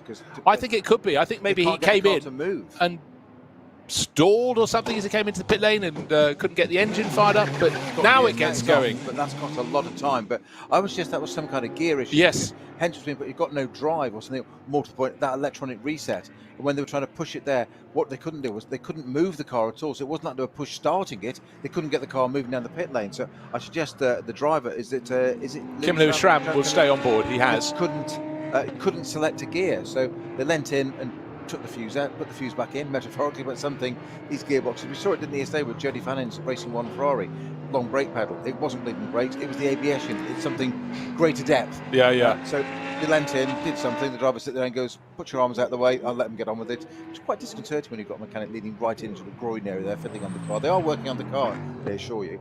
And they do also have a little tighten the belts on the way out just to make sure you're comfortable. Exactly. You know what I mean? But Kim Lewis Schramm back out again. But that's changed the face of the race for us. It was 4 second disadvantage, 4 second gap they had between the lead car, the number 3 car, which has now got Joel Eriksson in at the wheel of that. that was 4 seconds between them when they came into the pits. What it's going to be by the time they get back around, I would say we looked over, they squandered a good 20 seconds with all that, if not more, plus the time when they were being pushed in. So it could be closer to 40 seconds. We'll find that out, and also just see what sort of pace that number 16 Audi can pick up now it's back in the race. Its race pace before was absolutely fine, so nothing was a problem out on the track. Suddenly, the pendulum has, the famous pendulum, has swung the way of the sister car, which is the Frank Stippler driven number 5 Phoenix Audi. That we saw pull out of the pits before the number 16 did, as that sat there in trouble. Patrick Simon, the inimitable Patrick Simon's down there for German television to try and find out what is going on. No one's talking to him at the moment, so it's all hand signals and the indication of pressing this, pressing that, coming off the throttle, trying to push it on again. But these little glitches, it's possibly something really minor. Yeah, but it's had a really major outcome, because it's suddenly given the race back. You can't really say that. We've still got just under 3 hours remaining around the Nürburgring Nordschleife. I know the weather forecast has suggested that all will stay dry and fine, but whereas the Falcon Motorsport crews were not having the best of runs earlier, now things are looking much more lively for them, and they're back into the lead of the race. They were just before the pit stops, but when the car you've just passed has had a problem, then that is an absolute gift. So just having a quick look to see what sort of pace the cars are setting through the various sectors, and no problem at all with the pace of Kim Lewis Schramm in that number 16 Audi. He's suddenly actually more competitive than Joel Eriksson is through one of those timing sectors. He's angry now, isn't he? Yeah, furious, particularly if it was something he did. What if it was something he did that with one of the controls that has a simple override, and he didn't know how to override it, or sort of reset systems? But certainly we saw how simple it can be. I'm sure this wasn't quite the same. I'm sure that Nick de Vries and the Williams yesterday in Grand Prix qualifying at Monza coming into the first end of such a very Alta. It locked up the rears, and he caught it, snapped it very straight, ran over the run-off over rejoin. We're chatting to him and said, so what happened there? And he said, hit a switch and change the brake bias. Moved it 2% to the rear or something, and it was just like, yeah, that would do it. And that's how fine these things are. I'm sure that hasn't happened with Kim Lewis Schramm there, but it could be something that simple. You have your very the core of your body is kept very tight in these cars, in the seats, but your arms and legs do move around. We have nets and stuff like that, but it's a very tight working environment inside a racing car. There's not that's why you see these drivers, they're so thin because of weight, because you're carrying weight around, you don't want to be doing that, but you see the way they have to snake into the cockpit. It's not for the older plumper gentlemen, shall we say, to hop into these. No, but of GT course cars. The most likely time to knock a switch is as you're clambering in or out. But Kim Lewis Schramm had just done an entire stint, so I'm not saying any switch was knocked, but there's less likelihood of that because he stayed on board for that next stint. Right, car still diving in and out of the pits, but it's the number 3 Porsche that led overnight, fell away down to second place and is now in the lead of the race. But you know what? It's been caught hand over fist by Kim Lewis Schramm. We still have to see how much time was shed in the pits, but it's bought the number 3 Porsche some time, and waiting into the pits comes, as expected, a lap after the others. The Ferrari comes in out of third place, the Octane 126 car, and that will be Luca Ludwig. Well, in fact, he was out of the lead, but of course he was owed us the pit stop, so immediately he will be down to third place again. And in fact, I think Frank Stippler will have moved ahead of him in the number 5 Audi from Team As Phoenix. Indeed, of 11th and 12th, that's Sturzberg in the Black Falcon Porsche, and Vedemenko in the Kramer Racing 911 GT3 Cup. All three in there, 11th, 12th, 13th, 14th, 15th, 16th, all in 911 GT3 Cups. All from different teams: Black Falcon, Kramer, Aviva, Team Mattel, Moonlight Motorsport, and RPM Racing, all running line astern in that class, as it were. Yeah, Quite on and I think the great thing about that is looking at the RPM car, it's Crony aviation car. I like it when someone has a helmet livery they keep throughout their career, or a car livery, and the Texas oil man Tracy Crone has had that lime green livery with the mid-blue stripes on it for years and years over many cars, and for many of them it said on the side of the car, Tracy Crone, Nicholas Jönsson. And the Swede has made such a career paired up with Tracy. He's taken them. They've been at Le Mans together. Great to have them coming here to race. And they've got one of the Holtzers on board. I'm trying to work out if it's Marco or if it's his brother, if it's Mario. But anyhow, a Holzer on board. But again, the point is great to see that Krone Aviation livery. Not for the first time, I agree with you, Bruce. I've never got this sort of fashion, for want of a better term, of changing crash limits. I understand an homage thing, so like Lewis Hamilton in the Monaco Grand Prix when Niki Lauda passed away, really great his mentor and got him to Mercedes, did a Niki Lauda one. I get that completely. But this sort of different one every race time. It seems to be the way in Formula One. Landon Norris is a great one for it. They're all great. He's had a kid design one for the British Grand Prix. That's great. It's competition. But I'm like you. I'm afraid I'm old school there. That's the colours. You can evolve it a bit and add a few accents if you like, whatever. But in principle, I mean, it shows how boring. I've had the same helmet design now for 30 years. But they can plain white's lovely. But it's only because I couldn't afford to get it painted. Yeah, but I don't even get the homage thing. I understand making a statement or something, but I think it is your brand. For a lot of people, they might not care about their brand. It's one bit you get, and one bit you get to take with you, no matter what you get. It's your identifier. Certainly in an open series, that's what you're looking in and see. And it's also, helmet. But it's also something. It's like looking in Czech. It was Luka Ludwig, and yes, he's got a variation of his father Klaus's helmet, but it's ostensibly the Ludwig family helmet. And it's not just for the sake of the driver and the commentators. Here we go, self-centered again. But it's for the people watching, the fans, and you get an affiliation. And you like to feel as though you know what's going on by recognising a driver in a car. Right, okay, I'll park that one now. I think we've aired that one, but anywho. I think our views are clear now. I think we sat on the fence rather too much on that one. So, Luka Ludwig has handed over the number 26 Ferrari from Octane 126 to Bjorn Grossman. And the Falcon Motorsports car 4 is still now in the pits, Ayhan Guven, so that will fall down from where it is on the time charts. It will be the number 3 sister car back into the lead of the race. That will be Joel Eriksson, who's just taken that one over from Sven Muller. So if we're coming, we're coming. We'll do whatever we have to do. But that had a margin of 4 seconds, remember, over the number 16 Audi, having not long taken the lead from that. But the 16 Audi had its problems in the pit lane. Kim Lewis-Schramm brought it in, brackets pushed in front of the garage by his mechanics. Then it just simply wouldn't get going again. And that car is back in Schramm's hands, but how much further back is he behind Ericsson? He is 50 seconds in arrears, so it costs 45 seconds or thereabouts. That little fumble, it's allowed his... We said 30 was being a bit kind. Yeah, well, as by nature, I like to be on the kind side. But Frank Stippler... You are known for it, it's a trait. We saw him flash past. He got going while Kim Lewis-Schramm didn't. He is now up into effective... probably effective 3rd place. Or is it effective 2nd place? It might be ahead of the Ferrari. It should be ahead of the Ferrari. It's either 2nd or 3rd. It should be very close. But he's lapping at a decent pace. But so it's all changed. 45 seconds lost. That was the figure we needed to find for the sister car, number 16. Number 4 Porsche leaving the pits. Should probably still be Ayhan Guven on board, waiting for that to flick over, but that's one of the cars that I was about to say that's got 4 drivers in the lineup, so they do have to work through them. So Guven hands over to the Austrian driver Martin Raginger. So just whenever you're feeling confident the race is settling down, something happens. One thing I didn't get to see, we did see the fumble, the pit stop, whatever the problem was for one Team Phoenix car. That's number 16, the one that had been leading the race, came in from 2nd place. What I wanted to see was the the left-hand flank of the sister car, of Frank Stippler's car, because we saw that body blow with a poor BMW that was the meat in the sandwich a while ago.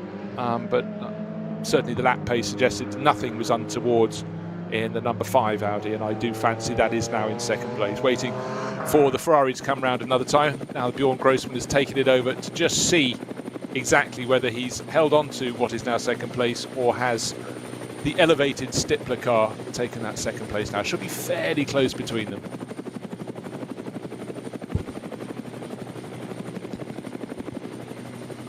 In autumn, if you've got a sunny day and you're in the Eifel Forest, head to the circuit. The track never looks better than when the leaves start to change and the sun is out on the cars, and certainly if you've got good legs on you, you can walk around the paths around the Nürburgring and find many points to watch. Point of issue being Schraubenschwanz, one of the great corners. It's the lightly banked curve. It's not the carousel, it's the mini carousel in some ways. Fabulous spectator bank there. You can keep on walking around the circuit beyond there. The good thing is you've got very elevated viewing points. If you can look down on a racing car, it is just so much more interesting. And one of the things we had yesterday, Snow, was we have a lot of camera shots from the Rover helicopter, which is brilliant, but when the track was greasy and wet, seeing how the cars were just not handling how the drivers wanted, they were sliding around, people putting the power down where they would normally, but that's too early for the conditions. It really was an interesting way to watch racing. It was almost like watching RC, wasn't it, when it controlled cars from above. The midway, it looks great turning in, also mid-corner, it twitch, front end, back end, catch it. And then we got to see this morning, so that some of the in-car footage, you see what that really means in real terms inside the driver. On the outside, it looks, we just say casually, it's a phrase, it comes in, a little bit of a twitch there, or a moment. You see it inside, and it looks like a lot more than that. And it's, trust me, when you're doing it, it's like, oh, there are times when you get to put that up. Can I catch this? I did. How? Or maybe a bit of nature helped, or a bit of contour or a curve brought you back, and you go, I had outside assistance there. It wasn't skill, but we saved it. I remember quite some while ago. I remember with Bruce Jones. It's a new column. Being driven by someone who should remain nameless, and I will not accidentally drop their name into the sentence. John Watson was in the car with me. We were being driven around. He wasn't driving. I'm covering the blushes. And we've been driven around Estoril, and we went through downhill entrance the first turn, downhill exit for the second, and the car we were in was a very quick car, and the driver bounced the rear wheels off the curb, and it kept us from going off into the beyond. And they smiled across as though that was intentional to save. It wasn't. And Watty looked at me and just went asher. We thought, we've got another 14 corners to go of this. I think we managed to convince him to slow down, but it was one of those things that I love it. The fact the driver thought he'd actually controlled the car. No, nature and a little bit of a vicious curb bounced us back onto the track. What's the phrase? Ignorance is bliss? Yes, or more by luck than judgment, or whatever you want to insert. Right. That's where you can lean across and use the handbrake. It was got the old, what is now referred to as a classic handbrake, would you believe? Oh, really? Yes, it's now referred to as a classic handbrake. What other things do we used to use or still use get us reassigned to the history books? Well, headlights. They're all LED and stuff now. We were discussing this yesterday when this race went into its dark, which of course it won't do today. We started much earlier. Our 6 hours today. We run through till, what do we go to? 3 o'clock? So this one we do, don't we? Yes. Yes. Yes, we would be 4 o'clock local time, but 3 o'clock UK time will be the thing. Now, I was just looking up a car and I've forgotten what the number was. That's really helpful. Right, first to second, listed as 1 minute 47 seconds. But that, if you look at a timing screen, if you just flicked on your timing screens in whatever medium you're using, that is not accurate because the Ferrari triggered the beam in the pit lane. It was having a pit stop a lap after the car that is leading the race, which is the number 3 Porsche, which on the timing screens is listed in 3rd position because also the number 4 Porsche, the sister car from Falco Motorsport, came in at the same time as the Ferrari. They will drop back down the order a little bit. I reckon the order will be Joel Eriksson leading in the number 3 Porsche when it gets to the end of this lap, just in terms of the timing screen. And then up into 2nd place, we've had a flip of positions for the Team Phoenix Audis. Frank Stippler was running very well indeed. Kim Lewis-Schramm losing a tiny bit of ground, but then he lost. Schramm lost 45 seconds with a car that needed to be pushed down the pit lane to the pit garage and then wouldn't fire up. And that might have not just lost it 1 position, it may well be 2. But for the number 3 Porsche, things are looking very good. The sun is shining brightly, except not as it arrives at Tiergarten because the sun is being kept off by the trees there. But it's almost back to the way it was last night. The number 3 Porsche looking comfortable and pulling clear. Let's see what its lap time, its first flying lap will be. We've got just the second part of Tiergarten to negotiate, and then we'll see it flash down the start-finish straight and see what sort of time it can manage. The best lap time it's done so far is 8 minutes and 0 seconds. Our lights are flashing on it, and I would reckon an 8:14. Okay, winding it up to pace. But have we had any slow zones for? We haven't. I don't think we have. I think what we're seeing, Snow, is it takes a while for a lot of these cars. The BMW just had a moment at turn 1, is going very slowly on the exit right in front of the race leader. takes quite a while to get these tyres up to temperature, doesn't it? Up to operating excellence. As opposed to the ones that are on the Falcon Drift Centre, you find that on turn 2 there with them. 2 corners for them. Yeah, exactly, and they're up to temperature already because it's literally clouds and clouds of smoke across the track there. 13th position car, Kramer in the Kramer Racing 911. All those that category straight into the pits now. That's 112. Is this an outlap for Ericsson?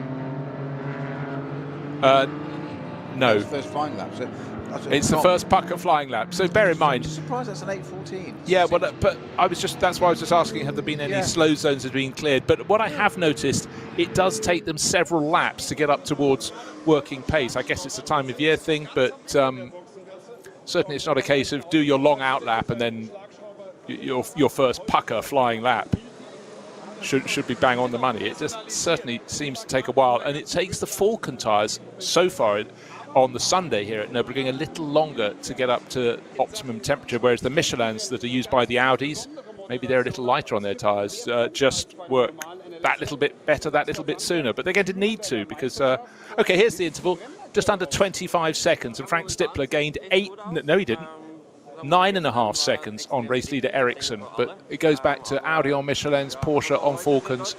But at the end of the stint, that's when the Falcon tyres look really, really very good indeed and come right into it. One driver being interviewed is Oscar Sandberg at the moment. He's one of the championship leaders running in the VT 2R class, leading the championship in the BMW. So all smiles for the Norwegian driver there as he's being interviewed, because they've got 4 perfect scores out of 4, and you know what they're doing? They're leading their class again. Last time I checked, they were leading the VT2R class by 2 entire laps. Still leading, teammate Daniel Zils on board. They've got 53 laps on the board. The next car in class has got 52 laps on board. Another BMW, that one by Team Sorg Rennsport. So this is the class for the BMW 330i's, and Oscar, you know, week in, week out, doing a great job in that class. And more to the point, having great fun doing it and enjoying it. It's we say so often, don't we, about being multi-layer racing, multi-class racing. Then we concentrate so easily sometimes on the SB9, as they're called here now, GT3 cars, because that's where it's exciting at the front and it's easy to fall into that trap. But these guys are having a great week, and they're great supporters all in this class. And we talked about last night, you were saying that it was almost part of the instructions to finish the race at set time and go and have a beer, have frites, have beer, have steak, enjoy, relax. It's 12-hour, but we're deliberately doing it over 2 lots of 6. So these guys, there's a whole sort of family of going out there racing, and the camaraderie. I've been looking to be involved in it, and you see it a little less at the top level sometimes, but in these classes at this level, if somebody hasn't got the right part or a drill or a bit or something, or the battery's flat on their drill or something, they'll borrow it from the one next door, and that'll help you out. Everybody helps one another, and that's the family, and you've only got to go into the paddocks and see what it's like. And look, they've got 8 races in a championship, all at the same circuit, on the Nürburgring Nordschleife. So you probably find people have if they don't come with a motorhome, they might stay in a local hotel. So you probably stay in the same one many times over. You'll block book it. You have other teams, other families. You forget whole families will come racing. But one thing that always appeals to me when you look up and down the pit lane here, it doesn't matter what class of car the drivers are racing in, and then I'm not including the top class because they've got the serious face on, the runners in the SP9 class. Well, that's the pro entries, but you've got the pro-am entries in SP9 and AM. They all have a smile on their face because they're doing what they love on a circuit that just endlessly entertains. Right now, well, we've had Lou Schramm is doing what he loves at the moment in the Phoenix Audi. Well, he's trying to regain ground. He's trying to get past Grossman and the 126 Ferrari. Yeah, the Octane 126 Ferrari gained that position when, more to the point, Kim Lewis Schramm's team lost the position. Whatever the problem was on the 16, it came into the pits, 4.5 seconds down, having just lost the lead to number 3 Porsche, but then 45 seconds of fumbling and problems in the pit lane on top of the regular pit stop time, and it came out in 4th place, but 3rd clearly will be that in its hands very soon indeed. Like I say, to use your phrase from earlier, it's not if, it's when on this one. Drop back a tiny bit there, but just trying to get where they are on the circuit.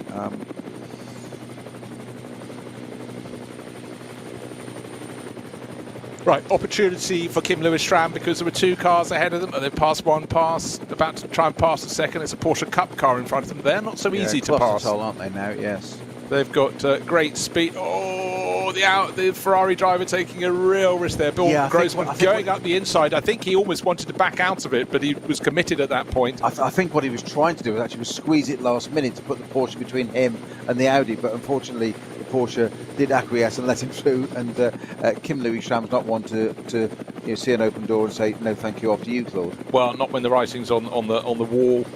In terms of what is coming up, and what's coming up is the car that's led the race. It started from pole. It's also a mindset there that it's you've got there and it's inevitable, but you then have to bide your time because you can make that mistake of this is easy, and that doesn't mean that situation is going to necessarily unfold in front of you. No, and as we've seen, I was about to say there are cars that are getting a little battered, and one of the BMWs are being treated to the side of a bent front left corner. That's car 651. Again, that's a car with entered by Adrenaline Motorsport team Altsner Automotive. So we've just been talking about Oscar Sandberg's BMW. Front left tyre failure, which looks like it's all delaminated now. So maybe that's what's done the damage. Also, as opposed to contact with anything particular. This is the special class for the BMW M240i's. These all run on Goodyear tyres, and clearly it looks as though Goodyear has been provoked beyond its point of action. Yeah, that front wing is really quite crimped, isn't it? That's not from the tyre. No, that's contact. The tyre might have caused it. I was going to say the tyre's probably caused it. It's understeered off and clouted the barriers, which, or was it the other way around? Has it gone and clouted the barriers and that's deflated the tyre? I suspect probably that way around. I think eventually we work through the system. Chicken and egg. Yeah. Indeed. So work needs to be pulled out there by the Altsner Automotive crew. Work going on underneath that car, mechanics lying underneath. Never mind the bodywork. Don't go tearing bits of fiberglass off above a mechanic lying there without a mask or anything on. You don't want fiberglass in your lungs if you can help it. But they're looking at the front left suspension on this BMW, and it's requiring certain amounts of work. So, or maybe just checking it as well. No, I think it's going to require work. That came in very slowly because I did spot it. It seems like an age ago, just a car moving slowly. But of course, the lap is so long. We then focus on other battles, and if someone's coming back at sort of half pace, of course it takes forever to get back to the pit garage. I just love it, Bruce. It never ceases to amaze me. We've got everything going on in this car. There's the 651 BMW that's in the pits with front left damage, tyre damage, bodywork, wing, splitter, everything. They're having a look underneath it. They've got bits out with drills and tools and air jacks and stands and elephant stands and whatever. And there's a guy standing by already with the white gaffer tape. Yeah. When am I on? When am I on? Yes, you fix it, I'll make it look good. Yeah. Don't remember the team rules was white gaffer tape on Saturday and red on Sunday.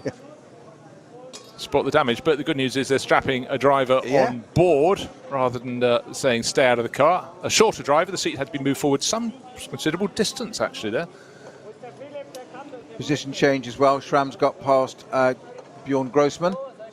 Well, that was clearly going to be happening, and they come onto the start-finish straight, and Grossman not taking it lying down, but a classic move down the Dottinger, and then completing that by the time they got to Tiergarten. But the Ferrari driver staying in the mix, but we now have Falco Motorsport first with their Porsche, two Phoenix Audis second and third, and then the Octane 126 Ferrari in fourth place, fighting back as they go through traffic, as they go through the Mercedes arena. It really does look like a video game, a high-up shot from the heli cam, and the car's looking tiny, purposeful, but again, just looking at the sheer pace. So a Porsche Cup class car coming through behind him. I think that's 112. I think that's the Kay Kramer car, if I quickly refresh my memory.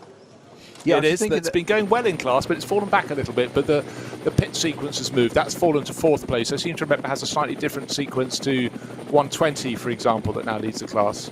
I just love the driver mentality. Kim Lewis-Schramm there taking every opportunity presented to him, every slightest chink in the armour. Sitting behind, I think it was was that the Finn with line speed Audi behind it as well. A bit further back, the black and red one. But as they came through turn 1 and 2, that turn 1 is a really, really acute corner. Left is the turn 2, a bit more of a flowing corner into another part of the arena section as they get to the end of the Vidal chicane now and go onto the Hatzenbach. or about to through the next stage onto the Nordschleife. But Kim Louis Schramm, every time there was an opportunity there, he was using the track to back up, say, I'll have a look here, I'll have a look there. And even through turn 1, he got on the power a bit too much, a little bit of oversteer, just trying to get there. He was just chomping at the bit to try and get back past that Phoenix Audi, which hasn't quite presented its opportunity yet. Yeah, and I really feel now the Audi's in front. We've seen the pace that car can achieve in the hands of Kuba Gimasiak, and certainly the pace is being picked up by Kim Louis Schramm, but still would love to know precisely what the problem was that caused that car to need to be pushed fully into the pit lane and then down to its pit garage, because it clearly arrived and then wasn't continuing. The mechanics had to run up the pit lane, give it a shove in, then wouldn't restart. And it fell from second, having just lost the lead, to third. Its teammate car went past, that's Frank Stipper on board, before the car could even get back on the track. And then the Ferrari got by as well. That was out on the circuit. And by the time Kim Louis Schramm rejoined, down in fourth place. Now he's into third. Now he's starting to drop the Ferrari, which is, I don't know, 15 car lengths back, maybe 20 car lengths back, as they open their legs and sprint off around the countryside. Very David Coleman-esque commentary there, wasn't it? The great David Coleman, as I used to call him. Yes. So Arenberg, the Cuban hurdler. You know the quote. Come back to me on that one later. There's a lot of chuckling. So the lead, 22 seconds, let's call it that. But the important thing, if you're a fan of the Audis and Team Phoenix, it's coming down again. But we've seen this before at the start of a stint. The Audis on their Michelin seem to get up to speed a little bit faster, a little bit sooner than the Falcon Motorsport tired Porsches, and that is why the gap should be down by the end of this lap. The timing intervals, well, actually no, it looks though Joel Eriksson is starting to respond. But just remember the gap, 22 seconds between first and second place. But we've got some Klostertal problems. We've got slow zone 119 off there, which is the one of the Porsches. Waiting my ticket to update. It's the Click Verischerung team. That's the one. Robin Czernowski, Kirsten Jadexnis and Peter Sharmack. So they've loads of experience, but as we've said, incidents can happen that aren't all their own fault. Could have been pushed. Was it push? Was it shove? Whatever it is, it's off.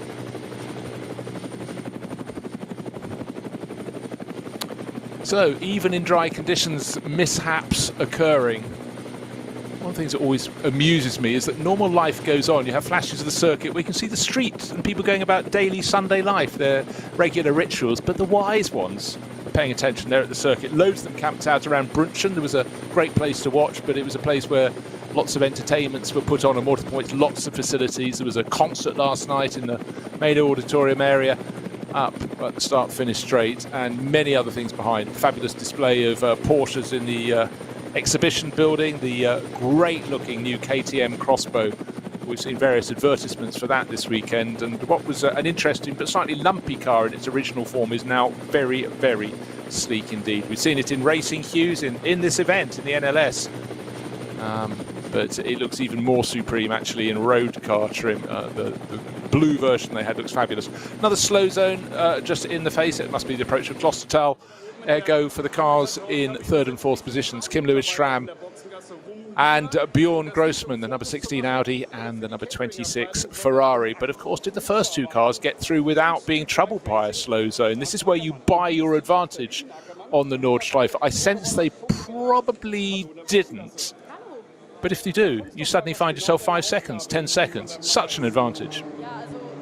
We talk about, Peter, though, how sometimes you gain, sometimes you lose. It does give and it does take, but certainly it can be so cruel if you spend ages catching up with the car in front and then you just get a slow zone thrown just after they've gone through it. And you have to see them recede, or your chances recede in the mirror.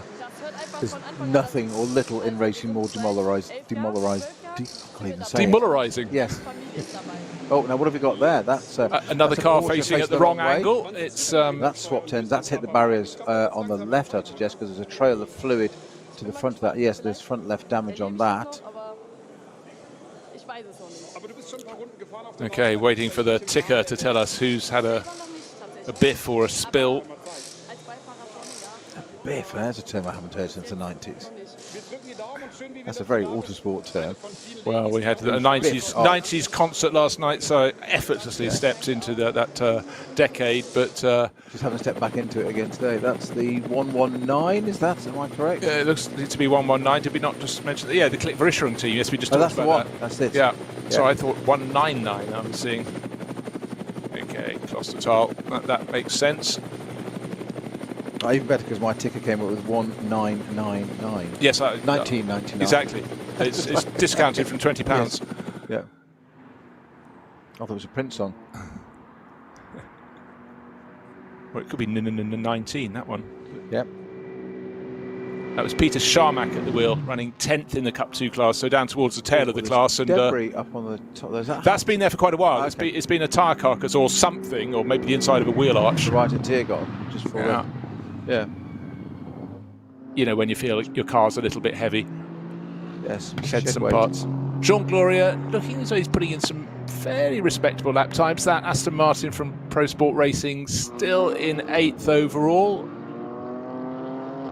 Oh, that was a slower lap, but then you go, hold on a second, there was a slow zone. Of course it was a slower lap, but the green and yellow Aston Martin looking as immaculate as it did at the start of the race. A little bit of filth up the side of the car, but front on. In fact, again, so interesting, isn't it? When you're on full light, some cars look more impressive than in half light, but this green with the very bright yellow stripes on it, I noticed it stood out last night because the stripes were so bright and the flashing, but it looks brilliant in the sunshine. Well, the vast majority of that filth down the side actually is just the exhaust exit is at just behind the front wheel there. In fact, if you see those exhaust systems, they're quite extraordinary. They go up through, because you get the tuned, timed length of the manifold. They go out of the engine, past the wheel, up, over, and then down the back of the rear wing and out the side. It's quite extraordinary. It's not some short, stubby little pipe. The M4 BMW one is extraordinary. It's almost akin to the amazing spaghetti-style exhaust pipes you had on mid-60s Formula One cars. I've got a page in a book. It just. Are you thinking Hondas? Hondas and the Ferrari ones are pretty mighty, but they're up and over round, and then you had some others, just like on the Westlake, just straight back. Super simple. The Westlake engine, the Gurney car, the engine built by Dan Gurney, engine by Harry Westlake. Eagle, to many people's eye, the most beautiful Formula One car of the time, with that very elegant nose American on it. Racers. Yeah. 1967 Spa Grand Prix winner. Phenomenal. Dan Gurney, what a man. Required, just there. Yeah. It's sad, isn't it? Yeah. Okay, I'll test you on Formula Ford Festival winners in a minute. You may have an advantage there. Right. Haven't talked too much about the number 4 car for a while, but it's suddenly got pressure. Martin Ragginger in the number 4 Porsche. It was a fifth of a second between them at the start of the lap, because Marcel Marschwitz in the better place of the two Schnitzelam Racing Mercedes is pressing on with great style and closing in all the time, but down Dottinger they go, and the Porsche looks as though it's had a little bit more punch onto the straight. Mercedes not quite close enough to get into the slipstream, almost as now they flash past the Dacia Logan. I was going to say our second sighting and our first reference to the Dacia Logan. It's right there.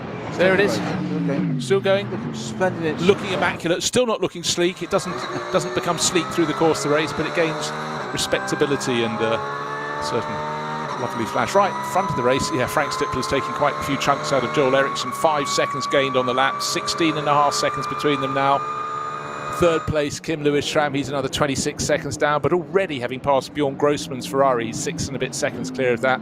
Then there's a gap, a huge gap, 1 minute 37 seconds back from 4th to 5th. Ragginger holding on to that 5th place in the number 4 Falken Motorsport Porsche, but only just, because Marcel Marschwitz in the number 11 Mercedes from Schnitzelam is just, a blink behind. He's half a second down in 6th place. And half a second now isn't really at this part of the circuit, but we say how these drivers are different, and we say what it takes to drive one of these cars. Most people, to drive one of these things, you'd be absolutely terrified, and just keeping it going forward is one thing, but looking at the in-car footage we were treated to there, Martin Ragginger, looking across, never mind going forward, looking across at him, he spent the entire pit straight glancing up at the rear view mirror constantly. Where's that Mercedes? Where's that Mercedes? Where's he going to go? Trying to second guess what he's going to do. And most people are sitting there thinking they're doing 250, 260 Ks down there. Never mind a braking point or whatever. He knows that's so ingrained. He knows what he's doing. It's like, where's that blessed Mercedes? Yeah. Because do I need to move to the right and cover it? Is he going to try down it? Is he going to send it? And that's it, all part of the strategy. Busy doing that. But there's also doing that. Just saying that you've got past one of the BMWs going through the Sabine Schmidt. So if that's given the Mercedes the opportunity, because there's a slower car just turned across, every right to do it, going through that Sabine Schmidt curve. There's no runoff area. You can't go wide. You've got to sit there. You've got to take the line, because we said before, there's no gap. There's a barrier. There's a white line, and it's a barrier. trying to do a favour there would end up with everybody being skittled. So the Scirocco kept out of the way just, but it does mean that suddenly there's a greater opportunity for Marcel Marchewitz to attack Martin Ragginger. And their lap pace last time around, very similar. Of course it was, because they started a 1/10 of a second apart and ended 4/10 of a second apart. But the interesting margin is the pace that Frank Stippler's achieving. There was a slow zone, so overall their lap times weren't so brilliant, but he took nearly 5 seconds. It was about 4.5 seconds, actually, out of race leader Joel Eriksson. So the advantage is still in the court of the Phoenix Audis in these dry conditions. Yellow flag now at Wipperman. That is now clear at Wipperman, so thank you. That hopefully will not slow them. But certainly the hunt is on. Frank Stippler has his tail up. He's chasing after Joel Eriksson. By the process of elimination, one would presume that with two and a bit hours remaining, 2 hours and 18 minutes or so remaining in this race, we will see Picariello back in at some point into that number 3 Porsche that is still leading the race. But yeah, I'd be very surprised if they didn't. I mean, what's it run so far in this? They've done. So Jackson Evans did 7 laps to start with. Sven Muller did 8 laps, and Eriksson is now 4 laps in. That's today, obviously.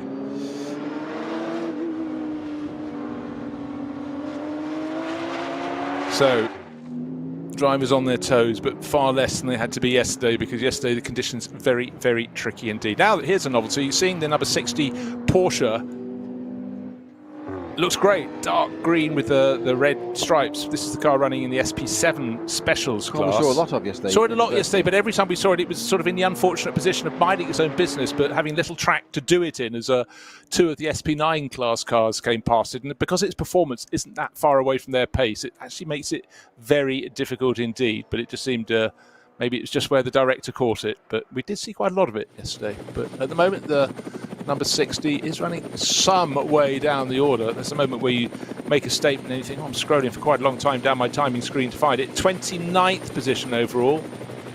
And with 56 laps on the board, it's 6 laps down on the race leader.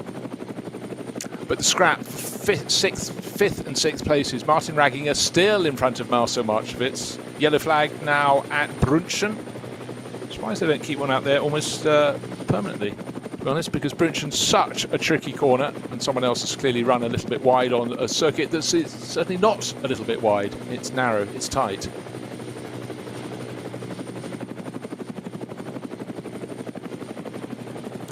Looking for the timing gaps between our race leader Joel Eriksson and Frank Stippler, and Frank had a very poor second sector, so lost a lot of time, and he lost a bit more time in the third sector. One feels it's traffic, and again there are some zones where they're going slowly now, and so everybody has to adhere to the rules and not overtake in the slow zones. But trying to work out the very latest. Marcel Marchewitz very nearly caught the back end. Oh, we've got a car sitting, a rescue vehicle in the track. Marcel Marchewitz very nearly clattered into the back of Martin Ragginger there as the field bunched up. That would have been a bit of a black mark for him. Cluster toll still, isn't it, before you come up to the carousel? Yeah, right? carousel, yeah. Exactly so. Coming up very soon indeed. Such a brilliant sector of the circuit. It really snakes one way or the other. In fact, the corner at the foot of the hill before we go up to the carousel, the Stahlstrecke, we saw then race leader Luca Ludwig, who was putting clear at a rate of knots, sliding wide and only just missing the tyre wall on the outside. And also the number 4 Porsche, looking at that now going through the carousel, that too had a moment where it was very squeaky. as whether it was going to hit the tyre wall or not, because the corner is a tight one anyhow, but the gap between the circuit and the tyre wall is less than the width of the car, so it's super narrow, that little stretch of Interesting grass. phrase you use there, going up to the carousel. Obviously from the helicam shot we can't see that at all, but it does fall short in it, but it changes. You can't believe how much of that climb it is up to the carousel. You go through that, you've got that immensely fast part of Kastelchen, Pottertal, that tight right, which is slightly banked, and all of a sudden you've got, and it climbs up, it's there, you're just like, oh, okay. You go up to the carousel and you get to it, which accentuates what the carousel is, because you suddenly go over the brow of it and drop in. Yeah. And it's like, ooh, and you go and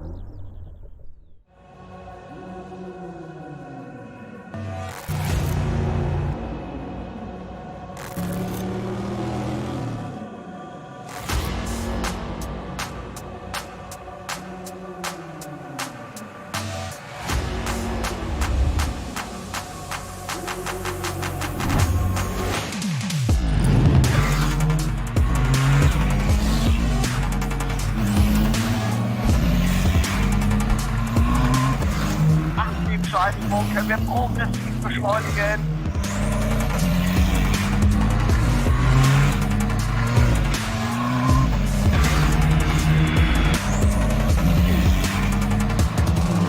Schön gefühlvoll und eingelenkt.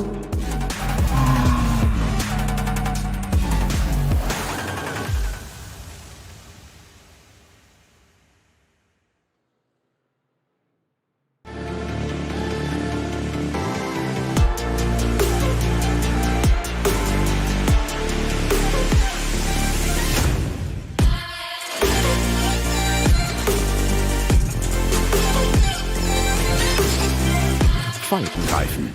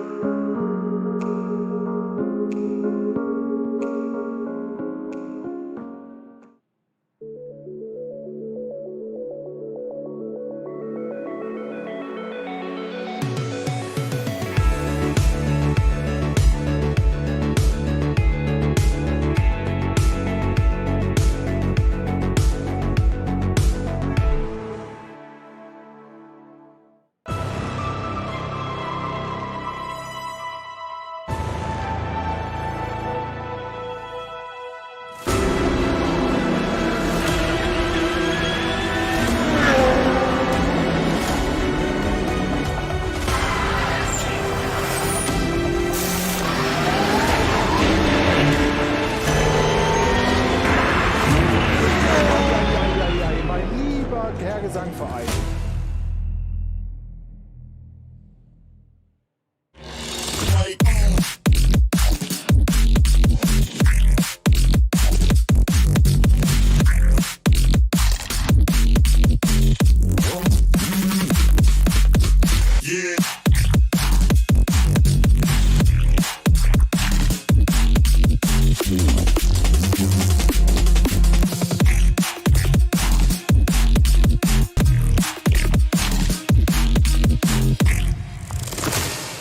World's first. Asphalt Watch.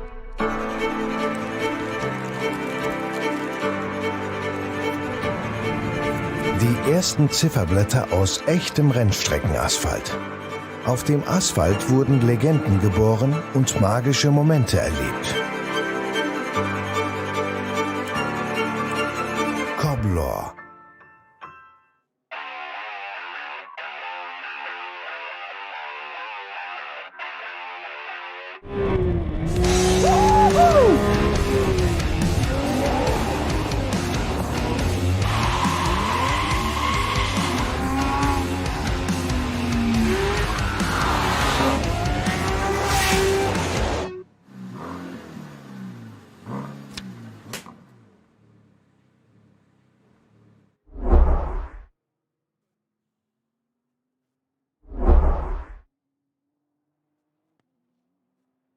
Liebe Fans, Besucht unsere Social Media Kanäle, Von Facebook, Instagram, YouTube, Twitter und TikTok.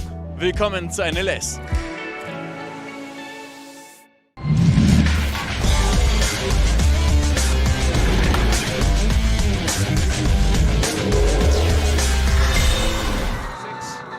The race is being led by the number 3 Porsche. The sister car, number 4 Porsche, is fighting hard and trying to gain space on the circuit, but that's running back in 5th place overall. It's resisted Marcel Marcevic's challenge for now, but it's going the way of the Falcon Motorsport Porsche at the moment. The gap is now 22 seconds, so it's gone out. So we had... tell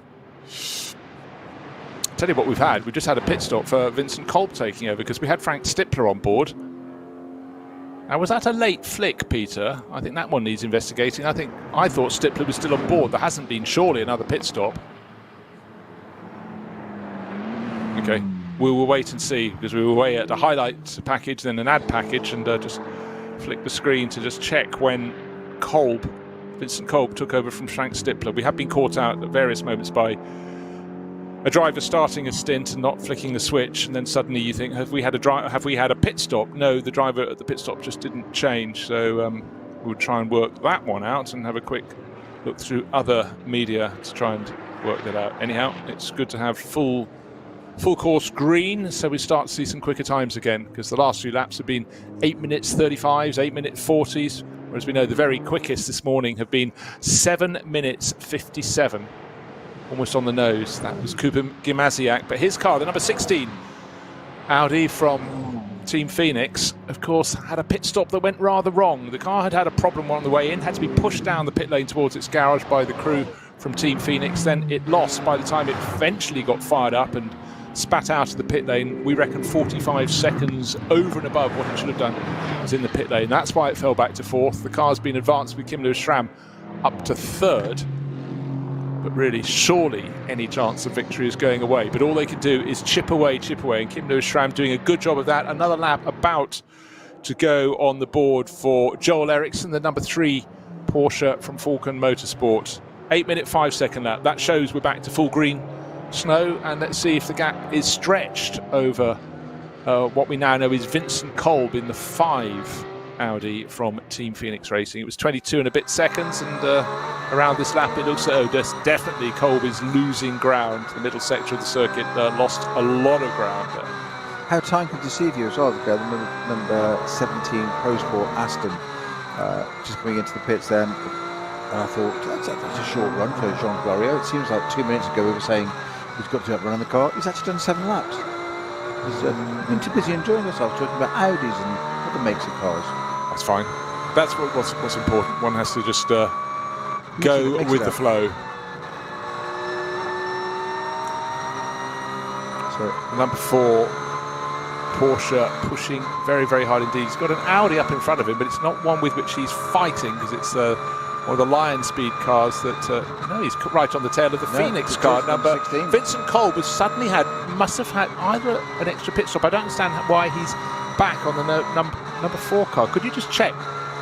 We've had this issue about Stippler to Kolb, but Kolb, instead of being in 2nd place overall, the Stippler came out in 2nd after the sister car, the 16 Audi. Schramm Gubbi did 7 laps. Schramm's done 8, and he's now on a six laps into a double stint. It's the sister car we need to check, the number 5 My car, because Stippler came out. Remember, he got the advantage when the sister car, the 16, had the problem in the pit lane.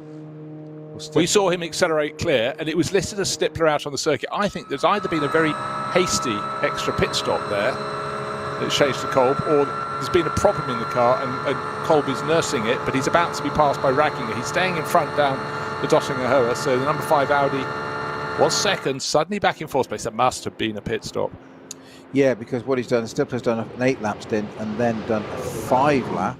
Okay, that's right. Okay, so during the highlights and the and the advertisement break, there has been the driver change, Well, so that's fallen in back. now, so it's a short 5-lap stint from Frank Stippler.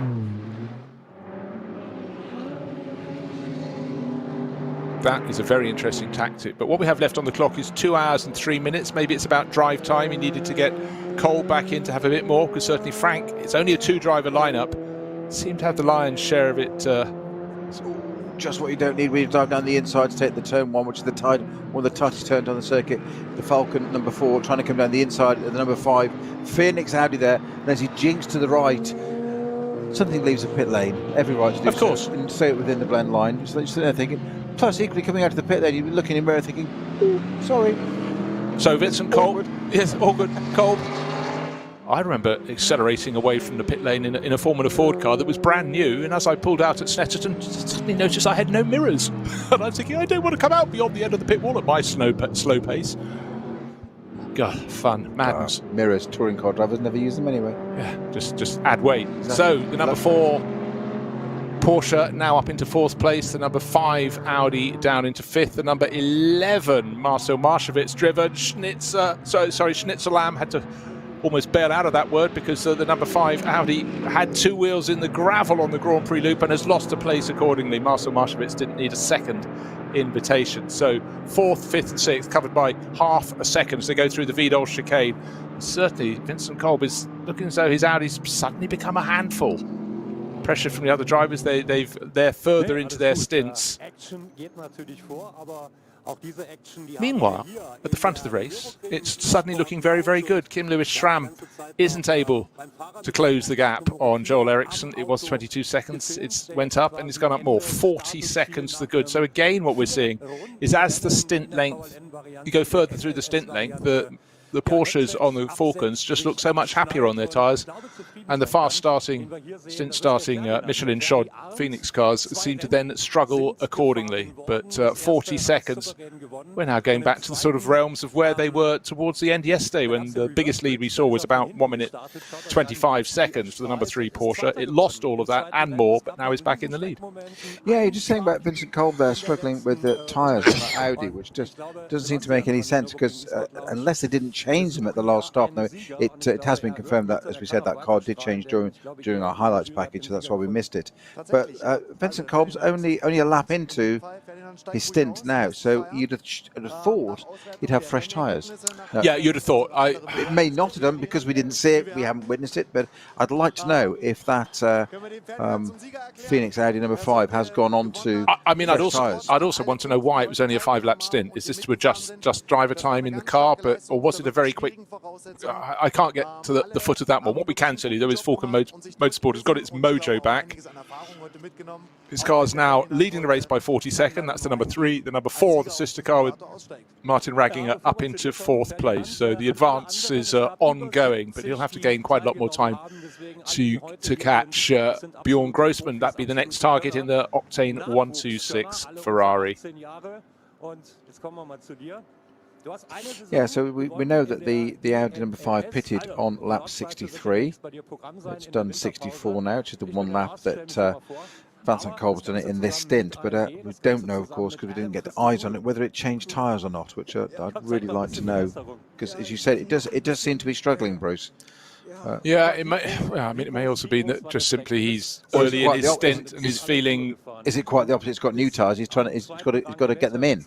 It's taken a while to dial them in. Yeah, and the last thing you need when you're doing that is having 2 rivals who are fighting with each other coming right into your piece of track, and they've already got temperature in their tyres and really going for it. But Joel Eriksson just looking very comfortable in the lead. right now. 40 seconds and going away. He was 5 seconds a lap, nearly faster than Kim Lewis Schramm. It really has ebbed and flowed. When the Porsches are on their toes at the end of a stint, they look great, but the Audis look magnificent early on their rubber. So the Team Phoenix cars, but that's what makes it interesting. And all along, running a sort of average down the middle is the Octane 126 Ferrari. But certainly, they need Luca Ludwig back in that car if they want to try and be sure of cementing the top 3 position. Because I really sense that the chasing pack, Martin Ragginger, Vincent Kolb, and Marcel Marcevic, could all overhaul him. No, in fact, he's got 1.5 minutes advantage. Maybe not, because by the time they get Ludwig in, he'll stretch it again. So it'll come down, but whatever's happening is suddenly, whereas it looks they'd all gone away for our race leader. The race leading number 3 Porsche from Falco Motorsports this morning, all that advantage was half was dissipated on the first lap, and the next 2 laps it came down and down. But now it's back in front. It's 40 seconds clear and pulling away. So Joel Eriksson, who's been looking good in that car yesterday and today, has got the legs over Kim Lewis Schramm. And you just seize these moments when your car is right and your rivals isn't fully right. You've got to maximise. And it's quite an accolade to be able to say that, isn't it? Got the legs over Kim Lewis Schramm. That's not many times you can say that of many a driver. The highlights of this race, there have been many. Yesterday was a race of 6 hours, the first part of the 12 hours of the Nürburgring. And it was very wet from time to time, tricky conditions. Today, for the second half, we started from pit lane. The cars have been kept overnight on the grid, and the first car away was the number 3 Falco Motorsport Porsche. That had an advantage over the second car in the overall order of the best part of a minute, 59.9 seconds. The cars were set off at timed intervals according to how far after the checkered flag fell on the number 3 Porsche that they crossed the finish line. So the field effectively was exactly as it was at the close of play in the first 6 hours. The Octane 126 Ferrari started in second place this morning and pushed on very hard indeed, but it was being chased and chased hard by the number 16 Audi that picked its way through its traffic very nicely down the Dottinger Höhe. It was not like the Ferrari was standing still. Classic manoeuvre where the slipstream was used, and the overtake into second place came very easily indeed. Plenty of great racing. 102 cars took the restart this morning, meaning we shed only 13 from the start number yesterday, and that's after 6 hours of racing in tricky, wet conditions. KTM Crossbow leaking fluid as it left the pit lane. And then for poor Jackson Evans, he took over the race leading number 3 Porsche, was hunted down by Kuba Giamasiak, and at the moment that the challenge got onto his tail, Jackson Evans guessed the wrong way, got behind 2 slower cars. Thank you very much, said Kuba Giamasiak, and blasted into the lead of the race, and thereafter pulled clear. The sister car from Team Phoenix, with Frank Stipler of all people on board, had a clatter into the side of a poor BMW that was in the middle of a 3-car tussle there. And then, unfortunately for the 285 Renault Clio, that embedded itself in the gravel. Luca Ludwig really had to hang the tail out to hold on to third place in the Ferrari. And then a setback for the number 16 Audi. Had been leading the race, had just been overtaken by the number 3 Porsche, came in for its pit stop, had to be pushed in, and then it took an age to restart. About 45 seconds were squandered. It did rejoin the race, it did catch up with the Ferrari again, it did go past the Ferrari, but the sister car had now moved up. That was the number 5 into second place, but all along the number 3 Porsche was stretching its legs and trying to gain an advantage. Then the sister car was in a real fantastic battle with 2 other challengers, the number 5 Audi and the number 11 Mercedes. And things were very busy indeed. But right now, the pendulum has completed that look back at the first 4 hours, the 6 hours here have been completed. That means we have done 10 of the 12 hours that will make up the 2022 Nürburgring 12 hours. It's an experiment, split 6 hours on the Saturday, 6 hours on the Sunday, and I think the format has worked very well indeed. It certainly has, and while you're just going through the highlights there, Bruce, the number 16 Kim Lewis Schramm Audi has entered into the pits. That was the car that had the issue last time, and I have it on good authority now that the car did indeed run out of fuel. It wasn't a gear issue, it did run out of fuel, and the reason they were fiddling with it to get it restarted, because it had run out of fuel, they had to pump it back through the system. I think that was possibly leaning inside to make sure all pumps were turned on, etc.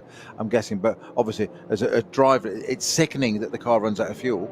Okay, but you've got into the pits. Okay, it's not the end of the world. You're there in the right place. As we said, it's the easiest fix in the world. Put fuel in it. But when you're sitting there and you're pressing that start and nothing's happening, you sit there going, just fire, you X, Y, and exactly Z. So-and-so thing. Exactly. Well, it has fired up again, because that's the appropriate. third pit stop, I think, since then. But it does mean that Kuba Gimasiak has been put back on board. We're trying to stem the flow because certainly Kim Lewis-Schramm wasn't able to match that number 3 Porsche at the top of the leaderboard. It is now 50, well, it's inaccurate at the moment. It's listed as 51 seconds to good, but that was including the number 16 Audi slowing down as it came into pit in this stage in the race. Pad changes for some of the cars. The 976 Porsche being worked on the pit lane. All the special clamps and calipers in place. No one wants to grab a hot brake pad, that's for sure. That's FK Performance Team working very hard indeed, and that has been very well placed in class in the early stages of the race. That's in Cup 3. That's the class very well supported for Porsche Caymans.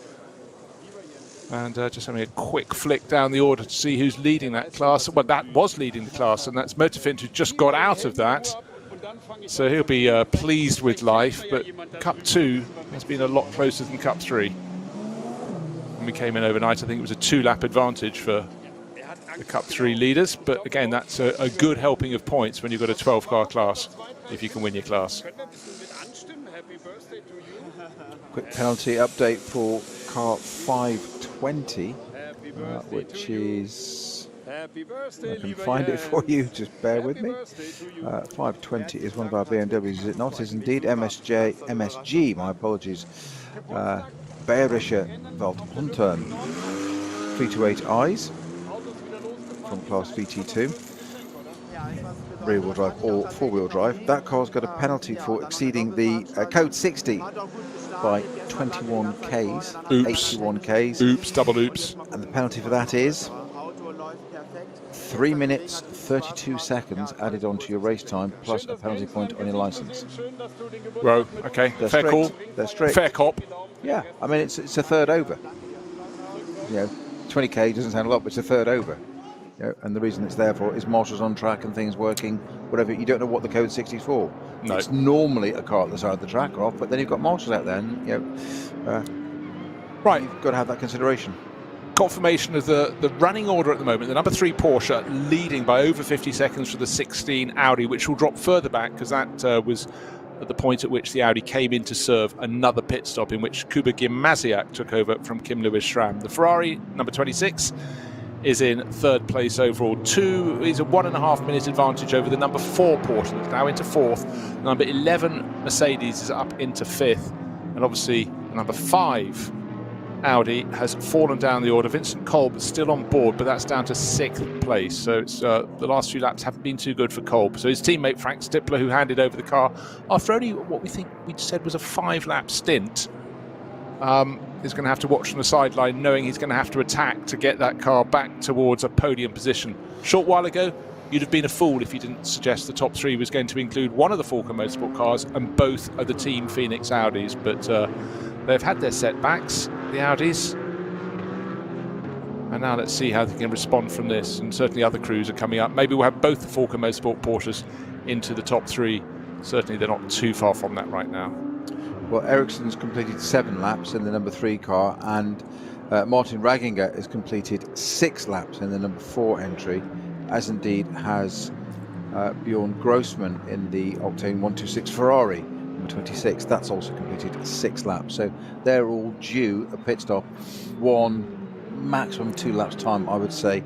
And I'm not seeing anybody today that's gone on to an 8-lap stint at this point of the race. We have had, on our second runs, Muller, Schramm, Ludwig, Guven, Markovets, Stippler, Affeltest all did, Riker, Schreiner, all did 8 laps. So you're at Sturzberg, number 104 in the Black Falcon, that car that was so impressive at the start yesterday, that was P3 and shot in the lead. That did a 9-lap stint earlier on, so very economical on its fuel. Then again, it was averaging, its best lap was an 8:28 and its average was an 8:29. Yeah, don't forget, of course, the first 2/3 of that opening lap was under code 60, of course, which buys it a tiny little bit of juice. But anyhow, I suppose you can almost work back from there. when they put the certain amount of fuel into the car, all measured at a pit stop. I'm just trying to think. Okay, well done from the lead. But I'm just trying to think, the problem with the number 16 car running out of juice onto the way into the pits, it could be that they just fumbled their calculations, cut it too fine when they were trying to assess the code 60 element of that opening lap. I mean, it can't run out of fuel by that much because it managed to get itself into the pit lane, and it didn't. It didn't coast. You're not going to coast up the Tiergarten with all due respect. You could try. It's going to run out of fuel at the top there. You might be able to dip the clutch, as it were, metaphorically, pull both paddles back, put it in neutral, whatever the sequence is on that car these days. But the very issue there, Peter. Show my 8 don't I? Dip the clutch. Yes. Double D clutch, lean out, Double change clutch, gear. heel and toe. But just cadence braking, whatever next. Yeah, fabulous. I got all their records. Yes. But the thing about that, as our race leader is in the pits, is it's down to small margins. Because there was a slight twist, the different approach, starting under code 60, with cars that went into Parc Fermé last night, just trying to get the fuel right in a different element. And also, when they were thinking about this before, were they allowed to refuel overnight or in the pit lane this morning? Presumably not. Parc Fermé out, because I'm just trying to think. No, I would think not. What you didn't know last night, here's something. You didn't know the gap, the extent of the gap between the race leader at 6 hours and the last car after 6 hours to cross the line. It could have been 8 minutes, it could have been 10, it could have been 12, and therefore that affected the length of time the code 60 would be this morning. There we are, Nürburgring NLS. A variable on a variable on a variable. It could have been other elements, but certainly they got away with it. It cost them time. It cost them 45 seconds. But had the car run out of fuel, as you say, on the climb to Tiergarten, not made it up the incline, then suddenly we'd have lost one of the front-running cars. But how is it to stay calm in a situation like that? I mean, we know we couldn't change tyres or fuel overnight. That was one of the questions just come up on our Twitter feed. Is that no, you couldn't do that. No, we knew that. It was like, can you refuel this morning? And I still think it's Parc Fermé in to Parc Fermé out rules, as it were. Yeah. If you could refuel in a pit lane this morning, where's the point in Parc Fermé? No. I think the answer is no. They could not refuel. Because in fact, if you think about it, they came round from the grid, drove round the Grand Prix loop effectively, and then came in to pit in. Some cars are having work on them. We didn't see any refueling because it would have been, the rest had to slot straight in without refueling. So yeah, very, very difficult indeed. But it's a way the teams have to just factor in a little bit more. Also into the pits is our 5th place car, the number 11 Schnitzelhelm Racing Mercedes. With Marcel Markovic at the wheel of that. He'll be probably handing back to Marek Berkman. There's only been the 2 driving that car this weekend, haven't there? Yeah. 2 car entries. I mean, it varies. We've had 2 through to 5, haven't we, on different cars?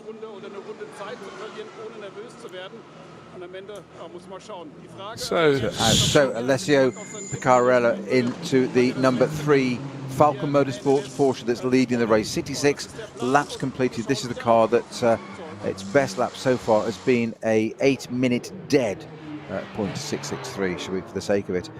3 seconds off. The fastest lap of the race still stands to Kuba Gamaziak in the number 16 Phoenix Audi with a 7:57.092 set quite early on the race. So we did say we wanted Piccarello in that. We now need fairly surely, we need Luca Ludwig in the Octane Ferrari.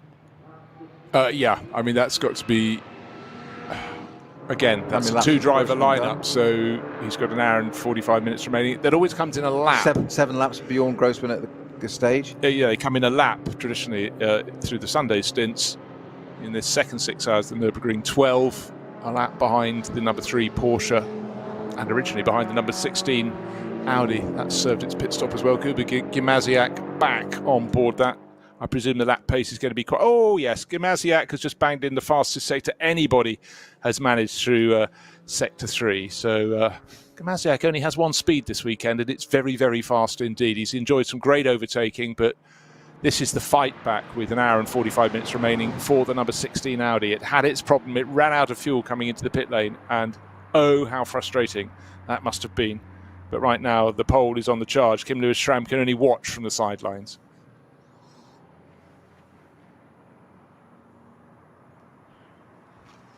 And just the target, the next target up the road for Gimasiak. Just to confirm, I'm just looking at the rules there, just to confirm that we are absolutely right, Bruce. We just had it confirmed that during the transfer of this is me reading from the regulations for this race.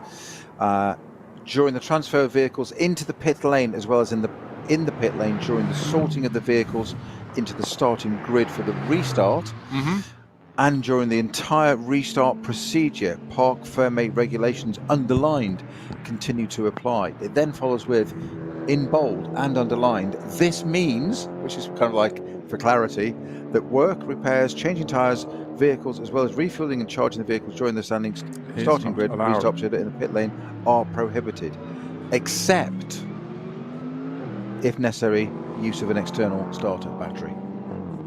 Okay. So I think well, that's clarification. Yep. Dems is the rules, as written by the organisers. So it didn't get much clearer than that. No. So, right, we've had the flurry of pit stops. But we're back out into the Mercedes, as I thought might be the case. Turn that off. It's Twitter lighting up. Turn it down. Turn it down. So it's looking quite good at this stage. Hour and 45 minutes remain in this race, slightly less than that, and we've just had the clarification on the rules. No refueling overnight, so still a little bit of head scratching as to why. So that bit we knew. It's just was no. Was there anything? Was there a variation this morning? But no, it'd be self-defeating, wouldn't it, to let you sort of leave the car alone all night and then wouldn't put a bit of fuel in it? All right, it's fine. Go on. Rub that fly off the windscreen. Exactly, Go on, give the driver half a chance. Touch the car. No, oh, sorry. Don't pat it. Right, I haven't talked too much about Cup 2 for a while. Looking at the 117, that's not at the sharp end of that class, but that was a car that went very well yesterday. Do you remember that led the race? Fabio Gross, he stayed out much longer than many of the front runners in the SP9 class car, and he became the second Cup 2 runner to lead the race. Unfortunately for them today, 117 is down in 7th place in class. One of the crews that only has 2 drivers, showing with Patrick Gruter, but been going well. Another car that I think looks fantastic in its blue Toyo tyres livery is car number 170. I'd like to see more of these Supras, and they look really great beast around here. Car 170, Toyo tyres with Ring Racing, Michael Tischner, Andreas Gulden, who started this morning. Saw him smiling from the cockpit before he took the restart, and Heiko Tongers. And that is in the SP10 class. It's coming 3rd overall, behind Dumaret, and car 177 is leading that class in the GT4 class, which is who's on board at the moment? Ersin Yususan. That's a Mercedes-AMG GT4. That was the mid-blue one we saw, going very well indeed when the circuit was at its wettest. It was almost like nobody had passed the message to the driver. But so I think it was at the time. I think it was Ersin Yususan who drove superbly in the blue Mercedes. So that's leading the class at the moment, but by 40 odd seconds from car 175, which is one of the 2 Pro Sport Racing Aston Martins. Guido Dumaret at the wheel of that, showing with Alexander Walker and Yevgen Sokolovsky. And another Dumaret, Guillaume, is in the sister car, showing with Emil Heyerdahl and Celia Martin. But it's the one of the better place of those 2 Aston Martins in SP10 is the one in 2nd place, but it's actually just come out from a pit stop and they've slotted in, he's rather handy, Nico Verdonk. Very good person to put on board.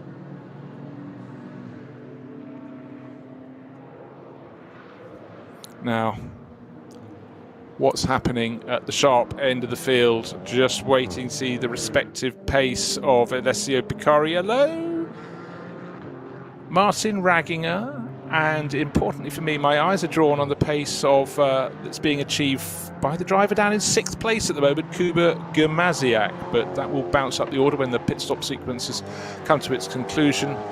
And looking at the interval times, Gimasiak's very much up to speed in that number 16 Audi.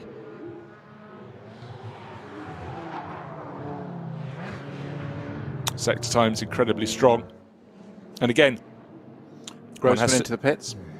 Well spotted. We're waiting for the Ferrari to come in, and that has done as expected. So his fleeting time in the lead has come to a conclusion. He will have to serve the pit stop. And thereafter, the number 3 Falco Motorsport. Porsche will go back into the lead of the race. 1 hour and 40 minutes remain of today's 6 hours, which is, of course, just a continuation of yesterday's 6 hours. This is the Nürburgring 12 hours, the 5th race of the season for the Nürburgring Langstrecken Series. And I'd say it's been a real success. A lot of these drivers getting, well, 3 times as much driving as per normal. Some have added an extra driver as well for good luck, for boosting the budget, and for sharing the fun.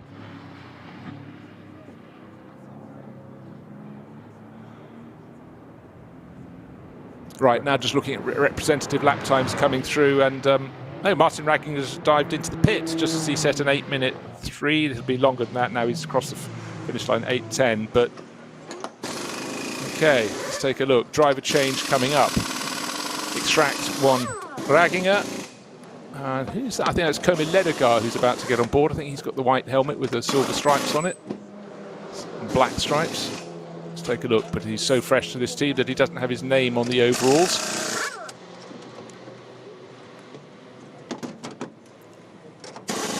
But looks like a bog standard pit stop. Car's looking pretty clean indeed at this stage, Peter. Yes, no need for the car wash just yet. I know it's a traditional thing to do on a Sunday, go and wash your car, but not here at the Nürburgring. Maybe tomorrow. Interesting. Just check the left rear mechanic. Very just go around just checking the wheel bearings. Just make sure everything's all nice and tight. There's no play in those wheels. Great shot inside of that car again. The windscreen now being cleared. At this point, actually being sprayed in foam. I want to get rid of all those ways. It's a bug's life. All theirs is over. But that great shot of the dashboard with that countdown we saw yesterday, with that huge digital graphic in front. I'm going to use a brand name here, but Fisher Price. You know what I mean by that in the UK, as in keyboards that are coloured, very obvious for kids. And it's round peg square hole. It's there for the driver. It's in red. It's do not go, and it even says on it there to wait or something. Didn't it say? Never mind the radio check. There's the pit board. Pit speed, radio check, driver ID, fuel reset. All these things they expect the driver to do while sitting in the car doing nothing. Yeah, quite astonishing. I mean, absolutely. I mean, are they crazed? Paid to drive, not sit in the car, press buttons. Right. Of course, what we saw yesterday, and we will see again today, when you look at the graphic, the display in front of the driver, the time to go until the pit stop, the driver should leave the pit stop, is in red until you get to the display suddenly flicking to green. Was it 10 or 5 seconds before? No, 10 seconds it went to yellow. Yellow and then to green at 5 seconds. So wait until it goes green. Yeah. It needs the colour coding, I understand, you see. Working through the rainbow. If it had gone green at 10 seconds, I'd have gone. Simple as simple does. Yellow's that bit you need. That's an amber, bit like traffic lights. It's safe to go, but on your own head. No, wait until it's green. Same thing as the pit lane speed limiter, 60k, set it to 59 just in case. Peering through the window, and I'm fairly sure it is Komi Ledegar who's taken over from Martin Raginger. Martin Raginger, it's a little sort yellow. So into the final few moments. So the lollipop is up. Don't want that down. Often it's kept in the face, and looking down. Off we. We saw. To go. I would say there was 1.3 seconds left on that. It said 0.42 of a second. 1.4 points from there. Okay. And then I couldn't see it anymore, but he was already moving. What do I know? But anyhow, we will wait and see. In that case, it probably is Komi Ledegar, always keen to get going. Let's see when he comes out onto the track. We know it is Komi Ledegar. Driver who's had a remarkable few years, actually, in GT racing. He was before that, he was French Porsche champion. He was the Blancpain Endurance champion. That was 2014 for the Porsche title. 2016, Blancpain Endurance champion and the Italian Porsche champion. But then he was the Intercontinental GT Challenge champion last year, and the GTWC Endurance champion, and the Spa 24 winner. So he's really had quite a record. It's quite handy then.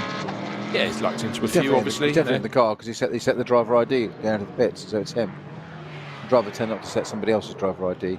They'd like to be credited. What happens if you've just accidentally dropped the car embarrassingly into the fence? You suddenly flick it back to another driver's name. Buy yourself a little bit of time. You definitely spent too much time around drivers. You can obviously know their Machiavellian ways. They like to fiddle. Right. More importantly, like not to take the blame. Yeah. Fiddle with the truth. It wasn't me, Gov.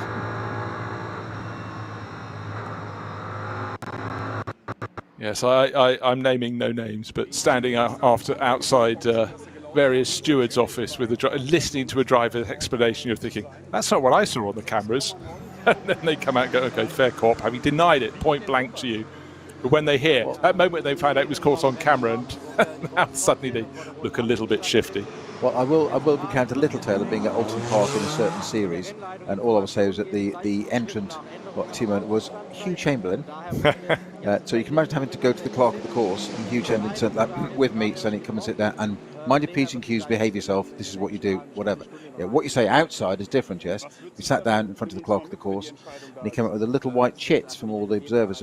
They said, "Would you like to explain your actions on this, this, and this?" Yeah. And I went, hit them up, and went, not that one, not that one, I can talk about that one.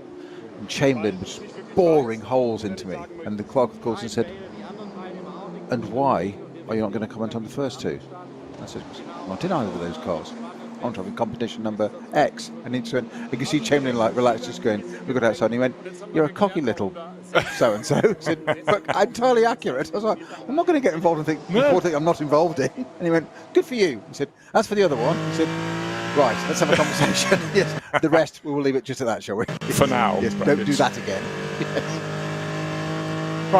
Right, great man to drive, I have to say. Oh. Car run by Steve Hay as well. If you're listening, Steve, I know you probably will be. But I need to see you back on the circuits, my friend. Yeah, Hugh's one of the few people I regularly, when I contact him at Le Mans, we talk rugby. He's one of the few people I can talk rugby to in the pit lane, and that's my other currency. I used to talk gardening with his lovely lady, because Hugh is known as huge because of his physique, and small. And his wife is small. He used to talk gardening and drainage, and what you need to do is this, and so this, and I said, shouldn't be in the debrief. I'm just sorting my garden out. Don't have water plants. It's far more important. So suddenly we have only just over an hour and a half remaining. This is in the 6 hours today, and we had 6 hours yesterday, and together they will form, guess what, the 12 hours of the Nürburgring. It's the 5th round of the championship with the NLS for this year. It should have been the 6th round, but of course, round 2 is now being held in November because round 2 was, they noticed the snow had arrived and wasn't going to be shifting. And they wisely round 2 is the 8th round. That's right. It's perfectly logical. It's not round 8. Round 8's the 7th round. Round 2 is the 8th round. I wanted it to shift with the number system. Yes, so did I, but no, they didn't. Right, so just waiting for the timing screens to unwind the stagger, so to speak, because Ludwig and Kolb in the 26 Ferrari and the number 5 Phoenix Audi pitted last time around, so they're still listed at the front of the table. We know it should be the number 3 Alessio Picariello driven Falcon Motorsport Porsche that assumes the top of the timing screens. In fact, it's down in 4th place at the moment because the sister car, the number 4 car that Komi Ledegar has just taken over from Martin Ragginger, also made a pit stop a lap after Picariello and Gimasiak and Marek Bockman. So expect our top 2 to be Picariello, and will it be Gimasiak or will it still be Ludwig? We'll wait and find out, but certainly it should be the number 3 Porsche back to the top of the timing screens. That was the car that was at the top of the timing screens after 6 hours yesterday evening when day had turned through a very damp afternoon into the dark of evening and into night, and that's when the checker flag was dropped on. At the time it was the driver who'd started the day in that car, Sven Muller, in that 4-driver lineup for Falcon Motorsports, the number 3 car.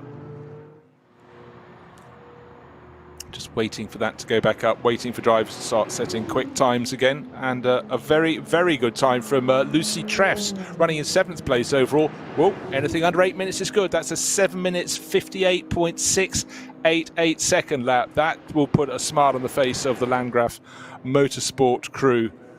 And Lucy, one of the much younger drivers in this field, and showing that age certainly isn't everything. He's only as I look at my list for him, I knew he was a young driver, and I noticed my sheet that I'd compiled said date of birth XXXX. That's not much use to anyone, is it? But he certainly is of the younger persuasion.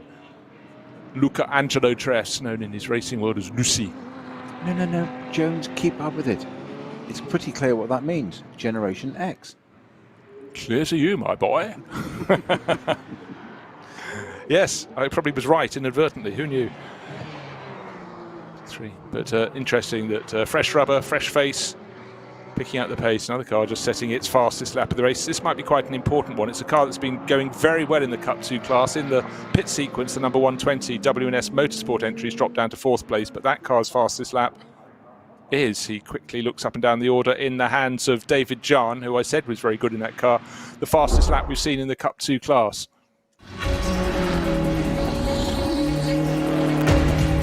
So, the seesaw goes one way, like a pendulum it goes the other, and it's really a question of what you can do across your average speed, average lap time across an 8-lap stint. 7 and 8 lap stints seem to be average here, and we just had a few cars running out of sequence. Not for anything untoward, just simply their sequence.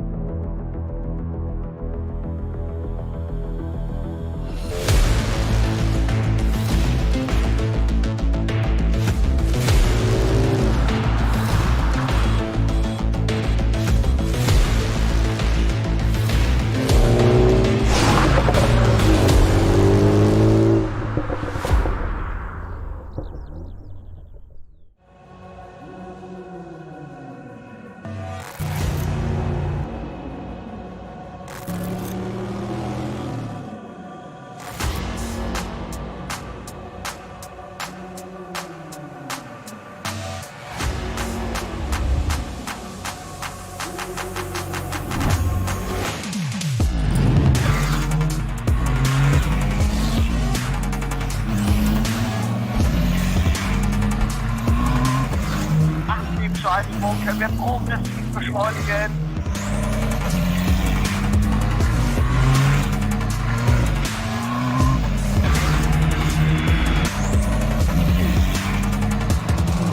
Schön gefühlvoll und eingelenkt.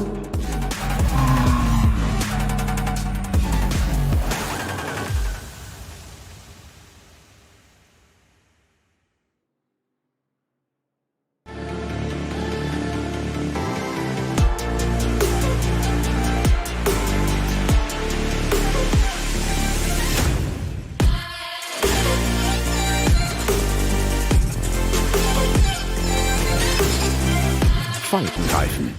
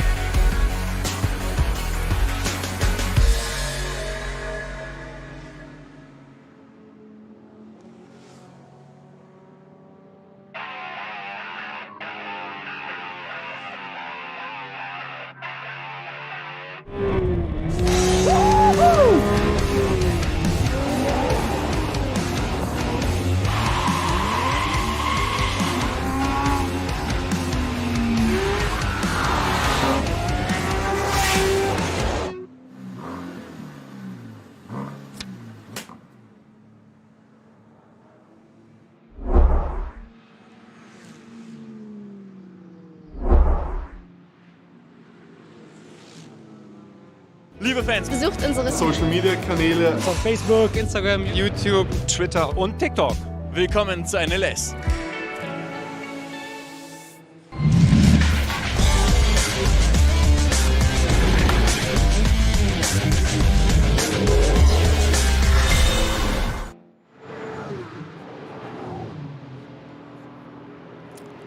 Who is flying around the circuit? We've just seen some very quick laps.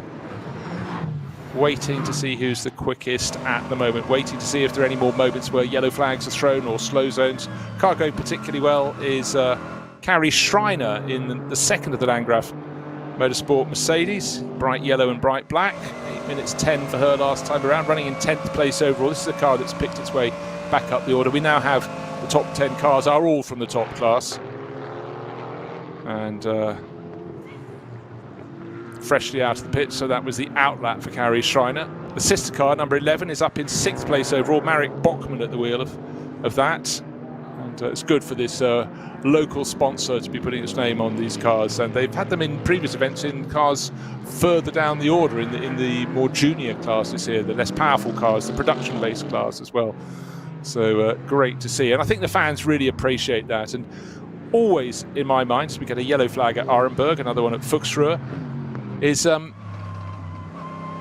think drivers like cars they can identify. They like products as sponsors that they can go and buy. I still full well remember when I went to university, if there was a team, British Touring Car Championship or Saloon Car back then, sponsored by Napolina tomatoes. So my choice whenever I bought my boiled tomatoes.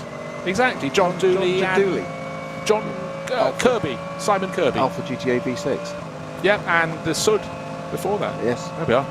Gnome's Corner, but it is all about, products you can buy. And we've talked about this before, Snowy. I'm going to lose Snow for a bit. He's just been prevented with a flagon of coffee. Is we can share it. We can. I didn't fish in straws as well. No, but it's amateur. Talking about why the NASCAR series over 30, 40 years ago, you looked at the cars, they were sponsored by things you could walk around your local supermarket and go, Maxwell House coffee, Kodak film, etc., etc. Make it relatable. Absolutely relatable, and something, if you're a real fan, of course you want to support the sponsors that go on the car.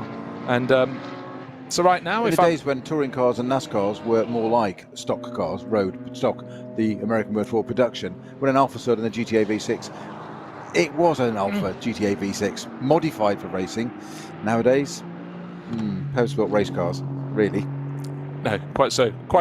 Right, Cooper Gamaziak, he needs something to keep him interested, so he thought a lap in 7 minutes 56, the new fastest lap of the race, is the thought of thing he required. But okay, he's 23 seconds down on Alessio Picariello. They're in second and third, but effectively in first and second, because the race-leading Audi, the sister Audi to Gamaziak's car, is pitting just out of set a sequence. 7:56.4, as you just said. Indeed.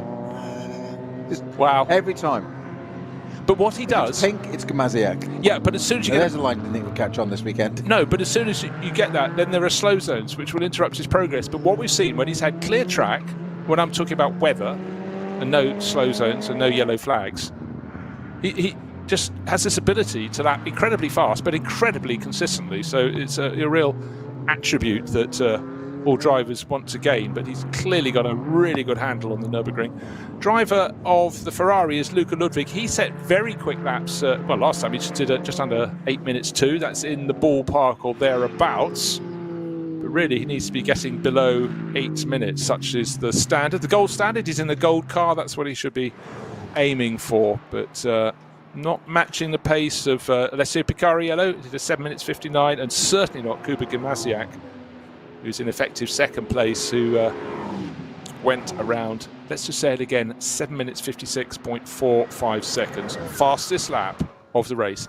Hour and 20 minutes remain. Therefore, we've had 10 hours and 40 minutes of racing. 6 hours on the Saturday from afternoon into evening.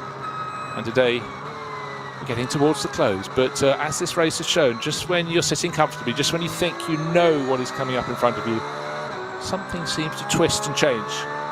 Terminator guard just going past or trying to get past the Krone Aviation RPM Racing Porsche, the Cup class car, and always you get this problem in an SP9 class car. You get in a straight line, and the Cup cars are slightly faster, if anything. So you've really got to wind yourself up, get to the twisty parts of the circuit. You've got more aero to play with, but what we saw then just typified that. Exactly the problem there, because I actually thought that Chrome Aviation car was going into the pits, as did I think the Vulcan Porsche, and it didn't. It went up one side and was out of the way there. But as you say, they've got that slightly less aero, which is no advantage around the rest of the circuit, hence it's a different class car. But in the straight line, it punches the hole quicker, and you sit there behind it, and you're in a top class car, but a car a class below can out drag you, which is. It's frustrating to say the least. I like it. I'm the commentator. I'm not interrupted by it. But no, it's great. And again, the drivers have to learn that. And again, they also have to learn where around the point on the circuit they can get around to and where they could make it all work for them. I'm still unsure what we've had a yellow to a code 60 to go back out again to a green to go back to a code 60, and now it's yellow again at Flugplatz, it's saying. I can't quite. Now at Carousel as well, so I'm not really sure what it's for at the moment. Code 120, Marshall Post 60 at Fuchsröhr. I wonder if that was the Fuchs that defecated on the bonnet of my car. Never had that happen before in all my life. That happened on Friday night. Right, it's 4:37. I don't mean time. Car number 437 that's stopped at Carousel. You don't have a lot of space to pull off the circuit there on the exit of the Carousel. That's a Pro Sport Cayman from the V5 class. That's 437. And that stopped awkwardly on the exit of the Carousel by the look of it. As I say, there's very little space on the outside of the circuit to pull off there because the cars run up towards the outside of the circuit. Right, race is being led by Vincent Cole, but he owes us a pit stop sometime soon. He was in sequence with the other drivers in the lead group, the number 3 Porsche, the number 16 Aston Martin. Oh, the car's not even off the track. The BMW is on the... the Cayman is on the track. Drivers left as they exit the Carousel. No driver to be seen. A couple of people over the fence having a look. So drivers still on board, and Marshall talking over the fence to it. But very good yellow flag waving on the approach to the Carousel. So that was very clear for the drivers. That's just stopped, hasn't it? I'm guessing that's a different one, because you were talking about a Pro Sport Racing. Oh no, the Porsche Cayman. You're quite right. Sorry. Yeah. Again, I think Pro Sport Racing. I think Aston Martin, but they run. Other makes are available. Vincent Kolb in the Audi number 5 we're talking about in terms of laps, Bruce. He's completed 6 laps currently. Okay. Whereas the others are probably only 2 laps into their stint. Yeah. So out of kill, so of course it will all unravel towards the end of the race. But this has been created by Frank Stippler only doing a 5-lap stint versus a 7 or 8-lap stint. So our race leader 16 seconds to the good, but last time I glanced it was 22 seconds. So that tells you he's being caught. Last lap he lost 6.5 seconds to, well, almost slightly more than that actually, to Alessio Picariello, who in turn is being caught bit by bit by about 2 or 3 seconds a lap by Kuba Gimasiak. Really, surely at this point in the race, with an hour and 15 remaining, it's between the number 3 Falcon Motorsport Porsche and the number 16 Team Phoenix Audi. That's giving chase, and the Team Phoenix Audi number 16 has set the fastest lap of the race, and the time differential, Gimasiak in his Phoenix Audi running third was 10 seconds a lap faster than the car that we're looking at now, which is Vincent Kolb leading. That's the number 5 Audi, but we knew in terms of raw pace Kuba Gimasiak would have the edge, but today he's been absolutely fantastic. But don't fear too much for number 5. They have got a certain F Stippler to get on board, very wieldy tool to be used for the remainder of the race. Yeah, it's not something, not too bad to have him in your armoury to come back into the car before the end of the race, isn't it? We've got just over an hour, hour and 16 we're at now, I think, hour and 15 thereabouts, Bruce. So, yeah, 264 Ks for the number 5 lead Phoenix Audi on the Dottinger Hoa. I would say that's a bit slow, mate. 271 just on the dot for the Dottinger Hoa.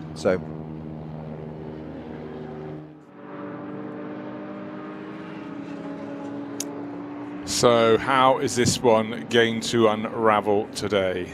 Well, let's see. An hour and 15 and less to the end of the race. Anybody who's got any hope in this race has to be lapping quite often beneath 8 minutes. The gap between the fastest car, which is running in third place for now, Kuba Gamaziak, and the car in front, just waiting for the line to be crossed to find out how much of an advantage has Alessio Picariello got. Still waiting for Kuba Gamaziak to cross the line. Picariello's 10, nearly 11 seconds down on Vincent Kolb, who's leading in the number 5 Audi from Phoenix, but that will be pitting long before Picariello has to do it. So really the battle for the lead is between Picariello, who's now 19.9 seconds behind, ahead of Kuba Gamaziak. The pole is closing in all the time, and on that last lap gained almost precisely 3 seconds. That is handy. Hour and 13 and a half minutes remain, and Alessio Picariello are reeling off the laps. All of the lap times at the moment that little bit slower. We've had some slow zones around the back of the circuit.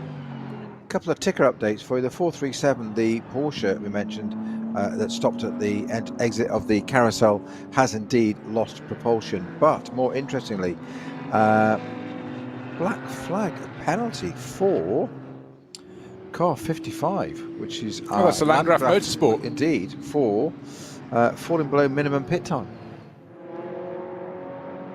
Whoa, and that was the car we were just talking about. Young Lucien Treff's really getting a move on in, and his next target was to set off after Kobe Ledegar, but that'd be a hard target because Kobe's upping the pace in the number 4 Falco Motorsport car. Black flag. Well, yes, I'm guessing that's going to be at least a drive-through penalty.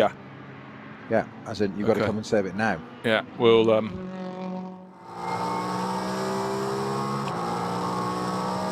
okay. Well, the Aston one plays higher. Have Sarah Rigby heard that? You're scoring points. No, just Aston fans can't help it. Sorry. No, that's fair enough. Yeah. Every day I look on the drive and I still can't see a DB4. I wish I could still. I don't think we can afford one between us, mate. No. Do a Corgi model.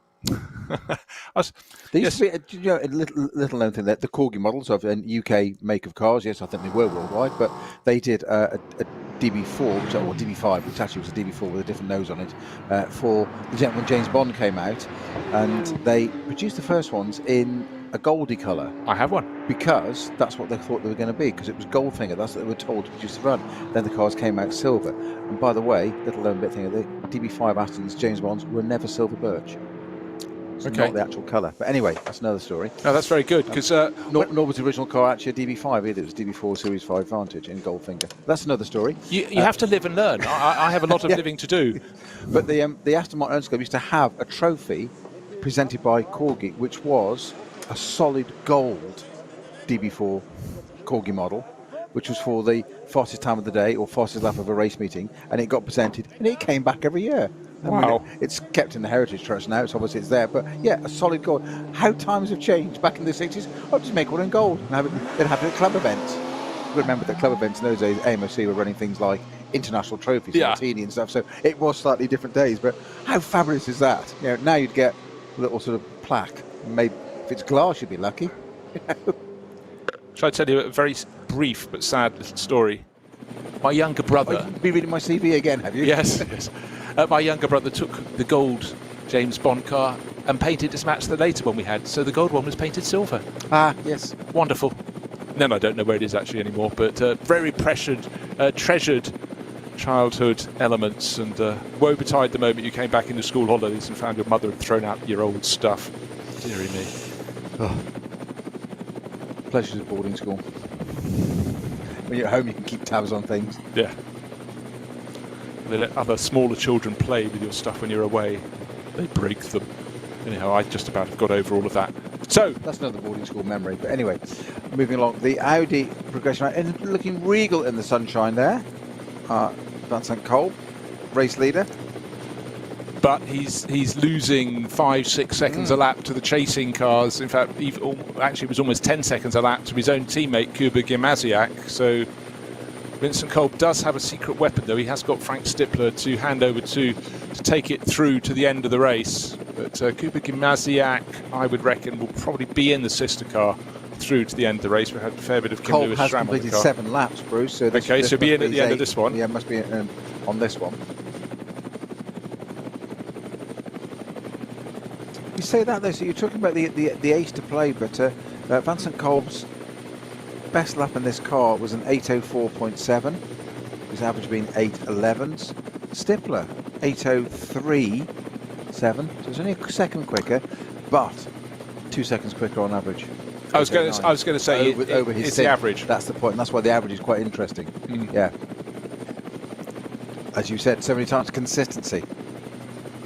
It is, and I mean, today easier to find the consistency than yesterday, where the weather was changing, the track condition was never the same from lap to lap. Only near the end of the race did you get anything close to parity on that, and that is where you suddenly saw the merit, the calibre of the very best drivers. All the drivers right now, their lap speed will be dropping down. There's still Porsche Cayman parked on the circuit at the exit. Drivers left as they come down the slope out of the carousel. And then that big frustration. Well, a long run, we're just getting the great Rover helicopter shot there, but that Porsche that's parked on the exit, you say, a carousel there, if the gearbox has failed and it's locked the transmission, there's nothing you can do about it. The driver will naturally try and get the car out of the way. Logic, because you don't want the car damaged. No, Something exactly. else running into it. Just pretty self-preservation, to be honest. But if it's stuck there, it's not that easy. It needs lifting. You've got pickup points and all that in the roof or whatever it may be. But it's just a longer extraction to get that car out of the way. How interesting it was, and went past it though, it's that great aerial shot, just how long it was until the next marshal's post for a green flag. And he was sitting there, you saw the Porsche sitting there thinking, waiting. You know where the post is, but you've almost got to sit out there and wait for it and just go for it. Yeah, and the car we were being shown was, the number 3 Porsche had to wait. But it's also when you get the high-up shots, you can just see how much, or more to the point, at various points of the circuit, how little access there is for the rescue crews. And you can certainly, you can imagine if you're a regular with the rescue crews around here, you're going, the car went off where? Oh my gosh, we're going to be working in really constricted location. Other ones should go, that's great, we'll tow it 50 yards and then we can just push it back through the gap in the barriers. But knowledge is an important thing. And another element, Peter, is that when you're racing on a circuit like this, you do need, as a driver, to pay attention to where the marshal post. If anything is untoward and you go, if I can just get it to the next post, there's a gap in the barrier and I can get the car off into retirement in a safe zone, you've got to be all eyes and ears for all of that, haven't you? Absolutely so. You can never let your guard down. You can never relax, especially not around this place. Entirely so. But and they've got it easy today because it's bright, I know, light, sunny, dry. I mean, come on. The very strangest thing, if you do a championship like the Nürburgring Langstrecken Series year in, year out, you will have some years where you have 8 races, 5 of which were held in absolutely foul weather, and the next year they'll be all dry, or most of them dry. So you really do just have to see what conditions you get. But the person who's got the driest conditions, he's waved his magic wand today, Kuba Gimasiak. He continues to take chunks of time out of effective race leader Alessio Picariello. And if yesterday was the story in mixed weather conditions of the number 3 Falco Motorsport crew just having things their way in those changing conditions, today it's the story of the Phoenix team. And talking of the Phoenix team, and particularly Kuba Gimasiak, his teammate has come in from the lead of the race. That's Vincent Kolb. So Frank Stippler will be ready and waiting with an hour and probably 3 minutes to do when he comes out after this pit stop. So through into the lead of the race, back into the lead of the race goes Alessio Picariello. His advantage was, I think, 19 point something seconds over Kuba Gimasiak. In the background of the shot on the start-finish straight comes the pole. Kuba Gimasiak should be far less than that. Under 15 seconds now. The slowest lap for both of them because of the slow zone. However, the simple fact is, best part of 5 seconds gained in that chase. Whoa, that's super impressive again from Gimasiak. Slow zone still at the carousel, waiting for that to be cleared, but it affects everyone equally, so there should be no complaints. But of course, it's to keep the race officials safe as they try and remove that car. Kamasiak continues to really hang the tail out. I suppose you can do that on the Grand Prix, or the part of the Grand Prix loop that's used, because you've got a bit of space beyond the black stuff. The black stuff is at least twice as wide. The track is so narrow on the Nordschleife. Grand Prix circuit, safety net. Rest of the circuit, no. Good to see the flank. I want to see this earlier. The left-hand flank of the number 5 Audi. The driver is now on board, who was there at the time of the side-on clash with the BMW, and that's Frank Stipler on board. But it's no more than a rubber kiss to the door, just behind the driver's door on the left-hand side of the car. You can see where the contact was made with the BMW. Big tyre burn there. Isn't it funny how we adjust, isn't it? Because if that was your road car, you'd be mortified. That mark on it, a little bit of panorama. It's nothing. It's not a problem. Get on with it. Race it. You see my car, I wouldn't be mortified. Yes. When they said I wasn't going to go there, but don't clean your car during the water shortage. Well, you can't. You're just keeping it together. Yes, the dust of grace. What's earlier your car? days. Dissolve. Be on the drive. Nonsense. Which is quite worrying because it's made of plastic anyway. So it's even more worrying. Planned ahead. New chassis on board, all fine. Now, haven't talked too much about the Octane 126 Ferrari for a while. Luca Ludwig pressing on, can't match the pace of the people up front. He's a minute or so behind Kuba Gimasiak, but he's got a tidy advantage over Marek Bachmann, who's now up into 5th place in the number 11 Mercedes from Schnitzelarm Racing. I don't know, it seems later in the race the pit stops always seem to take that little bit longer, but maybe it's just because you're now in the countdown to the finish with just over an hour remaining. Fresh set of Michelin rubber on the number 5 Phoenix Racing Audi. It's still listed at the top of our timing screen because it crossed the timing beam as it came into the pit lanes, but now it gets underway and gets going all over again. Don't forget, it was the sister car, the number 16 car, that lost 45 seconds or so on its pit stop when Kim Lewis Schramm had to be A, pushed in down to the pit garage, and then B, took a while to get the car fired up. But here it is, it's only 15 seconds now down on the race leader on Alessio Picariello. So a lot of that time was gobbled up. But still, if you weren't with us at the restart today, 1 minute, it was 59.9 seconds was the advantage when the checkered flag was shown last night that the number 3 Porsche had over the Octane 126 Ferrari. However, after the restart, after the cars were put out at the correct intervals, their time deficits when the checkered flag fell last night, we expected there still to be 50-something or maybe over a minute advantage for the number 3 Porsche, but suddenly it was down to 24 seconds. So was there a problem for Alessio Picariello? Did he not get the heat in the tyres? But Peter and I watched him weaving and snaking, not just before Code 60 was released, he could go at full speed, but down the start-finish straight. So one has to feel. Dotting a Hoa, then the start-finish straight. So he was released with about a quarter of a lap to go. And suddenly 30 seconds plus, 35 seconds went out of the window. He fought back, but it was absolutely extraordinary. A lesson to be learnt, one would feel. Because since then, the number 3 Porsche has been going perfectly well.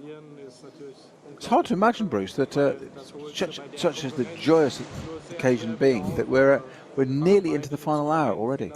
I know. It really, yesterday, absolutely flew. When we got to the end of the first hour, I couldn't believe it, but we hadn't had the same track conditions more than once, had we? Every lap was different. Right, what's happening in the world of Audi? People looking at the screens. Vincent Kolb just out of the number 5, getting the rundown, the lowdown, crossing over to the team. Frank Stipler now on board. You're an expert at body language, Snowy. What's he saying? That's the ultimate pass, isn't it? I was going to say, thanks, mate. Right, it was interesting when who's that interview in the pit lane? What's that? who's our interviewer in the pit lane? Patrick Simon. Patrick Simon, I thought it was. Patrick Simon, when he went into the pits there, the crew were all huddled up and discussing things, obviously quite detailed. And as soon as he appeared, they sat bolt upright, and it was like it's like the school martyr coming back into the schoolroom and saying, all right, stop flicking it. Jones, sit down. It's always Jones. You were picked on because you were the tallest, not because you were the smartest, by the way, just because you're the tallest. None of that's true. Pass it back.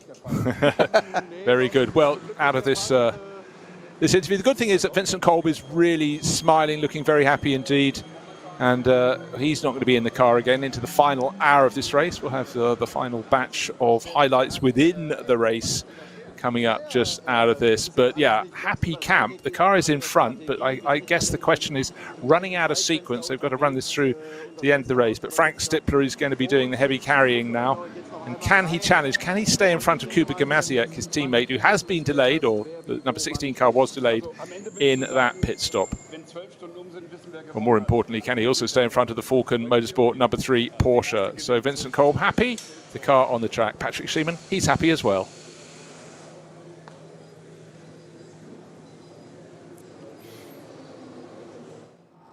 Still an hour of racing to go. The number 16 Audi, the sister car to Vincent Kolb's car, which is the number 5 from the Team Phoenix camp, pushing on, pushing hard, catching bit by bit Kuba Gamaziak, closing in on Alessio Picariello, the number 3 Porsche. For now, it could be a very long final hour for the number 3 crew, because definitely the direction of travel and traffic is that 16 car is a-coming. If it hadn't had that very slow pit stop, it would be in front by half a minute. There's a thought to be put in. So today in the drier conditions, it very much has been about Team Phoenix. A valiant effort from the crews, the 2 crews, the number 3 and number 4 crew from Falcon Motorsport. But it is a case of a chase, and the chase is being handled by the driver who was brilliant in really troubled qualifying yesterday. But in the race, Kuba Gamaziak has pushed on very, very hard indeed. The 32-year-old Pole working hard. His best lap is the best lap of the race, 7 minutes 56.4 seconds. And he's not leaving a millimetre on the circuit that he's not trying to use to maximise his speed. Turning into Galgenkopf now, and he's going to hope to have sight, may not quite do it, from Alessio Picariello around the outside of a Porsche Cayman. Oh, that was quite brave on the entry to the Dottinger Höhe. He's already under the bridge, 240 kilometres an hour on the board. That's 150 miles an hour, and continuing to accelerate, chasing off after the effective race leader, which would be Alessio Picariello, who will be the race leader when his car, the number 3 Falcon Motorsport Porsche, goes over the start-finish line, because of course the number 5 Audi is listed ahead, but that was serving its pit stop, will be behind them almost well, by quite some considerable margin. 15 seconds, is that enough to just about be in sight down the Dottinger Höhe by the time the cars get to the Tiergarten? However, there is no chance that Kuba Gamaziak can see the driver who's leading him in this race, Alessio Picariello. The gap, bear in mind, came down and down, waiting for it to flash by. It was 15.7 seconds. It's down to 6.6. So in that casual way of his, another 8.5 seconds gained. This is a masterclass from a driver who loves this circuit, loves this car, has the right tyres. The team have clearly got the preparation very, very well balanced this weekend. That's Team Phoenix. They'll have a smile on their face. Are they heading to 1st and 3rd, or will the Ferrari spoil their fun? And will it be 1st and 4th? Let us see. The clock continues to count down, but maybe the time in the lead for the number 3 Audi counts, Porsche counts down as well. Alessio Picariello lapping as fast as everyone, with the exception of the car that's chasing him. That's Kuba Gamaziak.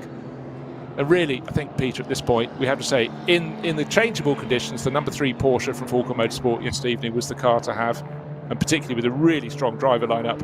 And then today, in the full dry, it's been the number 16 Team Phoenix Audi that's on the nail.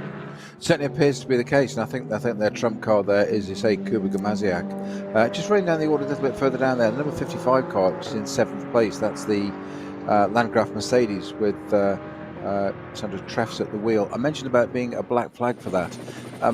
The ticker's still there. The ticker, I've got the report of the penalty, but not the penalty, if that makes sense. So it says it's going to be given a penalty for what it did, under Yeah. pit lane, under time, Under time. but it hasn't said what the penalty is going to be yet. Keep them waiting. Exactly. Keep So 'em keen. I'm glad that makes sense to you, because I was just running under my head. Does that make sense? And when Bruce Jones is perplexed, I know I've got it wrong. Situation normal. Right, I so called you Bruno then. I'm not quite sure where that came we from. combine my first and second name, but we're about to go to highlights, Senna. and let's take a look back at what has happened today. Yesterday was grey and drizzly, the track very difficult indeed. Today, Sunday morning, the second 6 hours that will form the first Nürburgring, 12 hours, and the cars had to start from pit lane, but importantly the track was dry and the weather was getting better all the time. A few of the fallers last night had to have late repairs in the pit lane under discretionary advice, but then the car that was the best part of a minute clear, 59.9 seconds clear, was flagged away first, and that was Alessio Picariello in the number 3 Falcon Motorsport Porsche. And then when the final car of the 102 starters was released, all the cars that went out before running at code 60 were shown the green flag and they could take off. But suddenly that minute's advantage came down to 24 seconds over the Octane 126 Ferrari. Was Picariello dawdling? Did he not get heat in his tyres? He was still working them side to side by the time he passed the pits at full racing speed. But the fullest of racing speed, of course, was shown by the 16 Team Phoenix Audi. Kuba Gimasiak hunted down Bjorn Grossman's Ferrari, very quick in its own right, but not as quick as the number 16 Audi, and passed it with ease down the Döttinger Höhe. Plenty of battling through the classes, particularly the Cup 3 class with the Porsche Caymans having fun. Slightly tattered and battered looking 927 KTM Crossbow leaking fluid as it left the pit lane. Jackson Evans had the lead, having taken over from Alessio Picariello, but he was hunted down and passed when he guessed wrongly in traffic, got himself behind 2 cars instead of going past them. And Gimasiak said, "Thank you very much indeed." And it was only a matter of time anyhow that the lead was going to change. And he pulled away. The sister car with Frank Stippler then got into contact with the BMW that then bounced into a Porsche Cayman. And Frank's car got away with just a slightly revised paint livery down the left-hand flank. Turn 1. An attractive corner. The gravel trap even more attractive to some runners. One of the little Renault Clios there, car 285, stuck in the gravel. And then a problem for Gimasiak's car. In the hands of Kim Lewis-Schramm, it didn't come at full speed under the pit limit into the pit lane. It had to be pushed down to the garage. Then they struggled to restart it, and about 45 seconds were lost. So then it was catch-up time, and Gimasiak soon picked off the Ferrari again. Then we had a spinner, several spinners through the course of the race. So Klostertal was a point on the circuit proving difficult, but still great battling. We had 3 cars fighting for 4th, 5th and 6th position, covered by about half a second, which made for enthralling viewing. One of the Schnitzelam Racing Mercedes, car number 11 in that battle. But for so many of the drivers, it was bring it back to the pits. If you're staying off for another stint, sit still, wait for your car to be refueled, and then you never can predict what is going to be out there on the circuit. And recently we've had a Porsche Cayman from Pro Sport Racing stopped on the track just on the exit of the carousel, and things like this interrupt the flow of the drivers. But the very best since then, Picariello and Gimasiak, first and second in this race, have been having a fabulous scrap since then, setting the current fastest laps. All of those laps at the moment down on time simply because they have these slow zones around the circuit. Now Marek Bachmann is holding on to 5th place at the moment, but for how much longer? Not much longer, because Komi Ledegar has got onto his tail and should have passed. And for the race leading car, Alessio Picariello, the number 3 Porsche, cannot afford to hang back, looking for any high shot to see. It was 6 seconds between him and the chasing. Oh, yes, looks so it's about that as he goes through carousel. The traffic hasn't been kind. Luckily, the Porsche Cayman on the exit has been cleared, and that means our race leader Alessio Picariello, who's got one of the Schnitzelam cars on his tail, he's got past it though. He's put a lap on it. That's important to him. That would be the Carrie Schreiner car that's now been handed. It's still in Carrie Schreiner's hands, but need a slightly higher shot to see if that 6.6 second dwindling advantage that Picariello had over Gimasiak has come down. I sense a second or so has been lopped away by the pole, but the Belgian driver is still snowy at the front of the field. But look, 50 minutes remain. Yes, but as you say, the key phrase there is at the front of the field. That's that's where you need to be. It's part of the racing driver's job. No, well, just the overall aim, all said and done. traffic often confronts the lead driver when they least want it. Sometimes they can work it better than the chaser, but you just feel that Gimasiak has attacked everything around the circuit so far. Yeah, in one of the sectors he took 3.5 seconds. Yeah, 3.5 seconds out of the race leader. By that dint of that gain, he should be on his tail by the end of the lap. Still not quite in shot. I think the traffic's actually affected him just as much as the race leader, so just when it looked as though he was closing in, the traffic that just rather blocked the place that our race leader wanted to be, Picariello wanted to be, then in turn they shared it out, they evened things out, and they seem to have obstructed, not intentionally, just coincidentally. As the cars go, the first two go, one goes into Schwalbenschwanz, off the concrete, runs down the inside of the corner, and now turning into Galgenkopf. Still looks like it's about 4 or 5 second advantage that Picariello has, so that's less than it was the time before. Looking for any little bit of slipstreaming tow he can get. The BMW he's passing is from a production class, so that doesn't give A, much tow, and B, is travelling that much slower, so not much use. So Picariello, the clock is now 49 minutes left of today's 6 hours, therefore 49 minutes overall of the 12 hours left in this race. In the background, though, picking his way through the traffic, having got past that Schnitzelam Racing Mercedes, the chase is on. It's still on from Kuba Gimasiak. He will not finish until the checkered flag has fallen. And rightly so. They said that's his job, quite rightly. And it's not over until the Rubenesque lady is singing. Indeed, probably starting her gargling routine as we speak, because the clock continues to count down. But lap times at the moment will be slower than we've been accustomed to. Now, in the background, Kuba Gimasiak shoots into the pit lane. So we've got, he was on the same pit sequence as, of course, the number 3 Porsche that's leading the race. Now, has that taken the pressure off? How soon? Could you just double check? I keep asking you to look at your box of tricks. How far into this stint was Gimasiak, and how much into this stint is our race leader, number 3 car? 7 laps, depending on depending on whether he's triggered the pit lane, the timer. He might. I think he has. So I think that probably means an 8-lap stint is coming up now for.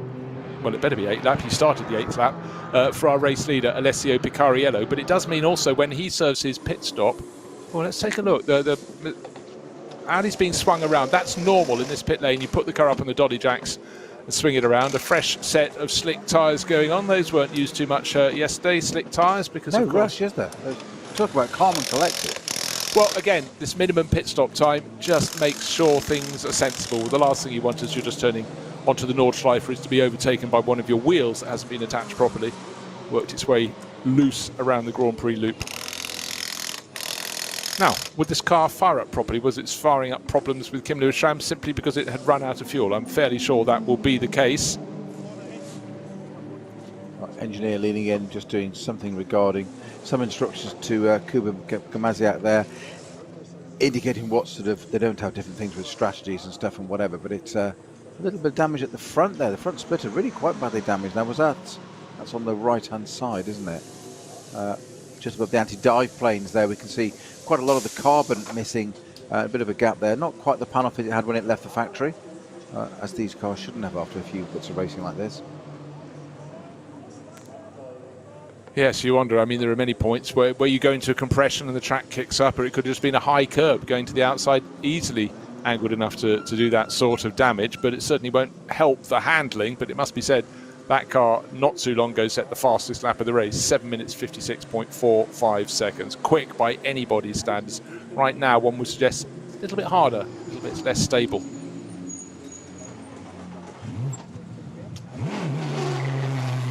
Straight into gear, there's no issue for that. So Kuba Gimasiak straight out of the pits again. Routine is out, joining out behind one of the multicoloured BMWs. He can drive round that if it's within the blend line, which he's done. That's fine, perfectly done.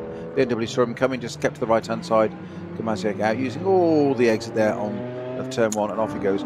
Got to dial those fresh slicks in now. You can see they're shiny, and that's a release agent, the way it's made in the mould. To get the tyre to which physically come out of the mould when it's made. That's what it is, and it's you've got to get that off when you drive it around. That's why they go dull again. great inside information there from Snowy. Now, my less sort of insightful insight, if you would, is the fact that, of course, that in the run to the finish, it means that when next time around Alessio Picariello comes in, he'll have 1 lap less on his new rubber, so he can afford to push it all the harder to take it through to the end of the 6 hours today, and thus to the end of the Nürburgring 12 hours. And on these small things, he may find an advantage, but it must be said, on almost any sort of tyre, particularly early in the stint, Kuba Gimasiak had the legs. And don't forget, of everybody, just pointed out again, that number 16 car, the Kuba Gimasiak car, lost about 45 seconds in its a recent pit stop when the car had to be pushed in towards the garage. It seemed to run out of fuel on the approach. Then it didn't want to fire up after the pit stop, and the mechanics had to lean in and, as Peter pointed out, flick all the pumps that you could just pump some fuel in, because when your tank has run dry, often surprisingly doesn't have any fuel to fire up the engine. So, but that withstanding, it's still in the battle.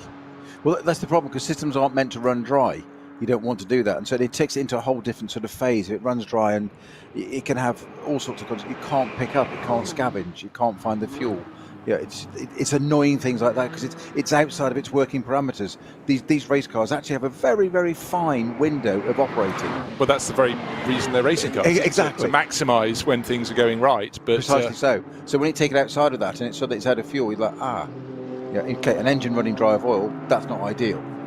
But fuel, simple as it should, in theory, just pump up again, but it may not. Hot race engines aren't often keen on restarting, or often they're not keen on restarting.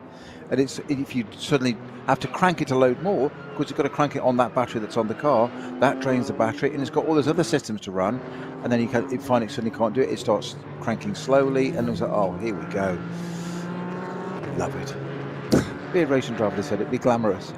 Yes, live your best life. What could possibly go wrong? So Michele Di Martino's car, the 883, is leading the BMW M2 CS class. He's put in a good run in that car. At one point, we had his name down on the flanks of that 39 Racing 1 Ferrari that had 5 drivers. It arrived here with only one name down, Christian Kohlhaas. And I would suggest when that didn't get going anyway, maybe he moved across to that 883. No, he was down on that one as well. The TKS Motorsport BMW M2 CS that's leading the class for TKS Motorsport. That's the car you thought looks like it came from Ukraine in the yellow and blue race livery yesterday. But going very nicely indeed, leading that class. So whilst it's quite an Americanism, we are on full course green with 42 minutes to go. Who would have thought? So are we, just for the last 40 minutes, are we following your script, my script, or an amalgamation of the two? I've already recorded the highlights package, so we'll go with mine. Yeah. Right, okay. I need to have a quick listen to that to make sure I get the right bits in there. Or are we just making it up as usual? Get excited at the right moments. Let's follow what actually happens on the screen. Well, I like a new approach. We'll never catch on. A few clouds coming over, but it's going to be dry from start to finish this race. Stop it, Jones, stop it. He reacts every single time I suddenly suggest what could possibly go wrong. What could possibly go wrong? Must be said, bearing in mind that the conditions yesterday, there were nothing through the first 4 of the 6 hours last night other than difficult. Thereafter, they were only marginally difficult. I am just so impressed. I'm going to scroll down the screen because I'm just feeling a bit crazy like that to see how many cars are still running. We started, in fact, we've got 104 cars as listed to start today. That shows how 2 or 3 of them are a little late out.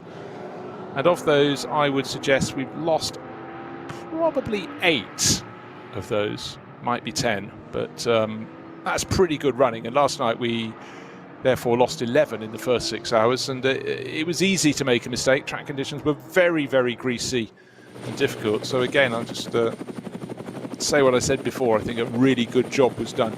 Right, now, Alessio Picariello leading this race, but this time around gets to the end of Dottinghoa, should be coming in to make his final pit stop. With that will be with probably about 39, 38 minutes remaining in this race. Now, penalty pending, just in case, but the 55 Landgraf Mercedes just rejoined with no less than Patrick Assenheimer at the wheel of that car. It is still classified as 6th, and that's what it's going out of the pits. So keep an eye on that car. We're not sure what that car does owe us. It's Race leader into the pits. Yeah, we don't know if the penalty's been added or not, but if it's 30 seconds, it should because be. if they're given a stop-go penalty, you can't serve it in your pit stop. Yeah, You've absolutely. got to come and do this pit stop, which means you're slowing down and speeding up time is then there again, pit in, pit out. Right, driver change in the race leading number 3 Porsche, getting out Alessio Picariello. I think they've worked through their cycle. Will it be Jackson Evans to the end, or will they put Sven Muller back on board, who's been very good in that indeed? But whoever's got to take over that car will go out with about 38 minutes to defend this race lead on a fresh set of rubber that's going on, and it's a fresh set of rubber that will have to do 1 lap less than the fresh rubber has just been placed on Bruce. Kuba See Gamasio. that because Alessio is out of the car, so I'm just trying to see who has gone in, trying to get Muller. It's Sven Muller. Sven I Muller thought back it would. I just said that they seem to be the 2 drivers most at home in that car, Sven Muller and Alessio Picariello. And last night, Picariello got out and Sven Muller got in.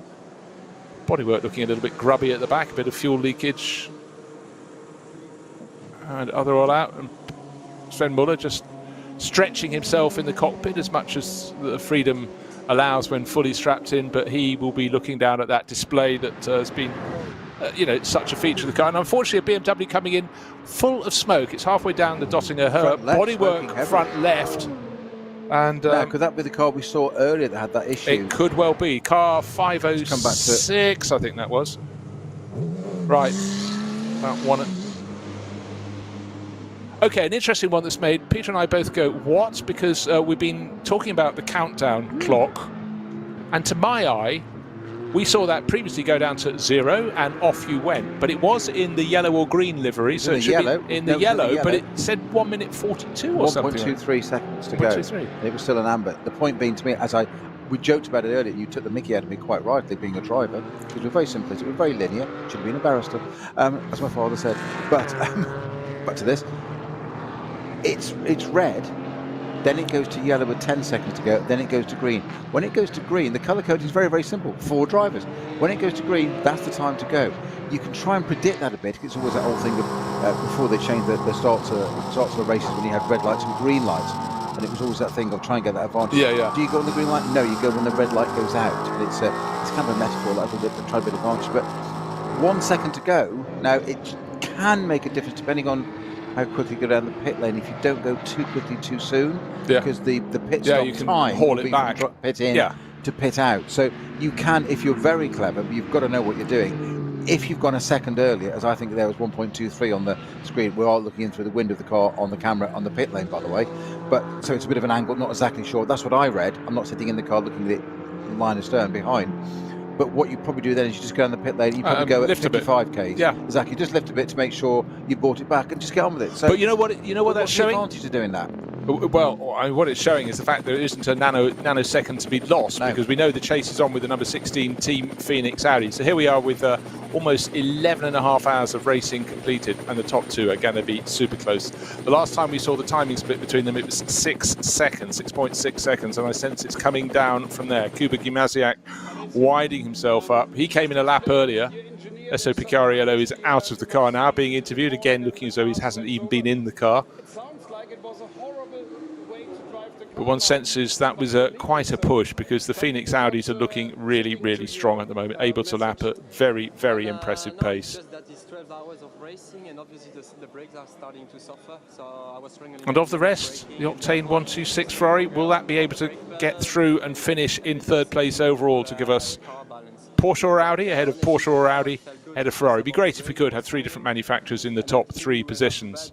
But it is Luca Ludwig, the quicker driver in the that particular Ferrari, at the wheel, and presumably through to the end of the race. I would suggest that Bjorn Grossman did enough driving not to have to get back in, but really it is totally down to the battle between 3 and 26, the Falcon Motorsport Porsche, and the 3 and 16, the 26 is still between them on the timing screen, but that's because the pit stop sequencing.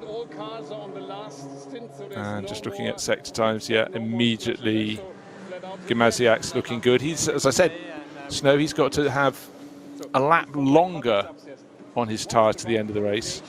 And that could be a factor, but he seems to attack everything. And also another thing with the Michelins, they seem to come good very quickly. Falken Motorsport tyres seem to take that little bit longer, but maybe that's just the way they've been choosing to use them through this race. Exactly, they'll know their own tyres and stuff, each team intimately.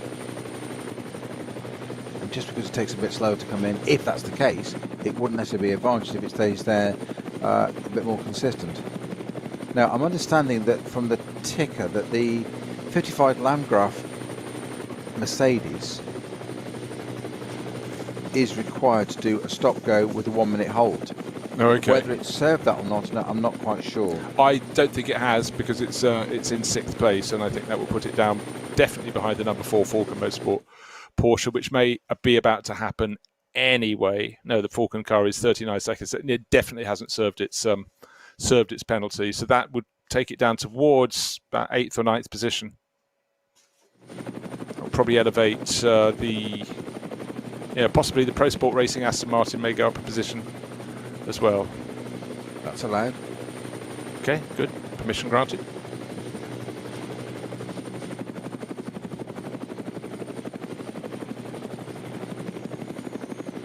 So, yesterday, wet, gloomy.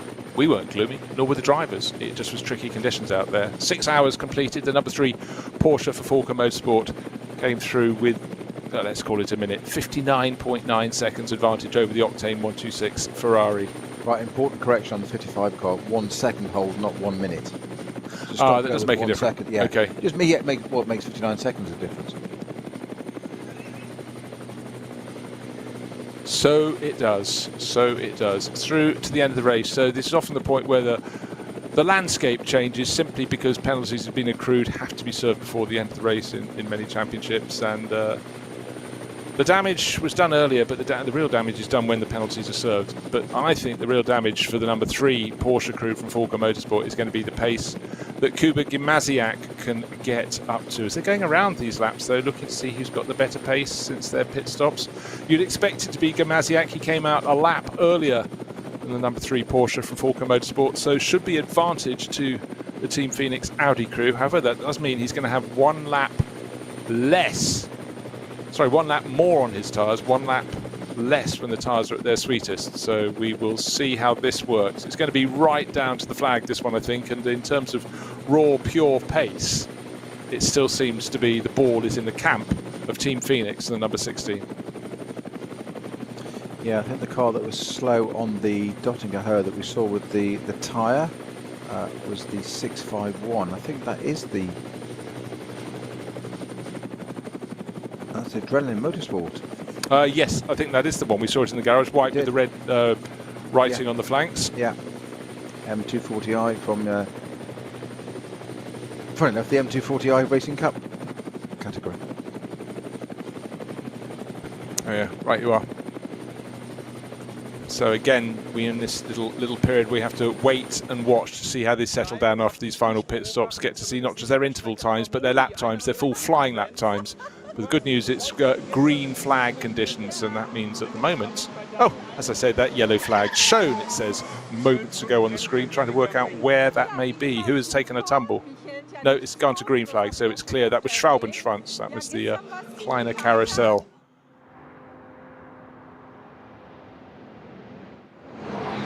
So Sven Muller, what can he do through to the end of the race? Luca Ludwig, what can he do in the Octane 126 Ferrari? Kuba Gimasiak? Well, we don't need to ask. We know full well what he can do. He's been the fastest driver this weekend. He took pole in the very tricky qualifying session yesterday morning, but he's been very quick, both in the damp, in the night. Yesterday, of course, we went from the evening into the night, and then today in the full dry. And as I say that, Luca Ludwig comes in for his late final pit stop. He was always coming in a lap after the number 3 Porsche, but this time around, of course, we had Gimasiak breaking with the trend of doing a 7-lap stint before his final pit stop. That's the numbers they crunched. That was the number 16 car coming in from Team Phoenix. And who's got it right, who's got it wrong? Well, we'll know very soon indeed. Just over half an hour remains. Here it's all smiles in the pit lane, but for some of the teams, they'll be biting their fingernails down to the quick. Because certainly we're getting to the business end of this race. We're nearly at 3:30 in the afternoon at the Nürburgring, and it's quite something to think that a lot of the people are smiling and happy and looking relatively fresh at this point of a 12-hour race. Well, that's the advantage of getting some shut-eye in a proper bed, because of course we have 2 6 hours to make our 12, and looking good. I mean, look, smile, happiness. We talked about what this is all about.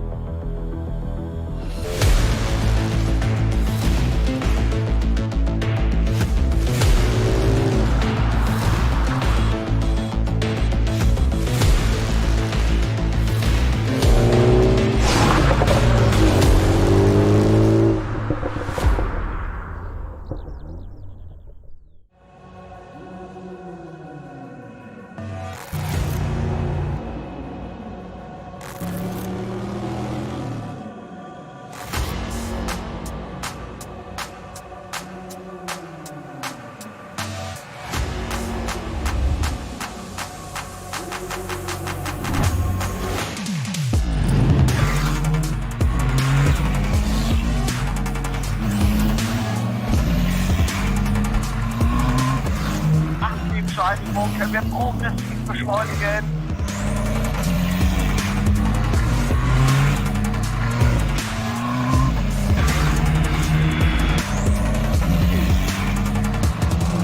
Schön gefühlvoll und eingelenkt.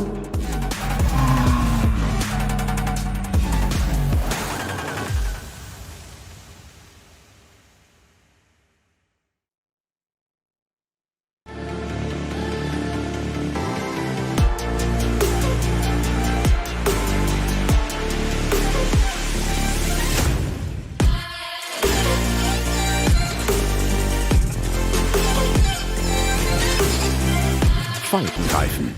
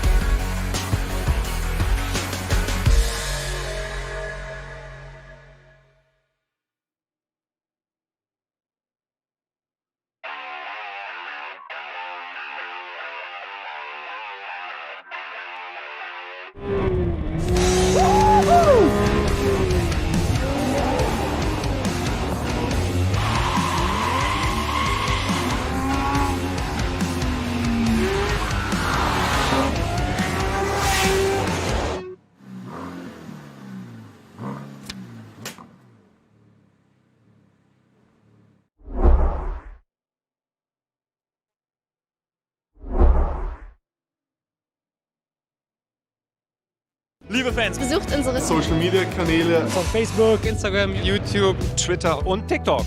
Willkommen zu NLS.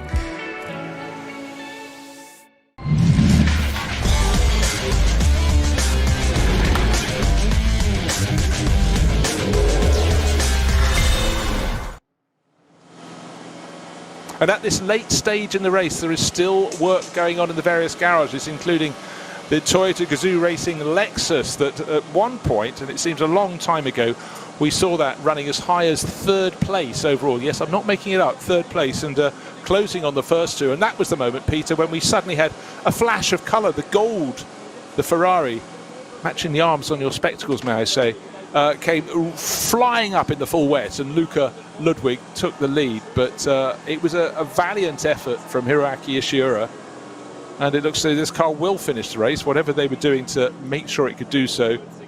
That long Lexus, it started leaving the garage 20 minutes ago, and the tail has now just followed. So long is that Lexus, but it's back in the race. Let's not forget, Bruce, as well, that the Phoenix Audi, none of these drivers on board actually won the 24-hour as well earlier this year, which isn't part of the NLS, but it's around here, with Robin Friens, Calvin van der Linde, Dries van Toor and Frederik Vervies aboard.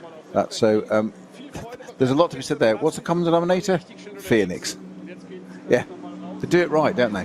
Yeah, well, seems like Phoenix have been around a very long time, and also it's very, very useful for any team if it largely sticks with one manufacturer. You get to know the form, the foibles, and the Audi R8 LMS has been a constant and a constantly good car for them as well. So for Team Phoenix, using all of that experience. But will it be enough to win today, or will Falcon Motorsport have their day in the sunshine? But I sort of fancy that Ernst Moser, until probably about the last 10 minutes, he's the boss, the team principal of Phoenix, will be feeling quite confident. But the last few moments have suddenly looked a whole lot better for the Falcon Motorsport crew.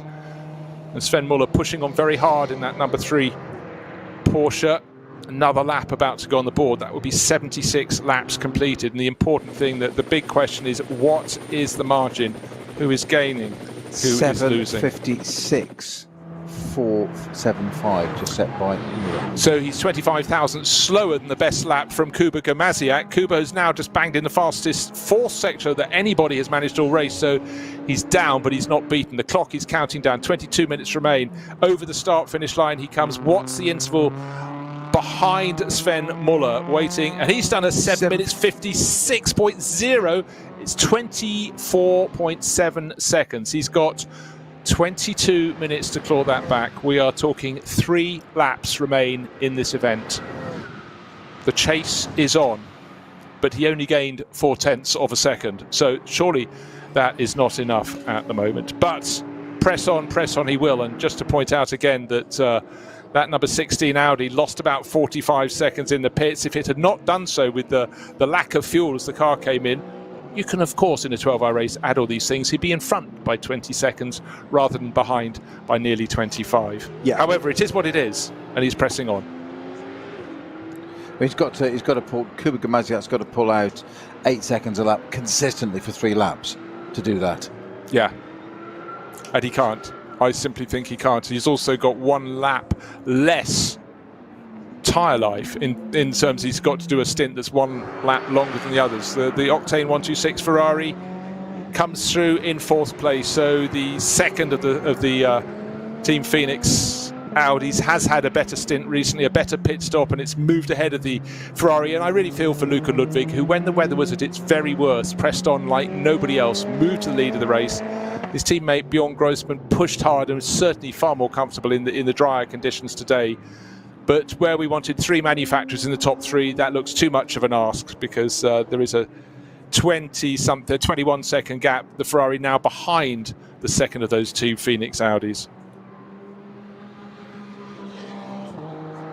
And you know what? Sven Muller was looking very handy in every time he's got himself into that number 3 Falcon Motorsport car that's leading the race, and he just put the fastest first sector of anybody at any point in the race. So they've got the fresher rubber, albeit only by 1 lap, and he's using it now. He's going to rag that car through to the end of 12 hours. Into the final 20 minutes we sail.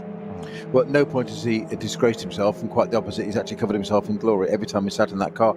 As I have to say, all the drivers have in that car. Hey, look, it's why they are exactly where they are now. It sounds really easy to say. It's not meant as a platitude, but that's why they're at the front after 11 hours and 40 minutes of racing. Yeah, I mean, that's why Falcon also are very clever, Falcon Motorsports, and they rotate their drivers when they're running 2 driver lineups in the earlier NLS rounds, so they've all race ready, Nürburgring ready to come to an event like this. And people aren't in works cars and semi-works cars and leading team cars just by circumstance. They're there for a very good reason. No. Right, Peter, your Aston Martin, your Pro Sport racing car is running, well, it's 1 1/3 laps down, is 8 laps down, but we do have a potential penalty, a definite penalty to be served by the 55 Landgraf Motorsport Mercedes. That's the car ahead of it on the chart, so maybe it will get up to 7th place overall, but of course that will be revealed very shortly. I think it'll be taken for that. I mean, it's a good time as well, an 8:06 for the Aston there with Christoph Brewer at the wheel of that now. But I think it's fair to say that Pro Sport car, if it continues where it is now, it's a strong top 10 finish, and that's good. No, exactly so. But 7th or 8th is 7th is preferable to 8th. Of course it is, because it's a place higher. It says you're good, aren't you? I know, especially subject at school, stating the obvious. But it's a strong top 10, and that's just really nice to see that the Aston's got to there. And I think the other one of the sister cars of this, as it were, as in TF Sport, just won their class out at Fuji, haven't they? I'm saving that for later, but so. They've been on super strong form, the TF Sport crew in the World Endurance Championship, and the irrepressible Ben Keating just goes from strength to strength. It was all run by Tom Ferrier, who was a rubbish driver. I speak as a teammate of his. No, seriously, he was a very good driver, but he's turned team manager and owner. It's just that team, TF Sport. He's made it look easy, and that's a mark of the work that he's been doing there. Perfectly put. Yeah. And very approachable, always good for a quote, and a level-headed quote. You can sense some team principals, they're almost too engaged, but he's got that ability to stand back and see the broader picture as well, which I think, again, measure of the team and of the man. You mentioned earlier that I study or think about body language, but Tom Ferrier's got one of those things I call it. It's always preferable in people in life anyway, but certainly in team managers there, in the middle of a race, all this pressure going on, what I call the slow eye blink. You'll go and ask a question, and they can be at the heat of the moment. And even if they don't want to talk right now, they don't snap, or it's just not now, whatever. But it's that slow eye blink, as in calm, controlled, measured. Listen to the top engineers in any level of our sport, whether it be NASCAR, F1, Le Mans, whatever, when they're talking to their drivers on the radio. It's calm, clear, concise instructions as to what's going on. Take the emotion out of it. It's business.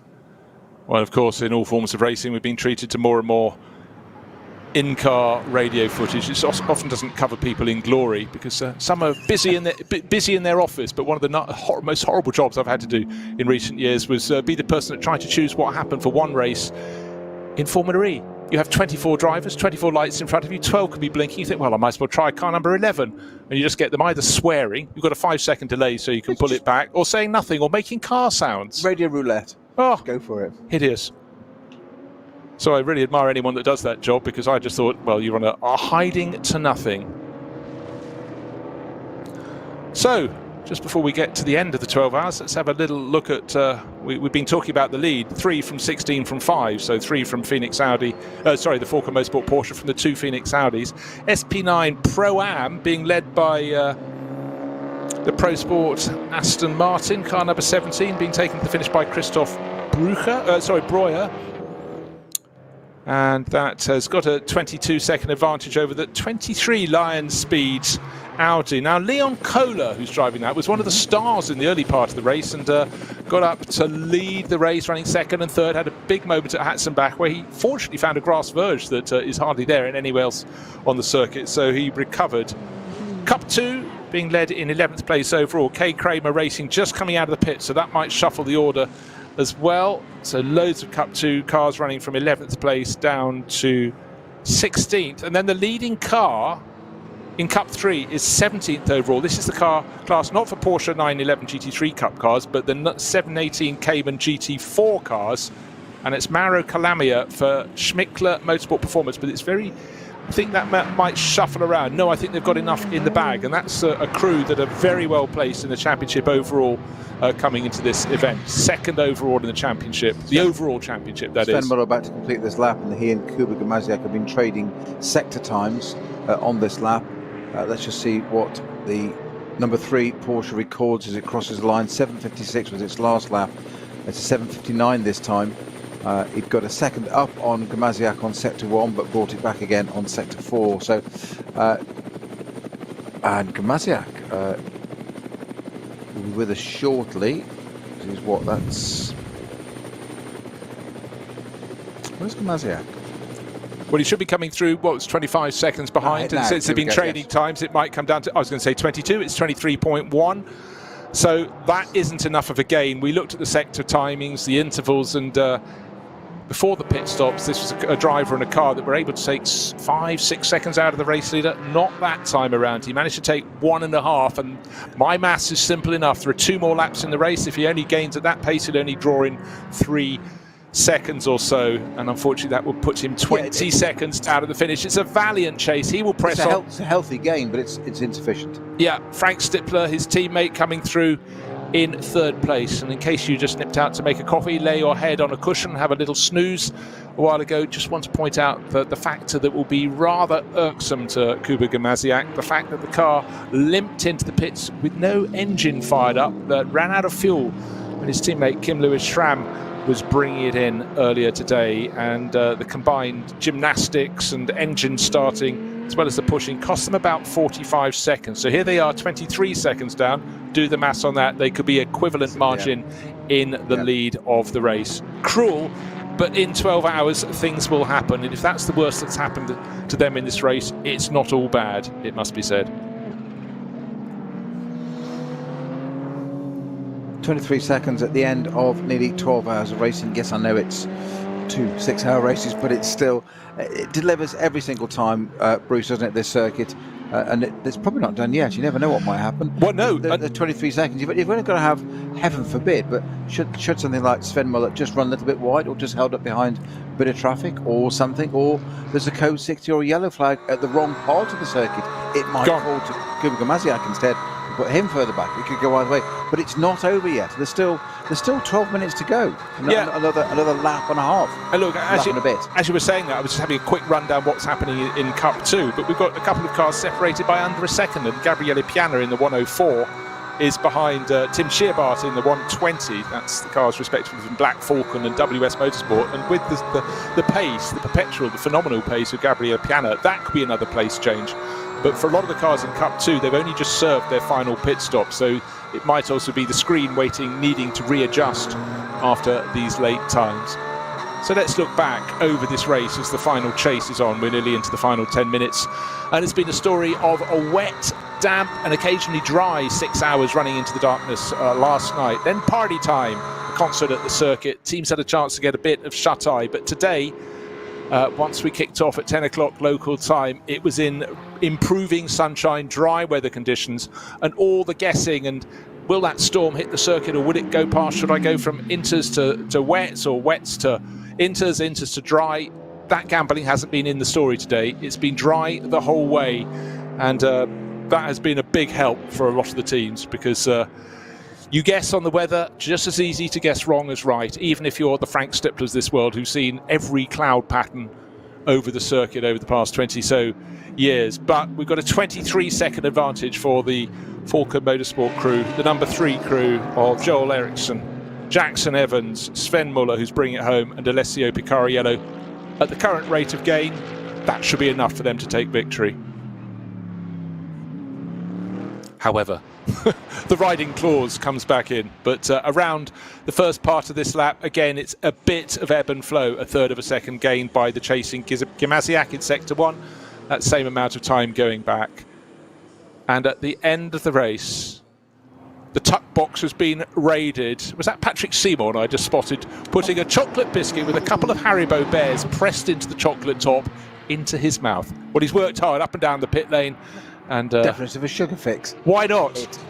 to think that he's effectively having his last pit stop very, very late in the race. Just 10 minutes to go, and clearly his strategy needed adaptation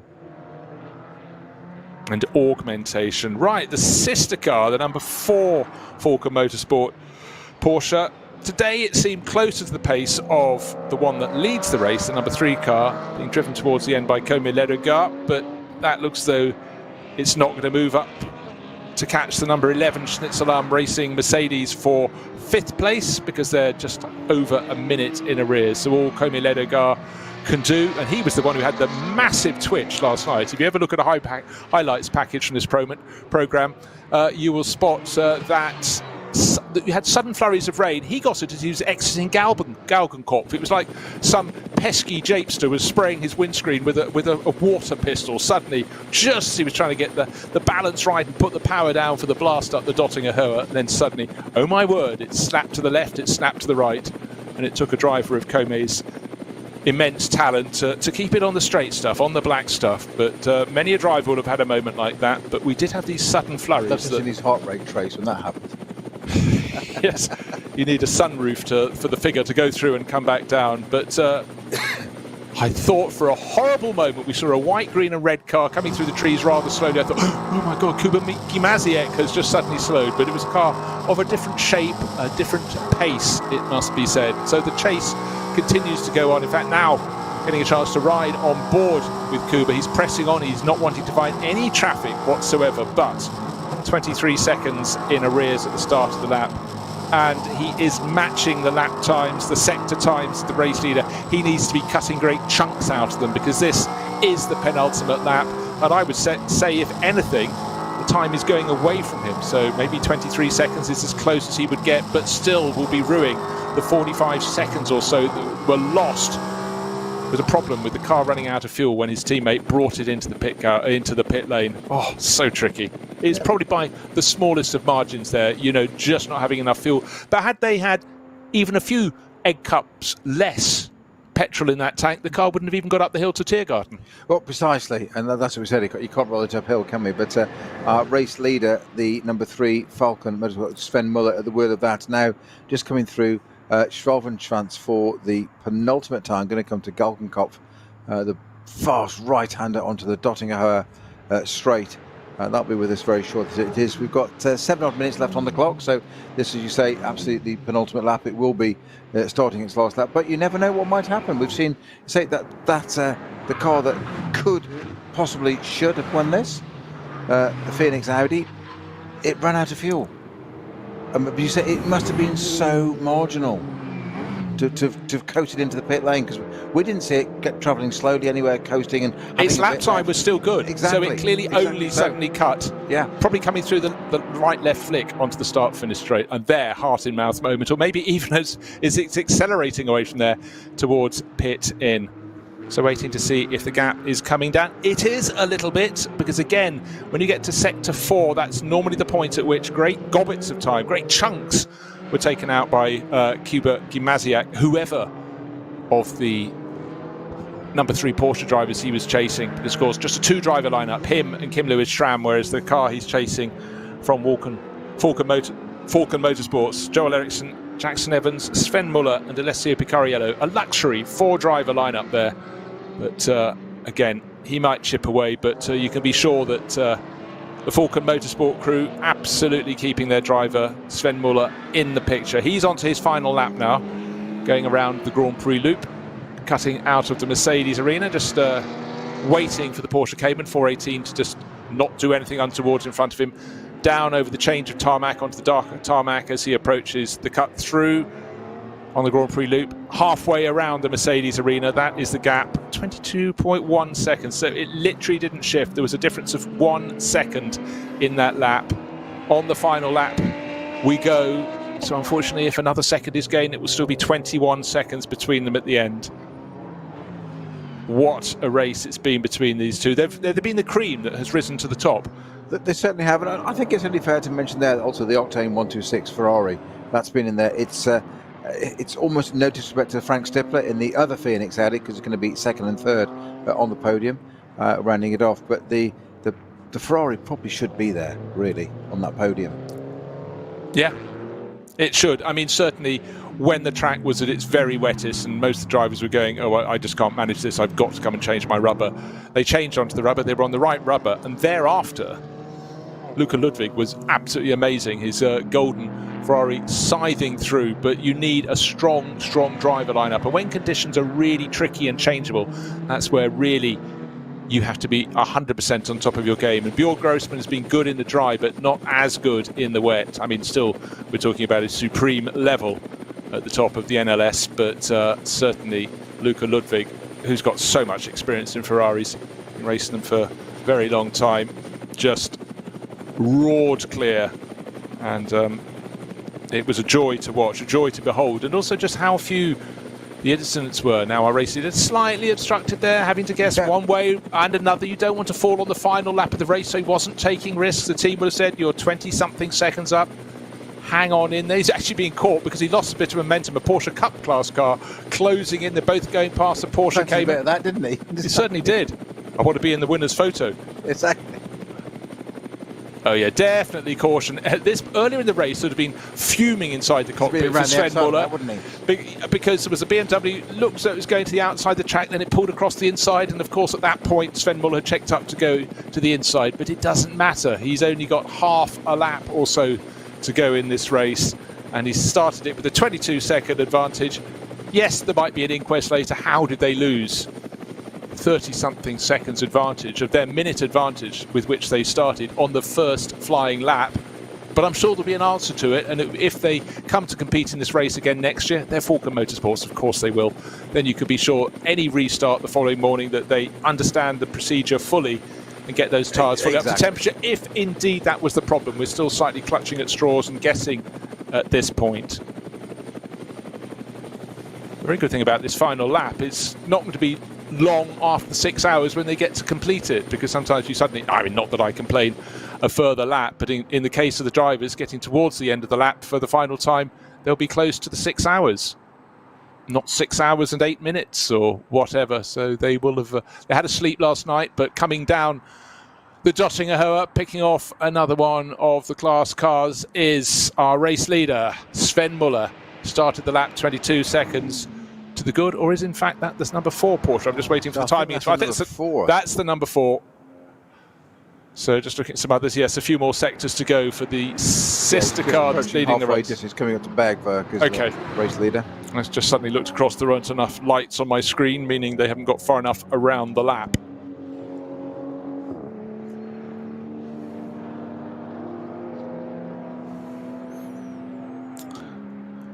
So it must be said, the benefits of racing frequently on the Nürburgring Nordschleife is the teams are accustomed to what they can find and how to set up a car for this circuit. So yes, it was indeed the number 4 Porsche coming through. Kamil Ledergaard, decent lap pace, but he's in fact he's lost a bit of lap pace to the number 11 Schnitzelarm Racing Mercedes he was chasing, so I think he's sort of backed off. It looks as though 6 is going to be the best that the number 4 Porsche can get, which will lead to a little bit of head scratching. You'd have thought, looking at the driver lineups, that is just as strong as the driver lineup on the race leading sister car, because when you're dealing with Klaus Bachler, Ayhancan Guven, Kamil Ledergaard and Martin Ragginger, they know these cars, and I'm quite surprised.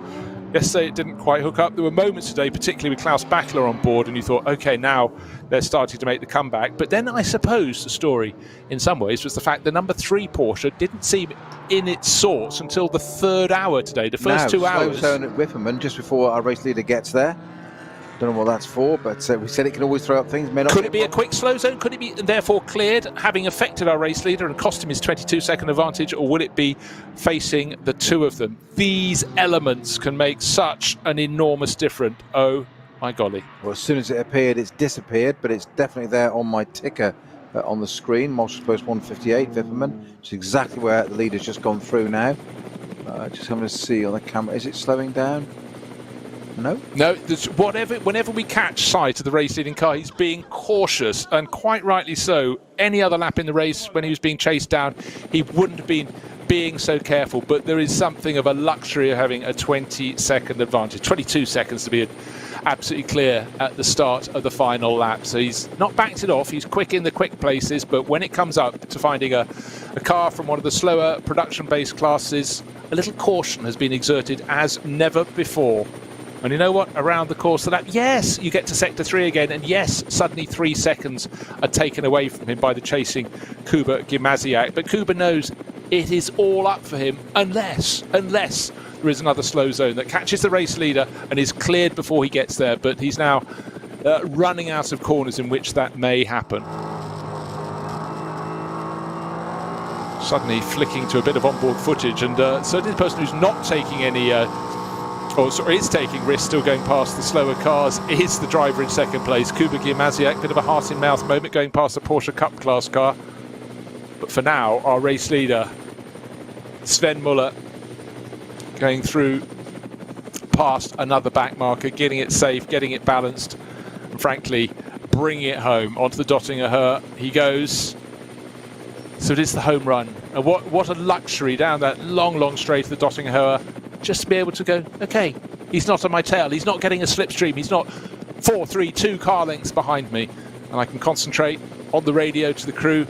I'm absolutely sure the Falcon Motorsport Garage looking very happy with life indeed. After all the threat and the pressure from Team Phoenix that definitely had the ball in their camp today, that problem with the lack of fuel in the number 16 car cost it what more than likely would have been victory. And right now into Tiergarten for the final time, arriving at 265 kph, getting on the anchors, right left through the final corner, blasting it down the start-finish straight goes the driver who's about to win, Sven Muller. What will the margin be? Doesn't matter if it falls below 20 seconds. In fact, he's backed it off, pulls over to cross, take the checkered flag under the race official. In the background, in time will come Kuba Gimasiak. Here he comes. Looks like he's taken a good handful of seconds out around that final lap. It matters not. It was a valiant chase.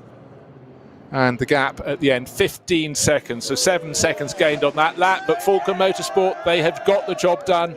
Arms around each other's shoulders, leaping up and down in the pit lane. So chalk that one up to them. So that's 2 wins for them in the championship this year. Joel Eriksson and Sven Muller, the driver who brought it home. They had a win earlier this year, but this was a far bigger event. This was a 12 hours, the first Nürburgring 12-hour for the NLS. Job well done. The car that should be coming home in third place will be the second of the Phoenix Racing Audis.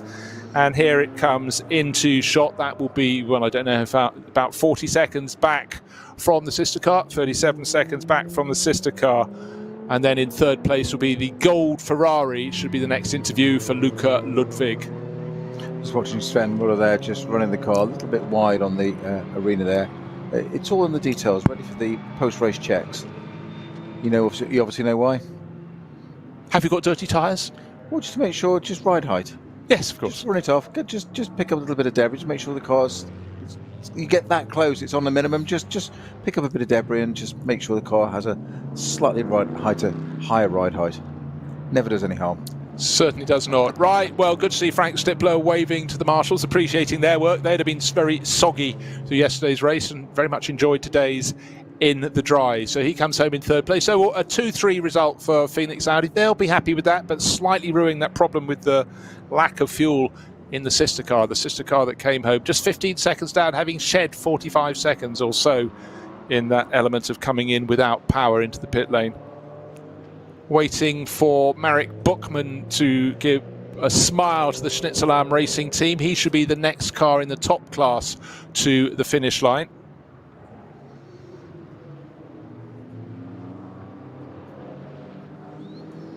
Well, at one point I thought Falcon would be 1 and 4. Didn't think they'd get both on the podium, but 1, 4, maybe 5 work first, and 6th is not a bad result for a weekend's work. Shearer, Team Sport Audi, potentially with a second and a third, as you said, can't be bad. I've got to feel a little bit, as I said before, for the Octane 126 Ferrari, that I thought it would be on the podium. I really did. And that's no disrespect, not taking any away from the Audi teams in front and the Porsche, of course, but they were never going to win it. But great effort there, and the Just look at that mixture at the front there. Porsche, Audi, Ferrari, Mercedes, Porsche, Mercedes, Aston, Audi, and Mercedes being your top 10. Yeah, it's good. It's exactly how GT racing should be. And still the cars will stream in. And just thinking back to what you were saying about the Octane 126 Ferrari, of course, when the track was very wet, it was, in the hands of Luca Ludwig, the best car out there. Today, fourth place, you know what, they'll take that as well, because every driver out there knows they were probably one moment away from a slip that could have cost them a position. Right, we now have the driver who's come around in fifth place overall, Schnitzel Arm Racing Mercedes, 2 and a bit minutes down on the car in front of him, which was the number 26 Ferrari, of which we have spoken. But while they're crossing the finish line, the first 2 cars at the finish, and of course into the area under the podium, and our Swiss driver Sven Muller hopping out. He's got 3 teammates to welcome him: Alessio Picariello, Jackson Evans, and Joel Eriksson as well. They've got smiles on their faces, and you can see from the body language, so is the driver who took that victory at the end. Sven Muller getting that lovely thump on the helmet you get when you're feeling a little tired, hot, sweaty, have your head knocked around a bit. But hey, that's mechanics for you, isn't it? I was just going to say, it's one of the few pleasures mechanics get in the work. They do. So the car's looking in remarkably good shape after 6 and 6 makes 12, and of course the Nürburgring 12 hours, and I think it's been a very good experiment. And I think a lot more crews that didn't do it this year will be looking and going, you know, that was an event we really must do. You know, we're used to the shorter events. A lot of us have competed in the 24 hours, but 6 and 6 with a chance to lie in a bed overnight, that seems a very, very attractive prospect. So I think hats off for the NLS. Good concept, very well delivered. We're talking about the 126 Ferrari, the Octane that finished. Yeah, I said possibly thought should be on the podium, finished 4th, but they'll take that result compared to the Racing 1 entry further down, the 488 GT3 in there. Finished 101st with 34 laps in total in the race. The winning car yesterday had 38 laps at the end of 6 hours. They managed 34 in 12 hours. That tells you their story, doesn't it? Of just issue after issue. 100%. Just, I mean, it's through no fault of it's fastest lap of the race. You know, a creditable 8:10. You know, okay, that's not quite on the pace, but it's there or thereabouts. It's not a mile off. But what a shame for that car. They've had a nightmare weekend. The number 39 Racing 1 entry. You know, and any team that succeeds here, of course, you do try your hardest to minimise any elements that might creep in and trip you up. But any team that gets it right over 12 hours around here, they all know they're probably a blink of an eye away from some tiny little element tripping them up. But that's where the experience and the expertise comes through. Well, you eliminate the number of possible things that can go wrong. Exactly. And that there's a reason that it's Falcon, Phoenix, Octane, Schnitzelhelm, Landgraf, Pro Sport, Lion Speed. It's the reason it's those teams always filling the top 10. Quite who it is, that's our job. We get the bit of the exciting part of which one it's going to be, how Everton flows, how we tell the story. But it's usually going to be one of those. But it's for a reason. It isn't by luck. It isn't, you know, by chance. No, time and again. But I think even more so at a circuit like the Nürburgring Nordschleife, you know, the chance for your drivers to make a mistake is just so huge. And I was so impressed in the first 6 hours as we went from a dry grid to a damp formation lap to full rain to less rain, dry in one part, then suddenly wet in that part and dry in the other, and it kept on chopping around. But for Falcon Motorsport, well, they've got cars home in 1st and 4th positions. A crew in the car, 6th position, that's number 4. They'll be feeling a little less happy with life because you don't want to lose if the car on the other side of the pit garage is the one that has taken the glory. But today and last night, the simple fact is the car that was leading when the flag fell after 6 hours last night is the car whose mechanics are spraying the champagne down below the podium. And that's the number 3 car. And just to run you through the crew one more time, Joel Eriksson, Jackson Evans, Sven Muller and Alessio Picariello. So a fully international crew there, but the excellence of Falcon Motorsport here to be seen. And what a gentlemanly crew. Vincent Kolb and Frank Stippler, 3rd place for them, and Frank smiling as ever. Another good result for them, and certainly in their championship challenge, you know, more points in the pot for them. They've had a very, very good season, this pair. In fact, one of the few constant pairings in the championship. Yes, agreed. And again, we said, you know, very few teams run just 2 drivers. This is one of them. Yeah, they're second, and arguably without that issue with the fuel, they would have won it on just two drivers. It's the point of that is you've got to have that pairing. It's got to be good. It's got to be matched. It's got to be you've got to run it cleverly, but you've got to run it consistently to do it all the way through. And that's extraordinary. Extraordinary levels of concentration there. Vincent Kolb now chatting to Patrick Simon. Patrick Simon down there. But I was just looking, the last three events, for the first two races didn't give good results for the Stippler and Kolb combination, but third, second, third. When you think of the standard of the cars, if you can keep getting top 6 finishes, you're laughing. If you can get top 3 finishes, that really helps with your point challenge. 3 races, third, second, third. That's a championship in the making, isn't it? You don't need to win every time. Exactly. So we've got 3 more rounds to come, but that was a big test. And Kim Lewis-Schramm, looking slightly rueful, I would say there. The shruggage of the shoulder, as we call it. Yeah. And certainly for him, he was the one who had the awful realisation that the engine wasn't firing anymore. Luckily, the mechanics were fleet of foot, put their donuts down, and they ran up to pit exit and pit entrance and brought him in. And then, of course, more agonising than the slow approach was the fact the car then wouldn't fire up. And then in the driver's mind, Kim Lewis-Schramm was still strapped on board. He must have been thinking, please, please, is there anything else? Will this engine fire? Luckily, the mechanics kept a cool head.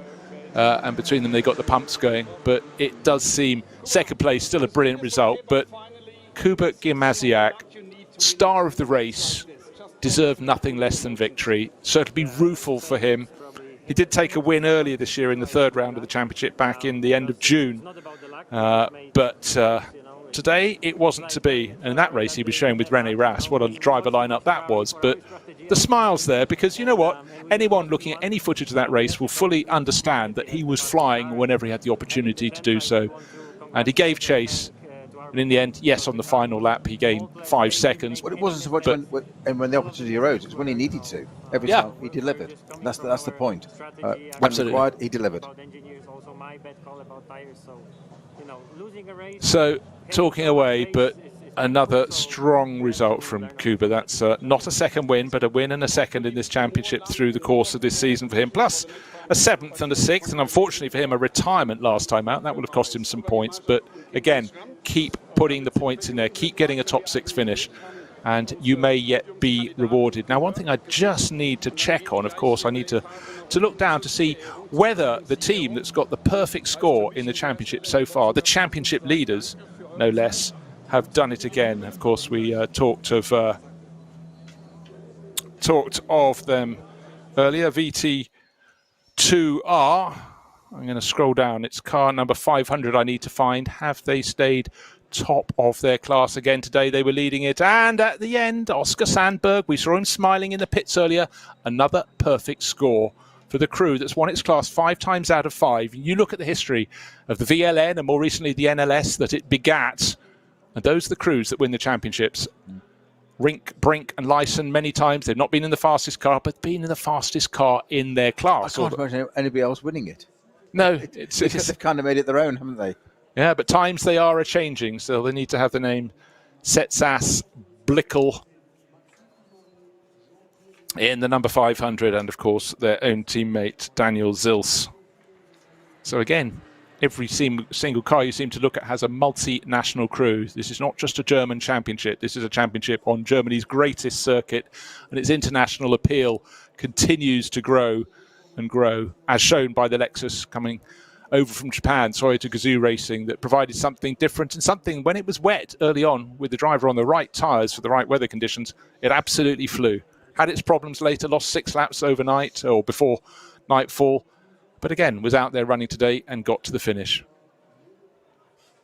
Porsche, Audi, and a commendation in 4th place, just another 24 seconds back. Luca Ludwig, a Ferrari in 4th. So plenty of manufacturer variety, but that incredible record of German manufactured cars winning on the NLS continues. But there was that flash of Italian brilliance. It wasn't to be in the end, but that's how we like it. Chop and change and possibility. That's what it's all about.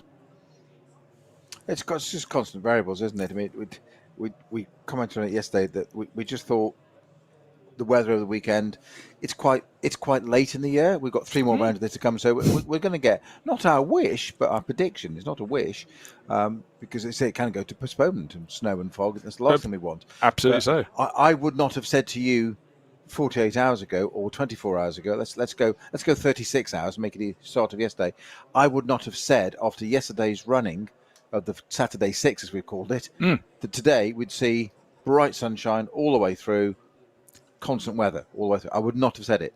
Not this time of year in the Eifel Mountains. Wouldn't have believed it. No, and now the bright sunshine we saw through most of the races fallen behind sort of a light cloud, but it was dry from start to finish. So I feel as though we've had 2 races, and I delight in that because, of course, it's all part of one because they started immediately as they'd finished. The timing differences were exactly the same as when the checkered flag fell last night on Sven Muller when he completed the 6 hours ahead of all the others. That margin came down, but I really think this has been a very, very good combination. And great to see how much had been laid on for the fans this weekend at the Nürburgring. Certainly plenty happening across the road from the pit building. There was a concert last night. And I think a big push has been here. And this is a race that, not just for the drivers and the teams, but I think for the fans. So go, you know what, we didn't go this year, but 2023, there's a lot to be going on. So a lot of people will be watching this around Europe thinking, hey, there's another new sort of fun event to go to, and why not? But as you said, it's a bit festival-like, isn't it? It's for the family, not just the racing. The racing gets us all there, but that's the glamorous part. But car shows, concert, drifting, all sorts going on. Never mind all the barbecues, the camping, all the stuff you can do, and make it a family thing. And that's what's so wonderful about it here. It's all encompassing. Yes, we come to watch the cars, but you can also, because it's such a long race as well, you can go away and come back a little bit during a 6-hour race. But even those that are camping and spectating and families, they can go and do something at night and not feel they're missing out on the racing, like a 24-hour that goes right through the night, which is great, and I don't want that to stop. There is something unique and wonderful about a 24-hour race. Bizarrely, weirdly, no comment, Jones, it was always my favourite type of race to do, because it could just go either way. It could be absolutely elation or utter desperation, and they could change in a corner. But if you're here as a family show, what a way to do it. Split it over 2. Go away and have a bit of a rest and a break. Everybody enjoys it. So there's a talking point tomorrow. What's going to happen? No, 100%. But I think that element where you can actually step away, certainly the crews will have benefited. They don't look quite as haggard and drawn as they would normally after, a 12-hour or 24-hour race through the night. We're all those around the park family in the pit lane now. There's various bottles of brown glass bottles being held. That's all I'm saying. Oh, what, the leftovers from last night? Yeah. Warm now. Got to get it to temperature. Cars look lightly grubby, but of course they didn't have a chance to be cleaned overnight. The cars were racing in the rain yesterday, so all the filth is what's come off the track, and they look nicely grubby, but all of the cars bearing slight scars of battle. And don't forget, in that final stint, the final pit stop, we noticed that Kuba Gimasiak's car was missing quite a lot of its front splitter. Front right-hand corner had clearly clattered something very hard indeed. And that certainly won't have helped. Not that it slowed down his charge. He was giving it his all because he knew that still something might have happened on that final lap that allowed him to take some of that 20-second plus advantage. But he took about 6 or 7 seconds out of it, ended up just 15 seconds in arrears. But he chased very, very hard indeed. Of course, now one of the hardest jobs of the weekend is for the race officials to lasso the drivers and wrestle them up the stairs to the podium. For the crews to shout up from below their appreciation, and for each crew there, they will then start to feel that little bit of weariness, because being on your feet for a 6-hour race one day, a 6-hour race the next day, that's probably at least 10 hours on the hoof.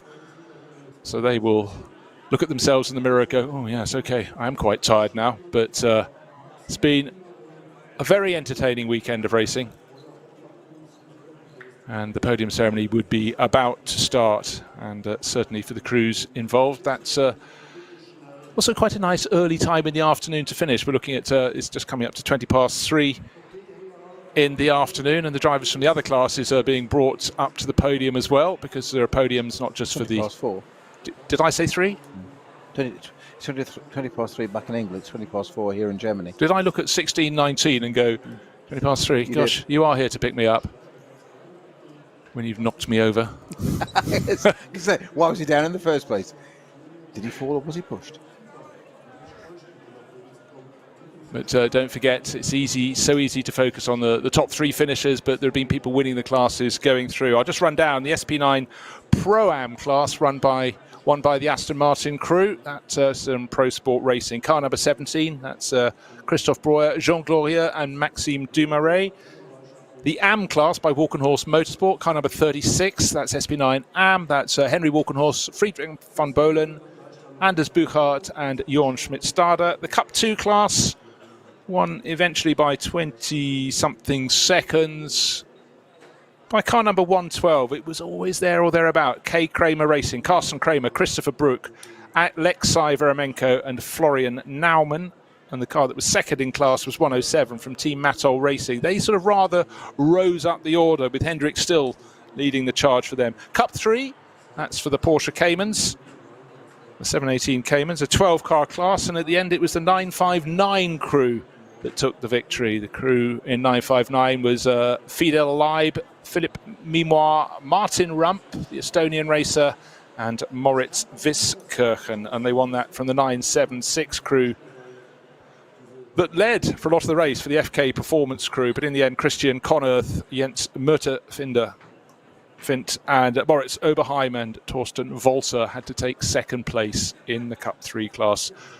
SP10, that went the way at the end of car number 170 by just, again, that sort of regular margin, about 25 seconds. That's pretty close after 12 hours of racing. And the 170 entry were Toyo tyres with Ring Racing. It was that very attractive 3-shade of blue Toyota Supra, and the car that chased it home in SP10 was car 177. It was the Mercedes, the bright blue Mercedes. What?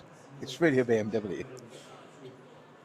It might be it might say Toyota on the front. Oh, really? I had this debate with a friend of mine who's ordered one and just received it. Yes, and I said, "You've ordered the BMW," and he gets very defensive about it being a Toyota. Well, it's a Z4 floor pan. Mr. Picky, here he goes. It's got a 2-litre and a 3-litre option as an engine, both BMWs. It's built in the factory at BMW alongside BMWs. It's a Japanese BMW. That's all I'm saying. Mix and match. Right, Patrick Simon is about to do the podium ceremonies to stop Peter going into his own rabbit hole. And let's see, he should be calling them up in the order 3, 2, 1. That's the way I like to see it. National anthem, trophy presentation. And then we should have some fizz, a firing. It's been a really intoxicating couple of days here. 2 races couldn't have felt more different.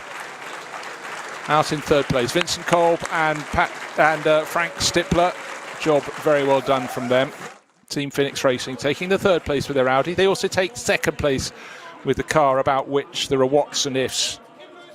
Kuba Gimasiak and his teammate Kim Lewis-Schramm hadn't had that problem with the lack of fuel that cost them coming into a pit stop.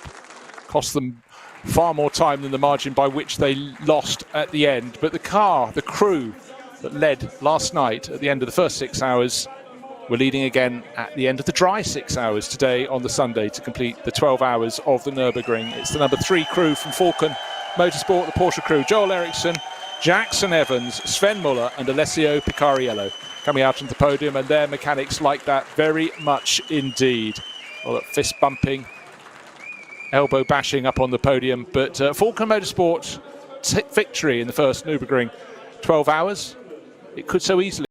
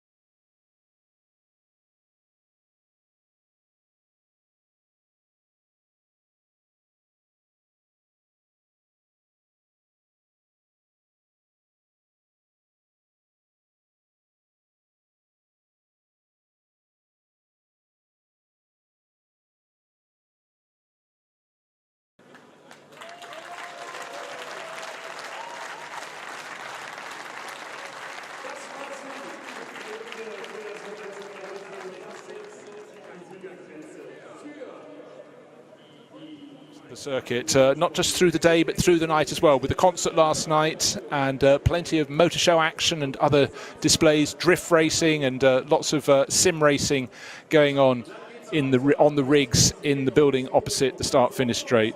So the smiles and the traditional big golden wreaths put around the necks of the winning quartet from Falcon Motorsport. But of course, what follows the wreath? Champagne will come, but just waiting for the winners from the other classes to come out onto the podium. And certainly smiles all round, and so many classes competing. Here, that's the Walkenhorst 36 crew that won the SP9 AM class, coming out to take their trophies in the presentation, and smiles all around. But I think eventually not as tiring as it would be if you did 12 hours straight, but for a lot of them it was a case of getting it to the finish, but working their cars through the day and the night. Fidel Lieb, one of the drivers coming out, of course he took victory in, was that the 959 in the Cup 3 class? I think it probably was.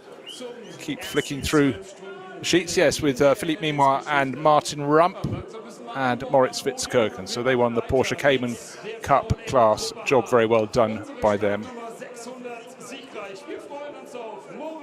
And waving to friends and families down below, but still the class winners come out onto the podium. And again, I didn't count all the number of classes because my fingers only go so far, but so many races within the overall race, and there isn't an unhappy face on the podium, with the possible exception of Kuba Gamaziak, who flits from thinking I should have a smile on my face because that's what's required, but I'm a deeply competitive man, and I just happened to notice that we had a slight glitch and it cost us race victory. However, if you've only had one slight glitch during the course of a race, that's probably not too bad after 12 hours around the Nürburgring Nordschleife. We had wet, we had dry, we had light, we had dark.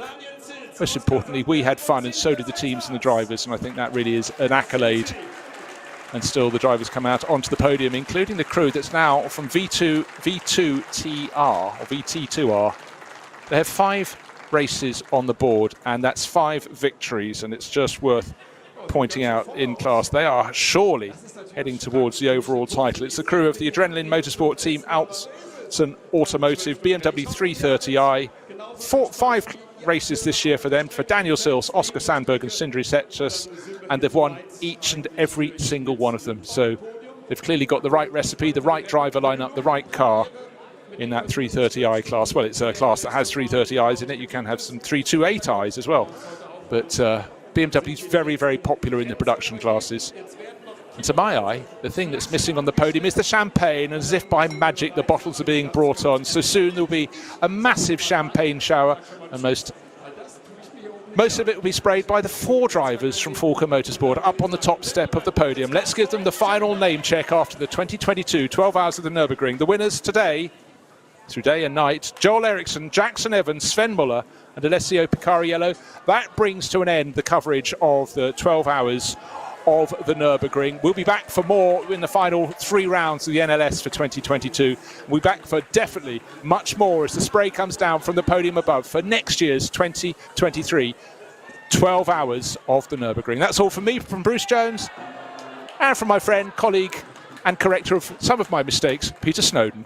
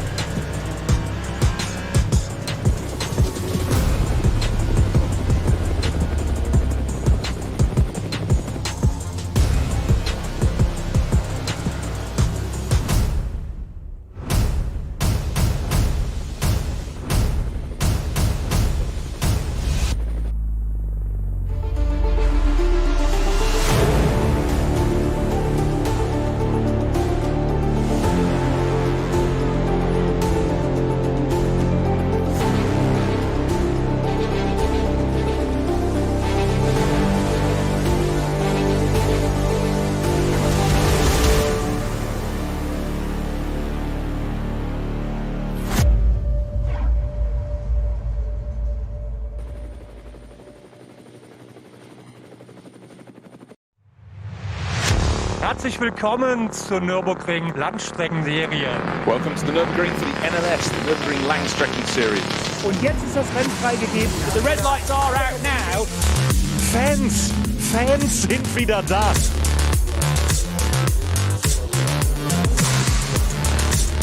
I would think that's very, very close. Jetzt kommt er ran, zieht sich ran.